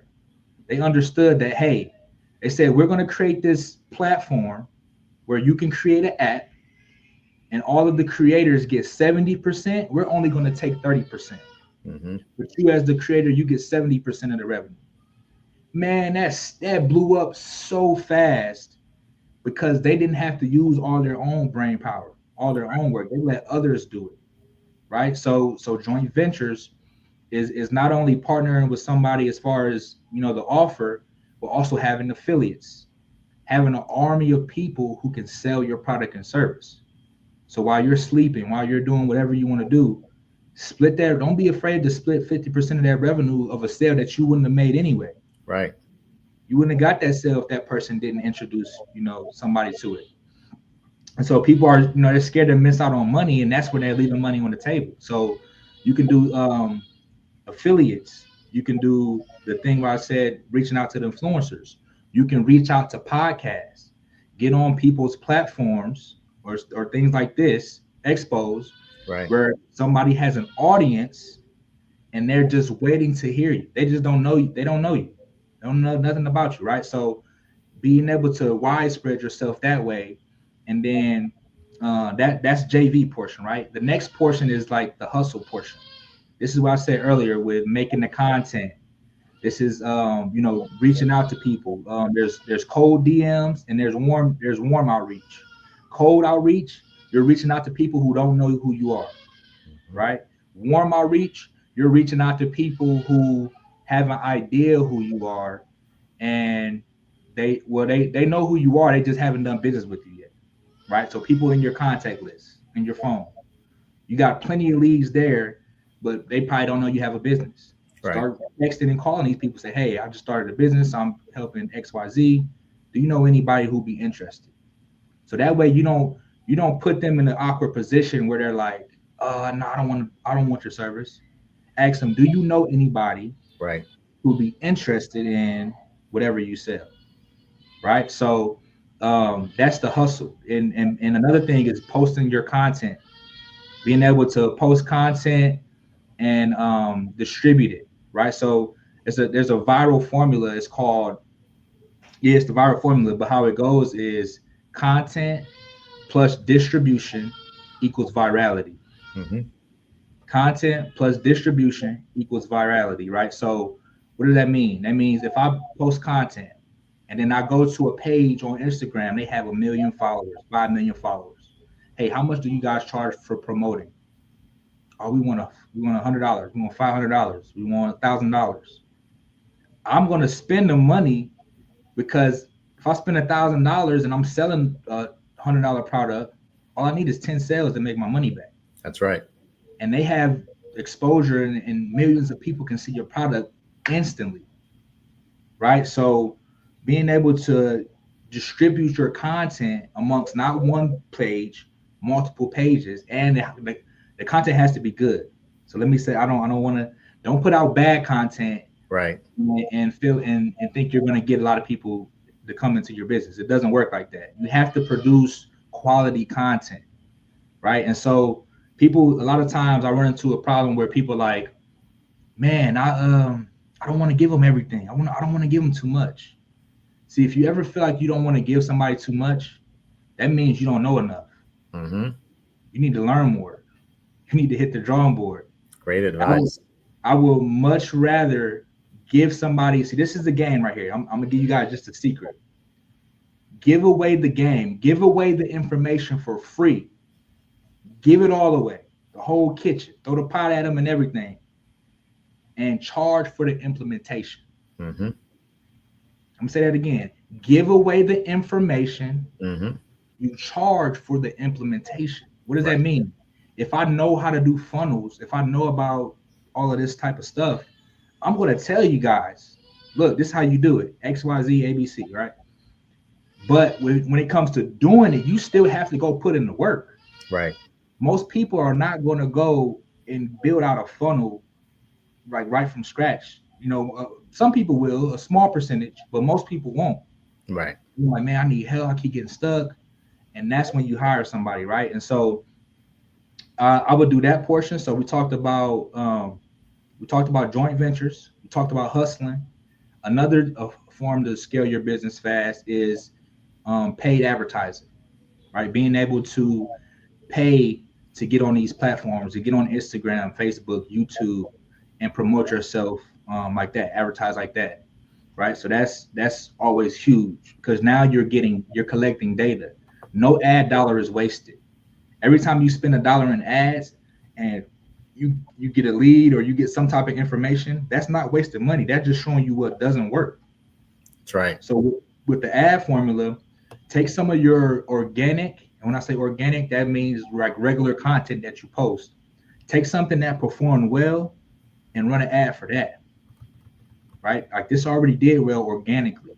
So now I know when I put an ad on it and put some ad spend behind it, it's gonna blow up, right? So that's another way somebody can scale quickly. And of course, use funnels. Last thing I'll say is to use and leverage funnels. Funnels, if you've watched any of my content, it's like your website on steroids, right? So think about it as somebody's going to a restaurant, fast food restaurant. They pull up, they just want a burger. Like, man, I'm starving. I just want a burger. So like, okay, we're gonna get a burger. Do you want to make it a meal? You want to add fries and a drink with that? That's what you call an upsell. You're not going to make any money on that burger. When you buy that burger by itself, they're going to lose money. So it's the same as in our business. When we give somebody something for free and we spend ads on it, we're going to lose that initial money. But if you don't have any upsells, what's next? What can they buy after that? That's when you make the money. That's when you make the profit. Because now, essentially, when you add the upsells, everybody's not going to get it.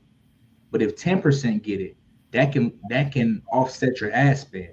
Right. If you add 2 upsells, so if you sell them something again, now you're really in the profit. Now you're making good money.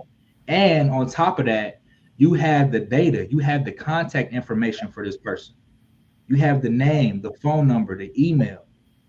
So now you have a list. Because what's going to happen? What's going to happen if you get up to 1 million followers? I've seen it happen too many times. You get up to 1 million followers, 100,000 followers on Instagram, and they shut down your account. And you didn't collect not a single email. You didn't collect not a single phone number. Right. Now you got to start from scratch, right? So we have to take these social media platforms, leverage them to the best of our ability, and then get the people off of the social platform into our own database and platform or CRM, right? So those are and when you use a funnel, you can make more money per customer. That's the beauty of a funnel, right? Is to increase your AOV. AOV is average order value. Mm-hmm. That means if 10 customers come to my store and I'm selling something for $10, my AOV is $10. Everybody bought it for $10. That's the average order value. Mm-hmm. But if I upsell something that's $100, and out of those 10 people, 3 people buy it, that's increasing my average order value because now they're spending more money. So that's the beauty of funnels, because with your website is dull and boring. And in marketing, we say a confused mind always says no. Mm-hmm. Somebody comes to your website, you have all these different links, all these different tabs, all this stuff going on. I'm confused. I don't know what's going to happen. The baby going to start crying. I got to go run to get the baby. The door, somebody going to knock on the door. I got to go get the door. I got to go run to the store. Now I'm distracted because it's too much going on. So I'm not even going to buy from you. I'm going to forget about you. And you don't have any back end information set up. So you don't have it to where you can follow up via my email, via text message. Now you're really going to lose the sale. Right. Right. So when you get that type of stuff in order, it makes business flow a lot smoother. Jerron, in the few minutes that we have left, can you share with us what are the most common mistakes entrepreneurs make with the sales funnel? Okay, so the most common mistakes with sales funnels is I'm gonna go with number 1 is not knowing who your target audience is, not really identifying the demographics and psychographics of who you are talking to. You may want to define psychographics for people. Okay, so I'll break both of them now. Demographics is the age, the sex, male or female,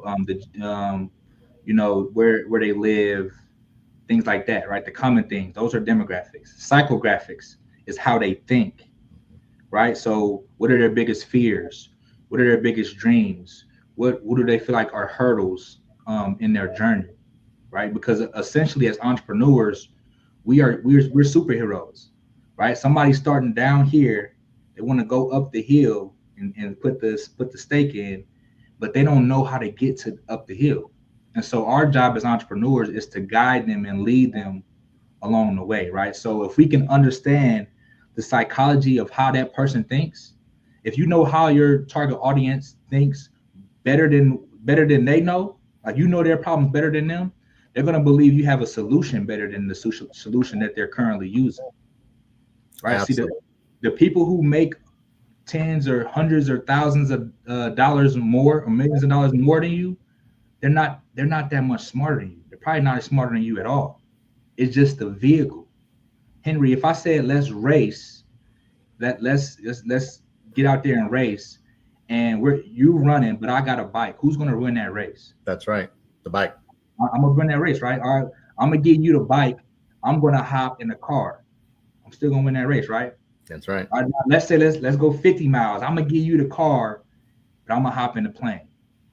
So it's about the vehicle. It's not about necessarily the person. It's about what vehicle are you using to get from A to B the fastest. Does that make sense? Absolutely. That is excellent advice you're sharing. As we close out, what's next for JL Genius, and how do you plan to continue empowering entrepreneurs? So what's next for me is content. A lot more content, and I'll be on a lot more platforms. And also, I'll be on the news here shortly. Got a new book coming out. I'm wearing. I don't know if you can see the logo, but this is the brand, and me and my dad created. Rest in peace. My father just passed away. I'm sorry to hear that. Thank you, Henry. Passed away October 26th, and he has an invention, has a patent on it. It's called the Golf Aid. So it's a golf product that trains you on how to swing a golf club. And so that is going to be what my focus is going to be. So just promoting content, helping people, giving value for free, getting on stages, getting on platforms, creating assets. That's next for JL, creating assets. Income follows assets. So that's what you'll be seeing out of me in the next year in 2025. Excellent. Jerron, how can people get in contact with you? Of course, you can find me on all social media platforms at JL the Genius, just how it's spelled down here, just how it's spelled, JL the Genius, all together. That's on Instagram, YouTube, TikTok, everything. Facebook, you can find me Jerron Walters, that's Jaron, and then last name Walters, Walters. That's on Facebook. And my YouTube is JL the Genius as well. My YouTube channel is JL the Genius. Or if you guys like, man, I like what you're saying, JL, I love a few minutes of your time and get a consultation. You can visit the site. You can go to funnel, FUNNEL, finessers, FINESSERS.com, funnelfinessers.com, and just click on book a call. And that's how it'll take you right to my calendar. You fill out a questionnaire, and that's how you guys can get in contact with me for a complimentary 15-minute session.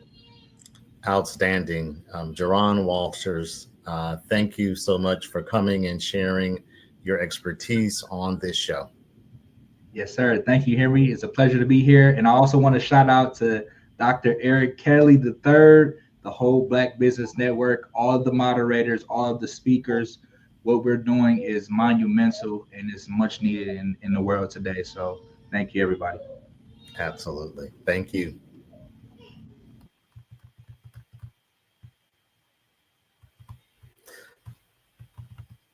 The Black Business Expo's mission is to raise funds for high school seniors going to college or K through 12 entrepreneurs. This expo is a fundraiser for students. You may go to www.blackbusinessexpousa.com to donate. That's www.blackbusinessexpousa.com to donate to the scholarship fund, or use the Cash App that's on the screen below and say $BBBXUSA. I'm correcting myself. That should be $BBXUSA. $BBXUSA. Our goal is to give laptops and up to $5,000 to 10 students. Students can register online at www.blackbusinessexpousa.com. Every dollar counts, so we want to remind you to donate to the scholarship fund.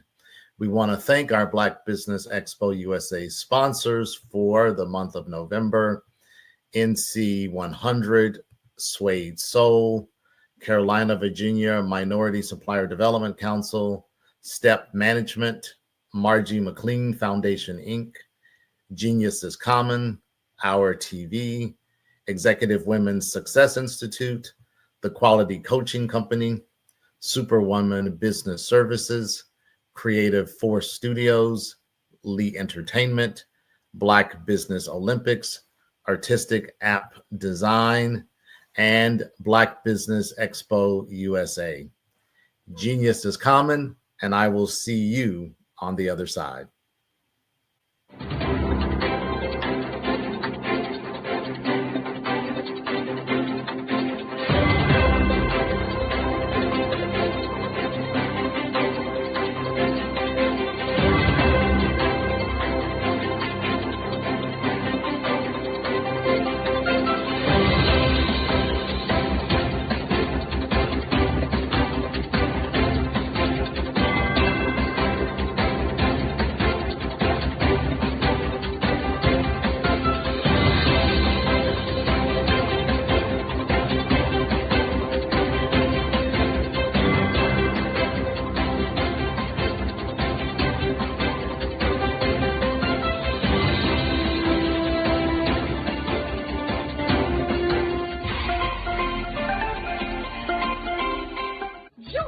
Dr. Eric Kelly III and the host of phenomenal speakers from all around the globe for this 7-day virtual event that you don't want to miss.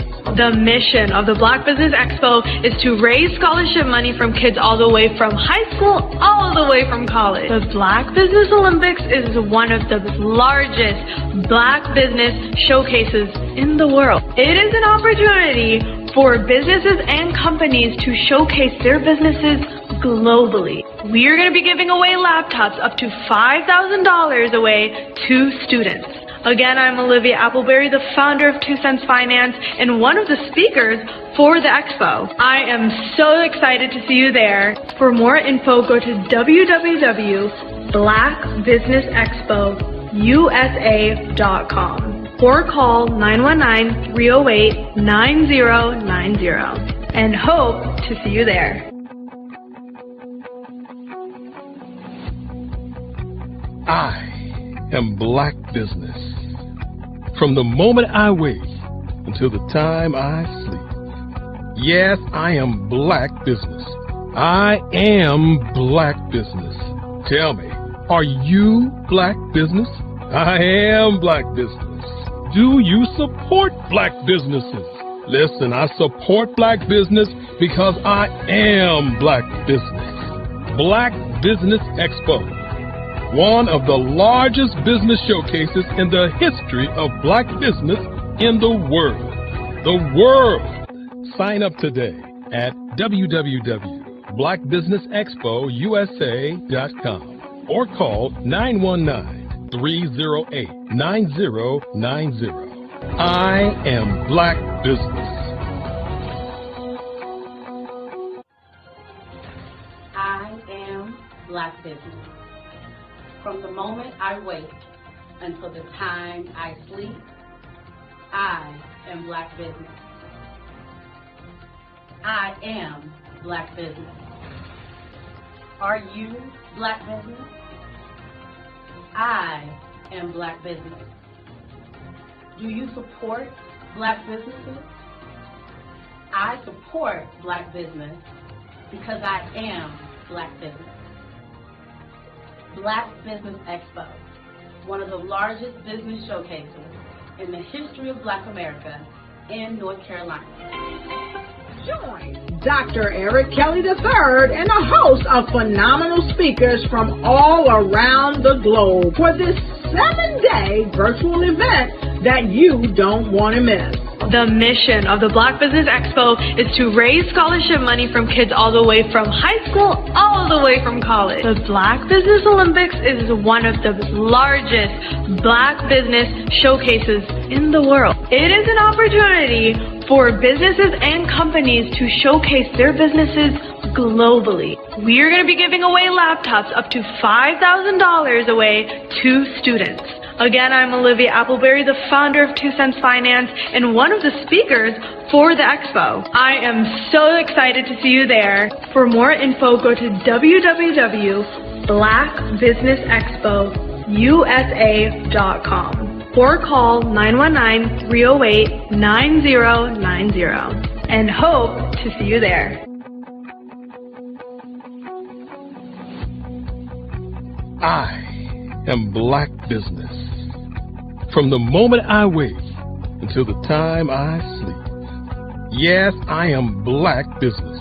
I am Black Business. Tell me, are you Black Business? I am Black Business. Do you support Black businesses? Listen, I support Black business because I am Black Business. Black Business Expo, one of the largest business showcases in the history of Black business in the world.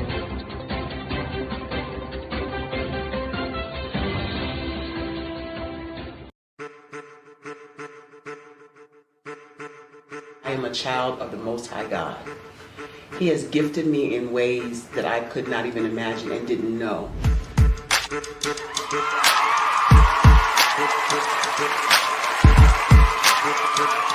There was a time when I didn't know who I was. I listened to other people tell me who I should be, what I should do. I listened to people telling me that I should be a boutique owner, that I should be a construction manager, that I should be a laborer. Have you ever felt like you should do something else, be something else, go somewhere else, be wherever you wanted to be, and you felt like you were in a box? Anybody in the room? And you couldn't get out? Anybody in the room? And you kept trying to go and go and you couldn't get out? Anybody in the room?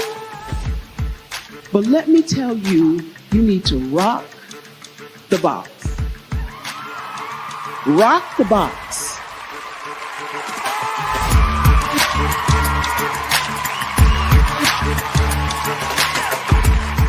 I am engaging, inspiring, and empowering.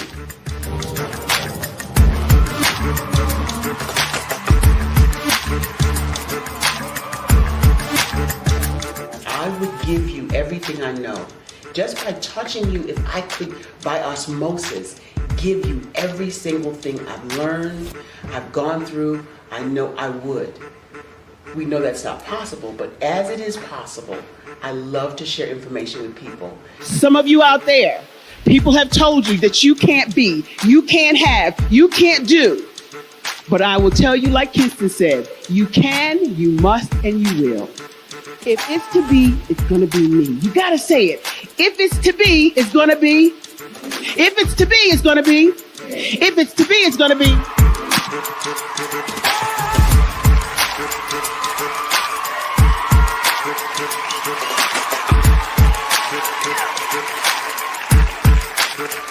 Barbara is because she believed what her mama said about her and not what other people told her. Every day you wake up, when you're in a situation, it's your choice whether it's an advantage or the disadvantage. She gained her confidence and her life, and now she is a testimony. If I can help you elevate yourself, then I feel like I'm elevating my own self as well. What you know and I know together can change the world.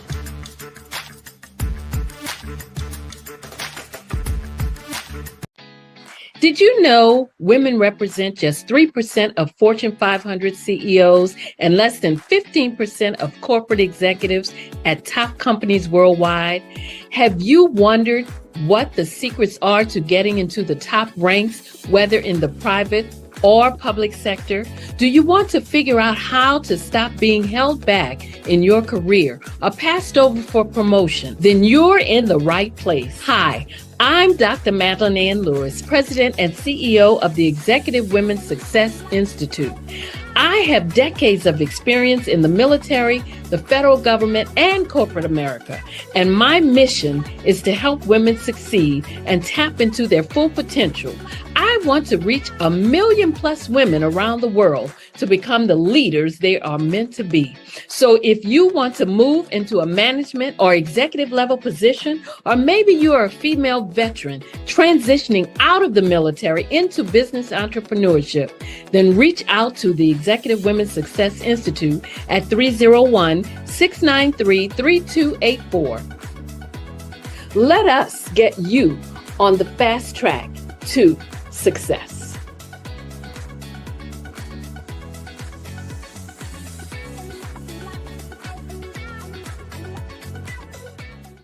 Artist to me is a creative expression of something from nothing. You know, it explodes onto the canvas, or it explodes on in my work.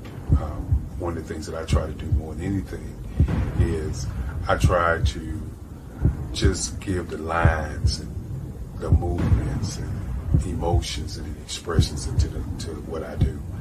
Art really means to me a chance to express how I feel deep down inside. Most of my art begins as a thought that I might have, you know, whether it's sports, whether it's history, whether it's a woman or a man. It pretty much starts as an idea of thought before I get into the actual image of what I'm going to draw. I do a lot of historical pieces. I was a history minor in college, and I love to do history pieces. And a lot of times I'm thinking about history, and then I try to make that history impact you as you look at it. that's one of the reasons that I do pitches so large. People ask me, why do I do the pitches so big? And I tell them, I want the piece to impact them as they're looking at it, to kind of dominate their space. And most of my pieces I try to do off page. I don't try to do anything that's going to be in those four corners or in a square. And I want your imagination to be a part of the piece that you're looking at. The Black Business Network and Black Business Olympics are essential platforms for Black business owners globally. They provide the tools and support you need to succeed in today's competitive marketplace. Join us today as we collaborate together with businesses from around the world to support our children, students, and young future entrepreneurs, Black businesses and corporations. We raise funds for students going to college and young entrepreneurs who are aspiring to be business owners, and we invite you to be a contributor today. Visit the website www.blackbusinessexpousa.com to connect with and learn more about how the Black Business Network and Black Business Olympics can help you not only share your amazing business story to businesses, but also serve future generations. Hello, my name is David Jones, CEO and co-founder of the Hello LLC, where we help businesses build a culture, brand and experience, and leverage technology to pivot into Web3. Join the Black Business Network streaming live into Roku, Metaverse, STEM City, Black Multiverse Enterprises, Hulu, YouTube, iHeartRadio, Apple, Facebook, LinkedIn, Spotify, Twitch, and Google Podcasts. Tune in, turn on, and let's thrive. The Black Business Expo's mission is to raise funds for high school seniors going to college or K-12 entrepreneurs. This expo is a fundraiser for students. Please, you may go to www.blackbusinessexpousa.com to donate to the scholarship fund or use the Cash App at $BBXUSA. Our goal is to give laptops and up to $5,000 to 10 students. Students can register online at www.blackbusinessexpousa.com. Every dollar counts. Please donate to the Black Business Expo USA Scholarship Fund.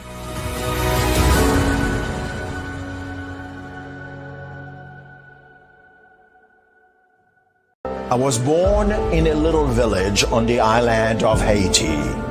Many deadly diseases pounded me. It is as if they were on a mission to end my existence on this earth. I refused to give up. In 1983, I left Haiti and came to the United States of America. And I came with $5, 2 shirts. I didn't speak in English. I came to Atlanta. I got a job. I was a doorman. I was a doorman with a dream. What I used to do, I used to come on stage. I'd rehearse this moment that I'm standing in front of you. That's the power of a dream.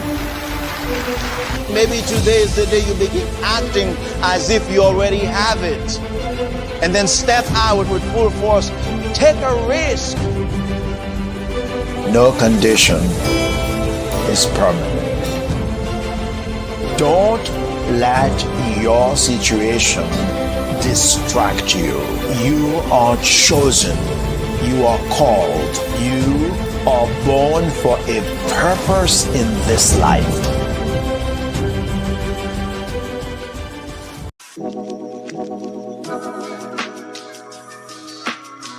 The African company and the African CEO is making a conscious decision to bring on someone external to the continent versus bringing on someone who is from Ghana or Kenya or South Africa. And so the skill sets of the people that we take through our executive leadership training program and ultimately on the placement, obviously have to be extremely high caliber. So what we look for are corporate executives at the vice president to C-suite level, as well as Black entrepreneurs. When we look at the Black corporate executives, we're looking for some very specific skill sets, whether that be around supply chain, sales and marketing, engineering, product development. We want our folks to be able to add immediate value to the corporate board, right? And the other thing is, even if they don't necessarily have specific industry experience, they're bringing a diversity of thought.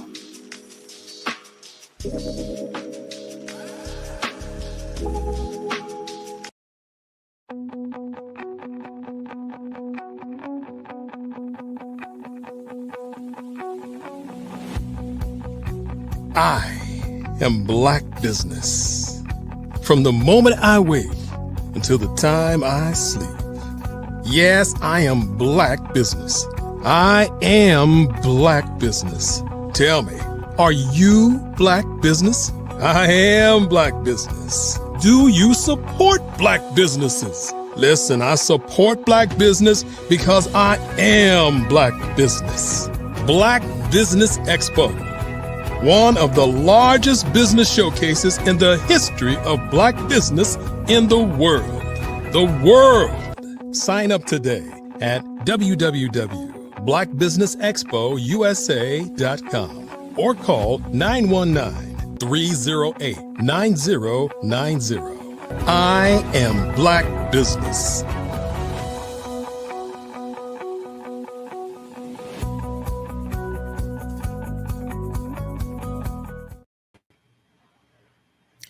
Good day, business owners, entrepreneurs, thought leaders, and corporations. Welcome to the Black Business Network.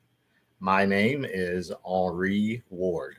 I am your business moderator for this session of the Black Business Network. The Black Business Network is a 24-hour business network showcasing Black businesses, business owners, entrepreneurs, and thought leaders worldwide. We have speakers from North Carolina, London, Singapore, Africa, Japan, and cities all over the United States. The Black Business Network is a global community sharing its business knowledge to empower, inspire, and educate businesses about business. Our speaker for today is Mary Ann Rivera-Durnett. Mary Ann is an accomplished author, podcast host, speaker, and certified life and leadership coach, committed to guiding individuals and teams from uncertainty to purpose and passion. She has authored over 20 anthologies and 2 journals, providing inspiration and practical guidance to her readers. As the host of Fearless Fridays with Mary Ann, she fosters deep, transformative conversations about life, motivation, and personal and professional growth. Mary Ann's expertise is shaped by her personal journey, having overcome significant challenges such as surviving sexual abuse, teenage motherhood, domestic violence, and dropping out of high school. Her resilience and empathy empower her to connect deeply with her clients, helping them navigate life's toughest challenges. She holds a bachelor's degree in organizational management, a master's in strategic leadership, and an honorary doctorate from Trinity International University of Ambassadors. Certified by the John C. Maxwell Certification Program, Mary Ann is a respected coach, speaker, and trainer. She has received multiple prestigious awards, including the Presidential Lifetime Achievement Award in 2024, and has been recognized as one of the top 25 global impact entrepreneurs. Please welcome Mary Ann Rivera-Durnett.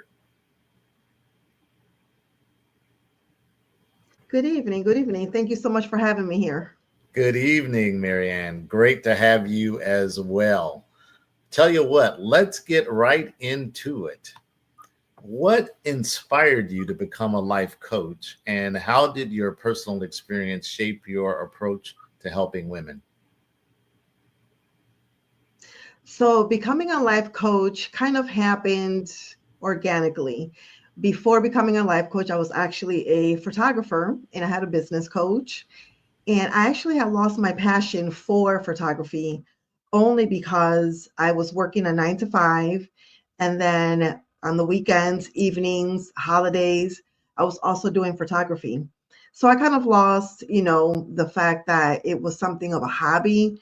I was passionate about it, but I was doing it all the time. So in speaking with my business coach, she, asked the question, well, what do people come to you? What's your sticky? And as I thought about it, I was used to having girls, only get togethers at my house, talking about life, whether it was relationships, work, whatever was going on. So as I was having a conversation with my business coach, she said, what about being a life coach? So I was like, I was intrigued and I asked her a whole bunch of questions. I got certified. And years later, I'm here as a certified life coach. And working with my clients is all about the things that I have overcome in life myself, that I am able to I don't just talk the talk. I have walked the walk and I have been there. So I come from a place of empathy, of understanding, and having real life experience when I work with my clients. That is awesome. Thank you so much for sharing that. Can you share the story behind the creation of Fearless Fridays with Marianne and how it impacted your audience? Oh, my podcast. That's one of my latest ventures. So actually not latest because it started in 2020. So the vision for my business is to equip women with strategies to silence their insecurities, build healthy boundaries as they fearlessly pursue the life and career of their dreams. And my vision is to see women worldwide live a fearless, free, and fabulous life. So as I thought about that, I'm like, okay, my books can only reach a certain amount of people and things like that. Social media only has a certain amount of reach. And that worldwide just kept on nagging at me over and over again. And as I was having a conversation one day with a friend of mine, he said, well, what about a podcast? And he had a podcast. So he allowed me to pick his brain for an hour at no cost. And he walked me through how to get started, what platforms to use, what microphone to use, how to set it up, how to interview people. And that was the driving force because I wanted to reach people, particularly women, worldwide. So today the podcast is heard on over 25 different platforms, 13 different countries, not just here in the United States. And I talk to individuals who have, like myself, real life lived experiences. So women who have experienced sexual trauma, women who have been victims of domestic violence, women who've dropped out of high school, and then later on got their GED and college degrees like myself. We also talk about, the journeys of being an entrepreneur because we oftentimes see the glitz and glamour on social media, but we don't see the journey that people can that people overcome and go through all the rejections and things like that. So it's just helping women overall heal their inner child and nurture their inner child. Everything about my podcast, my coaching is all about healing and nurturing your inner child. Because when that's done, you're able to be a productive citizen, you're able to be a productive adult in life and thrive. That is outstanding. And I want to drill down on that just a little bit more with you. As you stated, your work centers on helping women get unstuck and heal. What advice would you give to someone feeling lost and overwhelmed right now?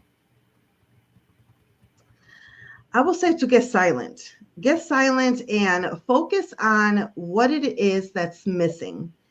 One of the exercises that I typically have my clients do is to write out your perfect day.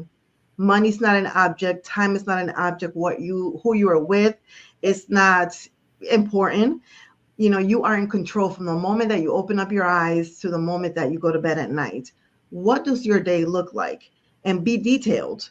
The colors that you see, the smells, the aroma, what do you taste? What do you feel on your skin? Where are you waking up? Are you in a mountainside cabin? Are you on an exotic island? Are you on an overwater bungalow? Where are you at? What are you doing? Who are you meeting with? When are you meeting with them? What noises, what sounds do you hear and things like that? And then compare that to your current life. Where are you now? And see where the gaps are, and craft a plan to get from your current to your ideal perfect day, and start working on that. Do you need to start saving money? Do you need to connect with, partners? Do you need to leave a job that's no longer serving you? Do you need to leave a relationship that's no longer serving you? And there's, you can see the writing on the wall. What is it that is missing? What do you need to add? What do you need to get rid of? And fill in that gap. So that's one of the things that I will say is definitely get quiet, because when you're quiet, you're able to shut out noise of the world, your own thoughts, and connect with your higher power. Excellent. Excellent. Marianne, how do you balance being an author, international speaker, coach, and entrepreneur while staying true to your core values? So that's the key right there, is knowing what the core values are. So for me, my 3 top core values are community, freedom, and happiness. So whenever I'm involved in a project or I get an invitation, whether it's to speak or appear, on a show, whether it's to be on a podcast or, part of a new book anthology or something like that, I go back to what my values are. And I ask myself, does this in any way lead into the growth of my community? Community is family, friends, my clients, the people that I serve. Does that feed into that? Does that make me a better person? Is that ultimately going to lead to my freedom and my happiness? If the answer is yes, then the invitation gets a yes. If I have to fluster and think about it, then to me, that's a no. If something does not align, it's an automatic no. I don't apologize for it. It's just a no, thank you. Maybe next time. And I just stick by my boundaries, stick by my values. And that's how I balance everything. And also learn how to focus on what's important to me, and getting very clear on my calendar, setting time aside for time with my husband, time with my friends, time for the podcast, time for writing. So just keeping that planner, very clear, and just focusing my time on what's important to me. Very nice. Very nice. Thank you for sharing that. What was it like for you to receive the Presidential Lifetime Achievement Award? And what did that recognition mean to you? So it was a surprise. I got that from Dr. Sherwood, and it meant that I am seen as someone who has struggled with, low self-esteem, not feeling worthy, low self-confidence. And sometimes, as an entrepreneur, we struggle, people are not buying my, my books or booking me, for coaching or for speaking engagements. Sometimes you start to question yourself, am I doing the right thing? Am I on the right path? So when you're reached out and you're contacted, I'm going to honor you in this way, it's oh, okay. It makes the alignment to your thoughts and to your vision and mission. Everything just aligns. So it's a reinforcement that you are on the right path. And it just reignites that passion for your why I got into business and things like that.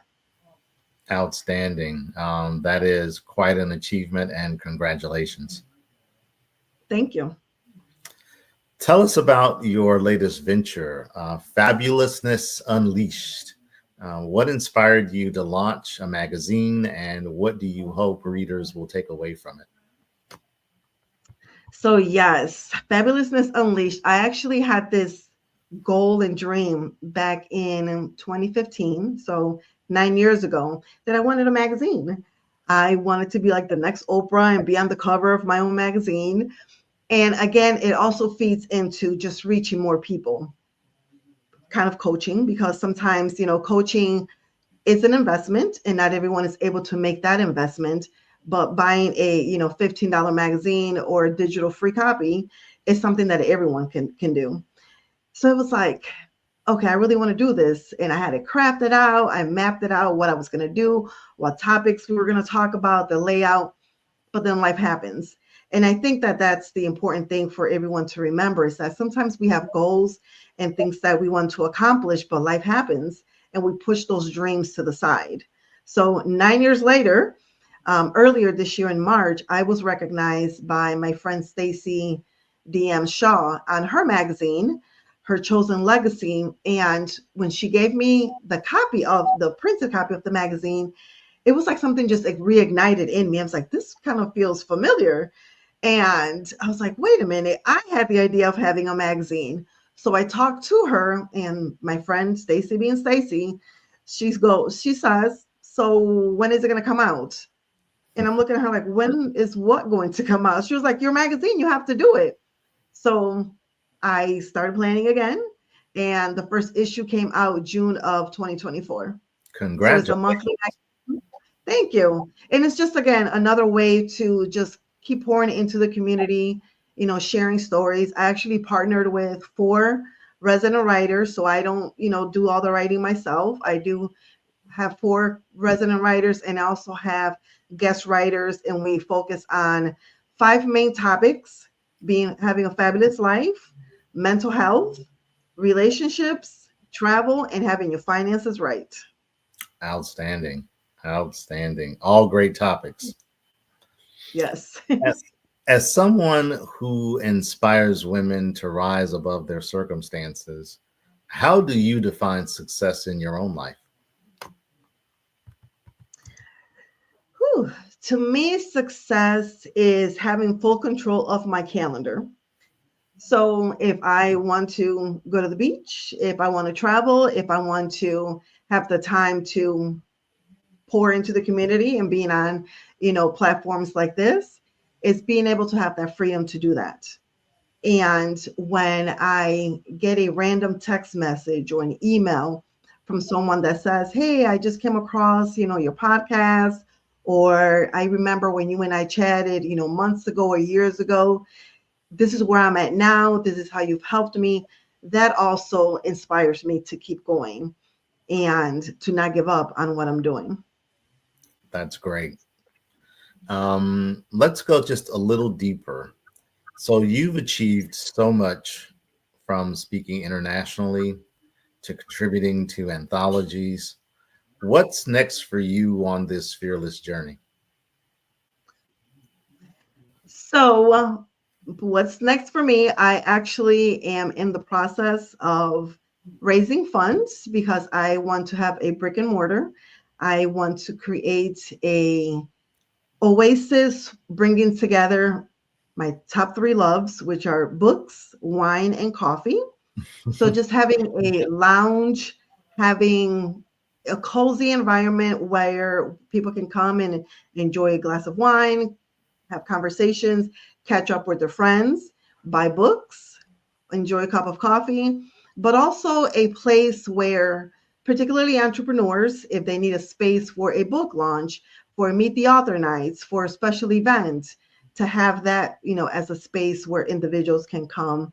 So it's a mix of coffee, wine, books, cultural events, entrepreneurship, and things like that. And then I am also crafting out the plans for a 15 to 20 city tour.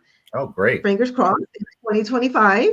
As I finish my solo book, I've done many anthologies, and it's time for me to finally finish my memoir. And I am working with a publisher, coach friend of mine, Ebony Nicole Smith, working on that together, crafting it out. So that will be happening in 2025. That is wonderful. Congratulations. Thank you. If you could give your younger self one piece of advice, what would it be and why? Everything that I do is about healing my inner child. So the advice that I will give to her, I will let her know that everything is going to work out. Everything is working out, to never give up, to always hold her head up high.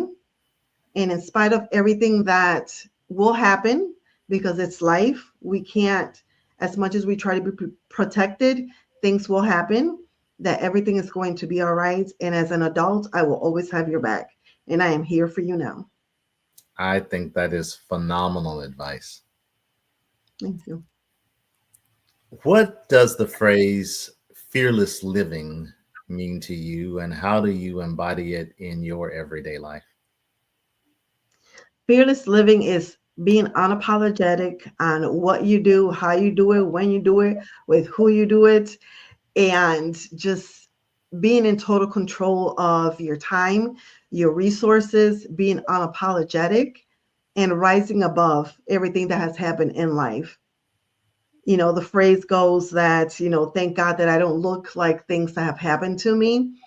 And that is very true. That is very true, because oftentimes we see the glitz and glamour, we see the high reels on, you know, social media, but we don't really know the backstories of individuals.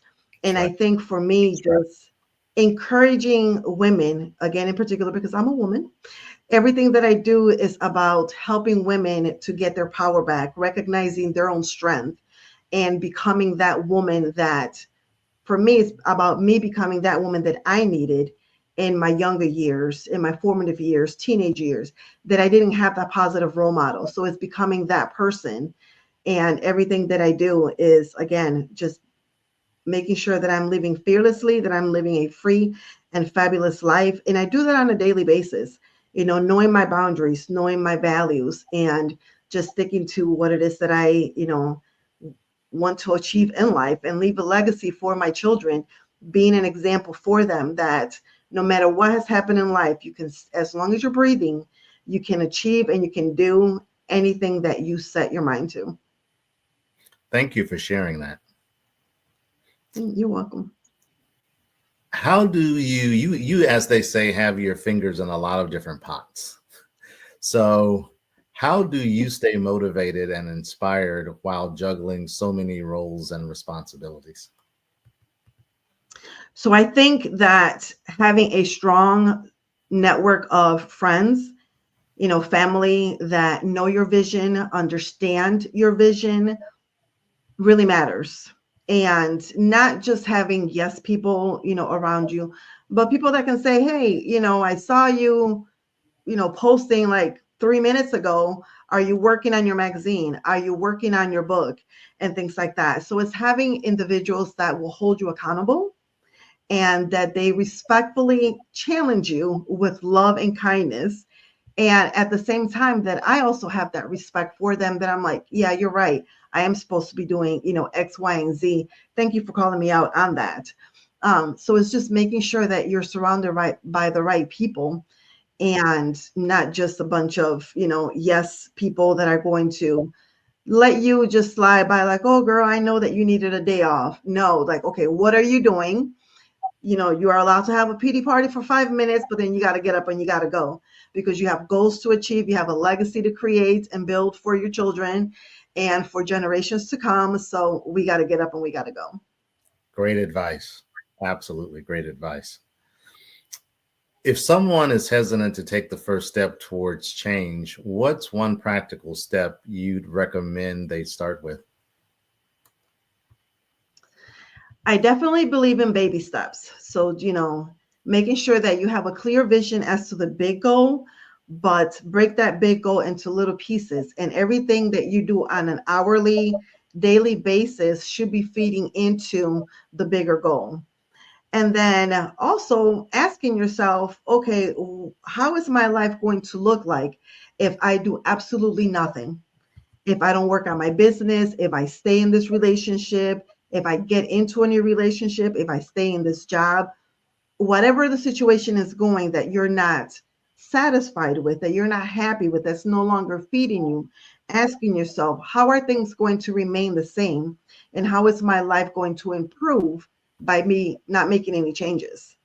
And then you have to get real with yourself, because sometimes we have plans, sometimes we have goals and things that we want to aspire, but those things are not really things that belong to us. It could be things that society says, okay, you're 35 years old, you're a woman, you should be married by now, you should be having 2.5 children.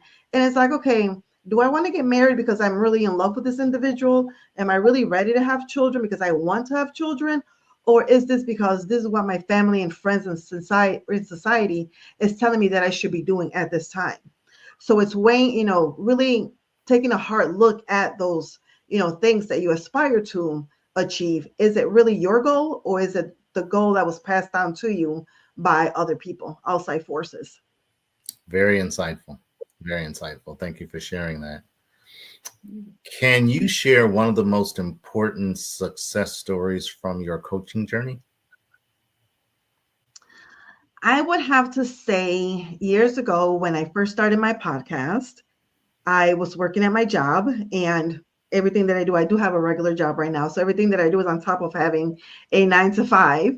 And someone that I worked with came to me. She was an older lady, and she said, I've been listening to your podcast and it's been helping me a lot. And I was kind of taken aback because I had no idea that she even knew I had a podcast and that she was even listening to the podcast. So a week or so passed by and she came in again and she's like, I listened to so-and-so's conversation. I forgot which topic it was about, but I think it was something, I can't remember the guest, but the topic was about that age is just a number, that as long as you're breathing, you're still able to achieve your goals, no matter what is happening in life. So I asked her, like, okay, what was it about this, particular topic conversation that inspired you? And she shared she was in her 60s and she's always wanted to be a school bus driver. I was like, okay, that's interesting. And so I asked her, okay, well, why haven't you done it? She was like, I don't know how to drive. I was like, you want to be a school driver, but you don't know how to drive? She was like, my husband would never allow me to learn how to drive. He drove me everywhere. And she shared that, she was no longer with the husband. And that tugging, that little nagging voice started talking and talking louder. So when she heard that podcast, episode, it kind of reignited something in her. So I asked her, so what are you going to do? Because if you become a school bus driver, you can't work here anymore, because we were working for a major retail, company. And I was like, you're going to have to give that, the job up. She said, I'm ready for that, but I'm scared. And I said, okay, well, let's talk about that. So she became an unofficial, coaching client. So we worked through it. And I said, well, the first thing that you need to do is learn how to drive. Don't worry about becoming a school bus driver. That's the first step. You got to know how to drive. So she signed up for her permit. She started taking drivers, ed classes. And 3 months later, she came in and my background is human resources. She came in and she was like, I have something to tell you. And I was like, what is that? She was like, I'm resigning. I was like, what do you mean you're resigning? I'm like, no, don't quit. You have to fill your position. She was like, I got offered a job being a part-time school bus driver. How awesome. I was like, oh my God, like that is amazing. So that story that happened 4 years ago, like early on when I first started the podcast, and that has just stuck with me. Number one, because as the saying goes, people might not always comment, people might not always like, but people are always watching. So I had no idea that she even knew I had a podcast. And not even that, she was also listening to the podcast. And that age is just a number. She was in her 60s. She always wanted to be a school bus driver. She wanted the freedom of having holidays, weekends, and summers off. And retail did not allow her to do that. And she finally stepped out of her comfort zone. She stepped out in faith and accomplished her goal. What a wonderful story. Thank you for sharing that. You're welcome. Always makes me smile. Yeah, I can see why. How has overcoming challenges like sexual abuse and domestic violence influenced your leadership style? It has taught me that to slow down, and as the saying goes, don't judge a book by its cover, because you never know someone's story. Like I mentioned earlier on, thank God that I don't look like the things that I have, been through in life. So just being a little bit more empathetic in approaching people, learning to read body language and things like that, and just being mindful to what you see and also paying attention to what you don't see, because oftentimes people's behavior, can give you a glimpse into their past, things that have happened in their life. So just being mindful of those things. And for me, because of the things that I have, went through and things like that, and I never spoke about it. One of the things, predators do is make threats and things like that. So I never talked about it till I became a teenager when I was in the juvenile delinquent system. But then as soon as I talked about it, I shut it down, didn't talk about it again. So, the unhealed child in me became a very promiscuous and unhealthy teenager. And again, because I was still unhealed and hadn't talked about that or gotten counseling, things like that, I made some decisions as an adult that had I been a healed Marianne, those decisions would not have been made and things like that. So that's definitely one of the things, is just being mindful, because everyone has a story. And sometimes it's really not our business to know what that story is. It's just having empathy and respecting individuals and meeting people where they are. I completely agree. What strategies do you recommend for turning uncertainty into purpose and passion? So I would definitely saying, again, getting quiet. To me, it's all about getting quiet, because when you are able to silence those voices, you can get clarity. And think about what it is that, you want to see yourself. Envision the best future version of you. What is she doing? What is she wearing? Where is she showing up? How is she speaking? And things like that. And start channeling that person. Sometimes, and I do this myself, as coaches, we're oftentimes coaching ourselves. When I'm watching TV, it's like, okay, what would future Marianne be doing with her time? Is this the best use of my time at this very moment? And if the answer is yes, it's okay. You have permission to just spend a whole day in bed watching Netflix and doing what serves you at that moment. But if the answer is no, then ask yourself, what should I be doing? What would the ideal future version of myself, what would they be doing at 5 p.m. on a Friday and things like that? And then get up and go do that. And if it's something that involves money, resources, whatever it is, then make a plan. Work on that. So when you find yourself being stuck, that you are able to get up and you have the tools. And the thing to also remember is that when things happen in life, we don't start back from point A.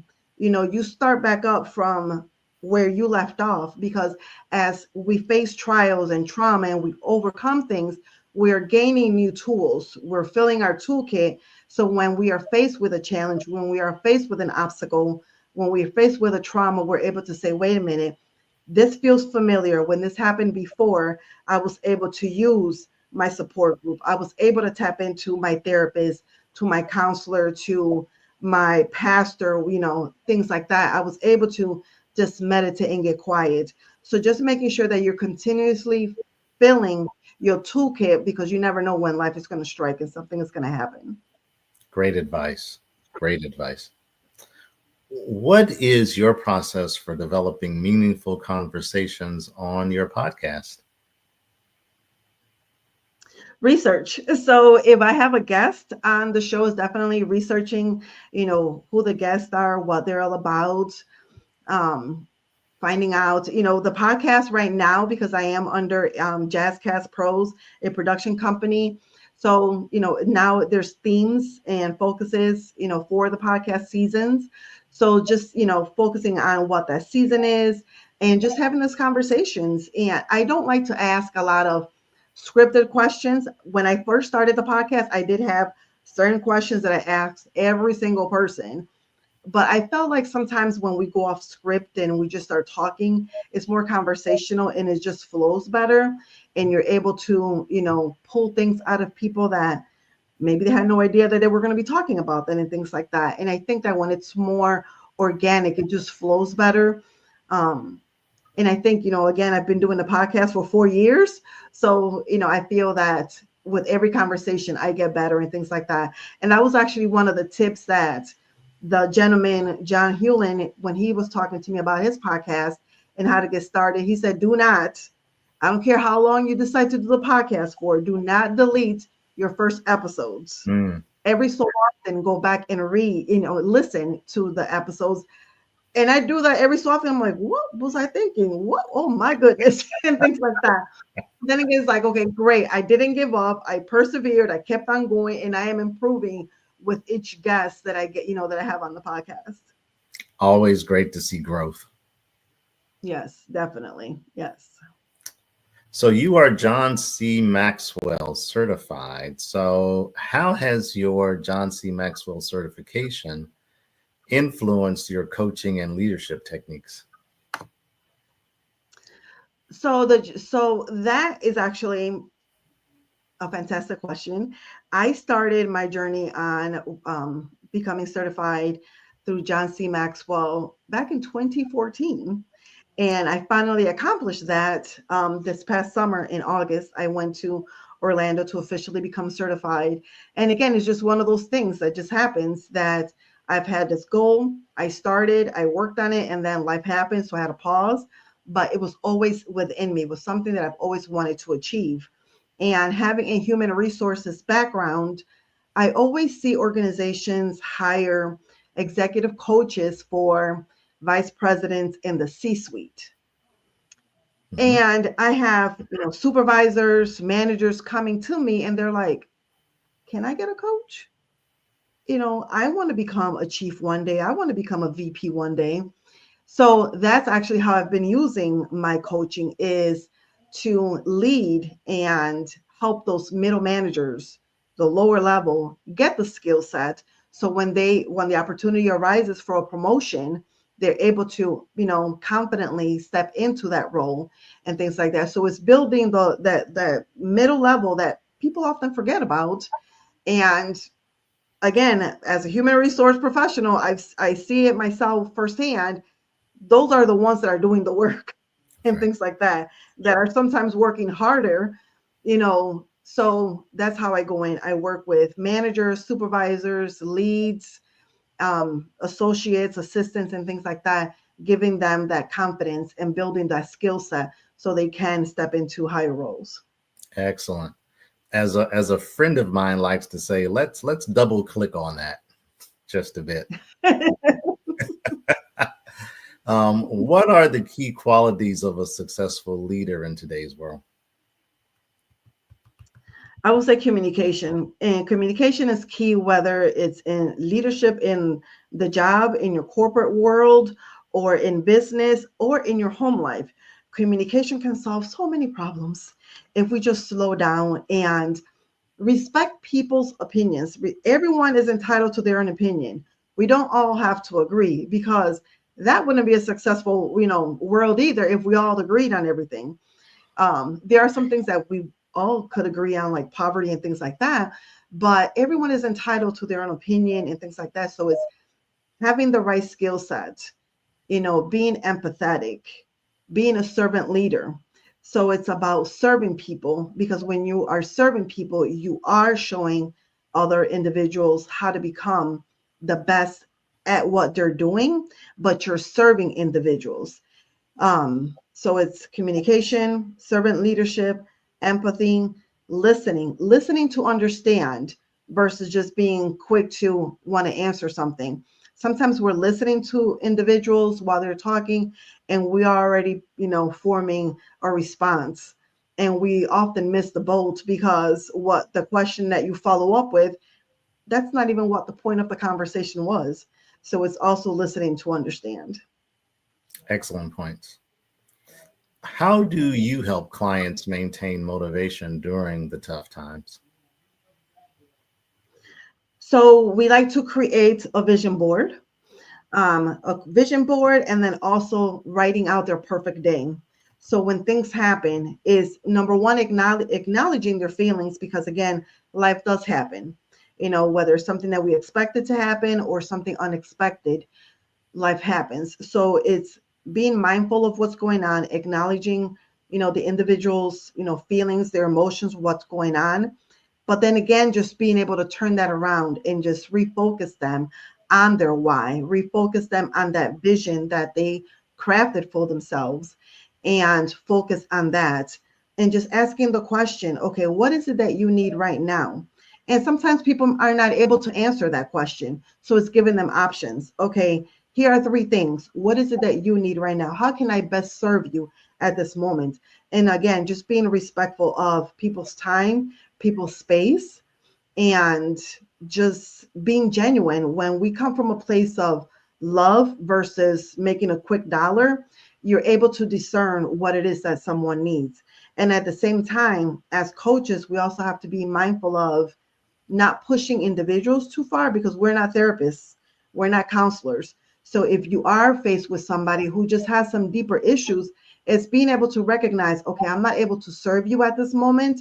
Here are some resources that I can connect you with. But at the same time, not just letting them go free, it's following up with them and just staying in touch with them. Excellent. Excellent. Marianne, how can people interested in your coaching programs or speaking engagements get involved, and how can they get in contact with you?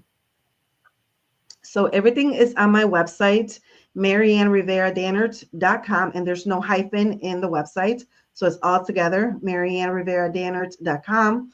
Information about the podcast, my books, speaking, coaching, it's all listed on there. And social media, Facebook and Instagram are my two favorite platforms. So Marianne Rivera-Dannert, there is a hyphen. Or also my business page is MRD, Empowerment Solutions, are two ways that individuals can connect with me. Outstanding. Marianne, thank you so much for coming on this network and sharing your expertise on this show. Thank you so much for having me. The pleasure was mine. Thank you. Thank you.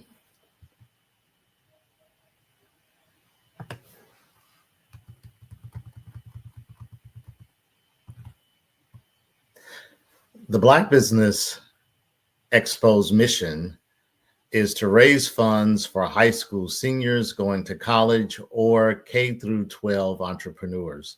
This expo is a fundraiser for students who may go to www.blackbusinessexpousa.com. Again, you may go to www.blackbusinessexpousa.com to donate to the scholarship fund, or use the Cash App that's on the screen below and say $BBXUSA.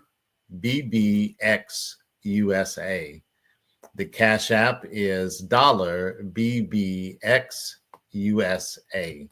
Our goal is to give laptops and up to $5,000 to 10 students. Students can register online at www.blackbusinessexpousa.com. Every dollar counts, so we want to remind you to donate to the scholarship fund. We want to thank our Black Business Expo sponsors for the month of November. Those sponsors are NC100, Suede Soul, Carolina, Virginia Minority Supplier Development Council, Step Management, Margie McLean Foundation, Inc., Genius is Common, Our TV, Executive Women's Success Institute, The Quality Coaching Company, Superwoman Business Services, Creative Force Studios, Lee Entertainment, Black Business Olympics, Artistic App Design, and Black Business Expo USA. Genius is Common, and I'll see you on the other side.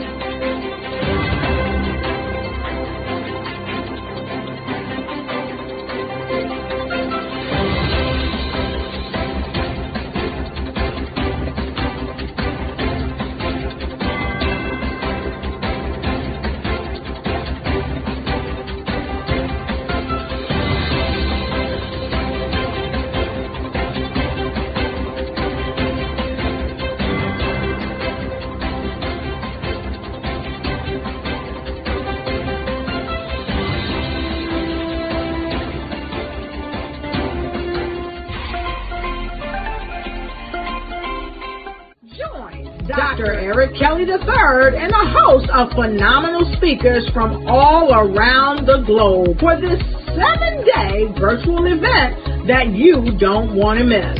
The mission of the Black Business Expo is to raise scholarship money from kids all the way from high school, all the way from college. The Black Business Olympics is one of the largest Black business showcases in the world. It is an opportunity for businesses and companies to showcase their businesses globally. We are going to be giving away laptops up to $5,000 away to students.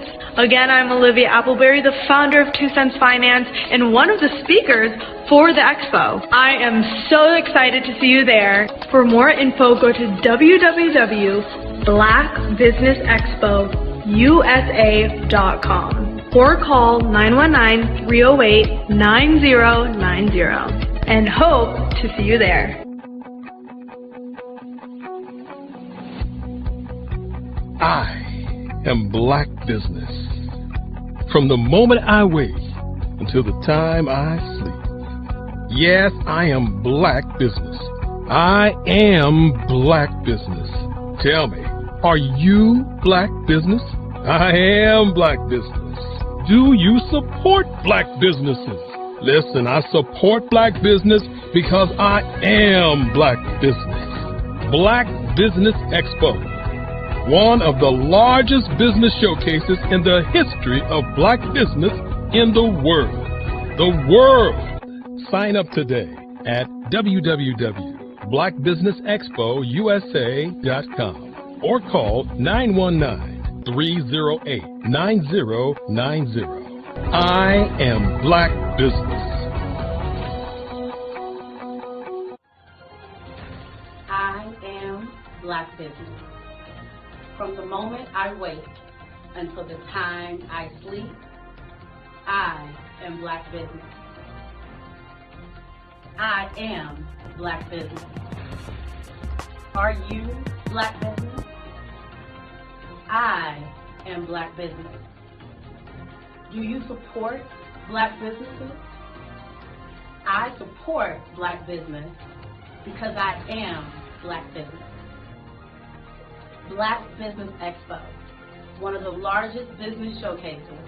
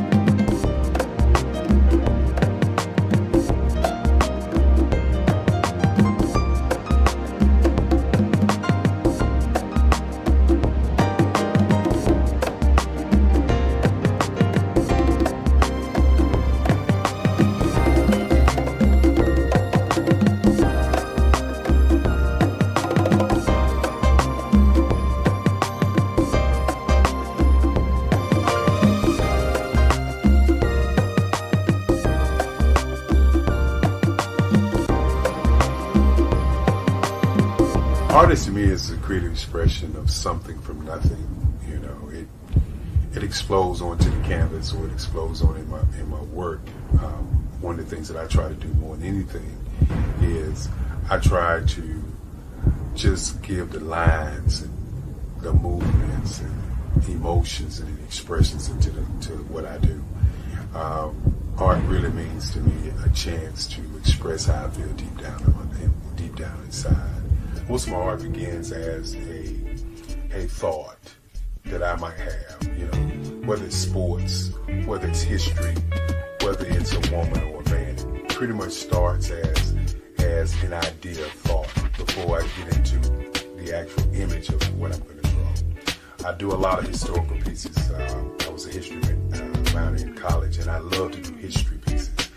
And a lot of times I'm thinking about history, and then I try to make that history impact you as you look at it. That's one of the reasons I do pictures so large. People ask me, why do I do the pictures so big? And I tell them, I want the piece to impact them as they're looking at it. To kind of dominate them, dominate their space. And most of my pieces I try to do off page. I don't try to do anything that's going to be in those four corners or in a square. And I want your imagination to be a part of the piece that you're looking at.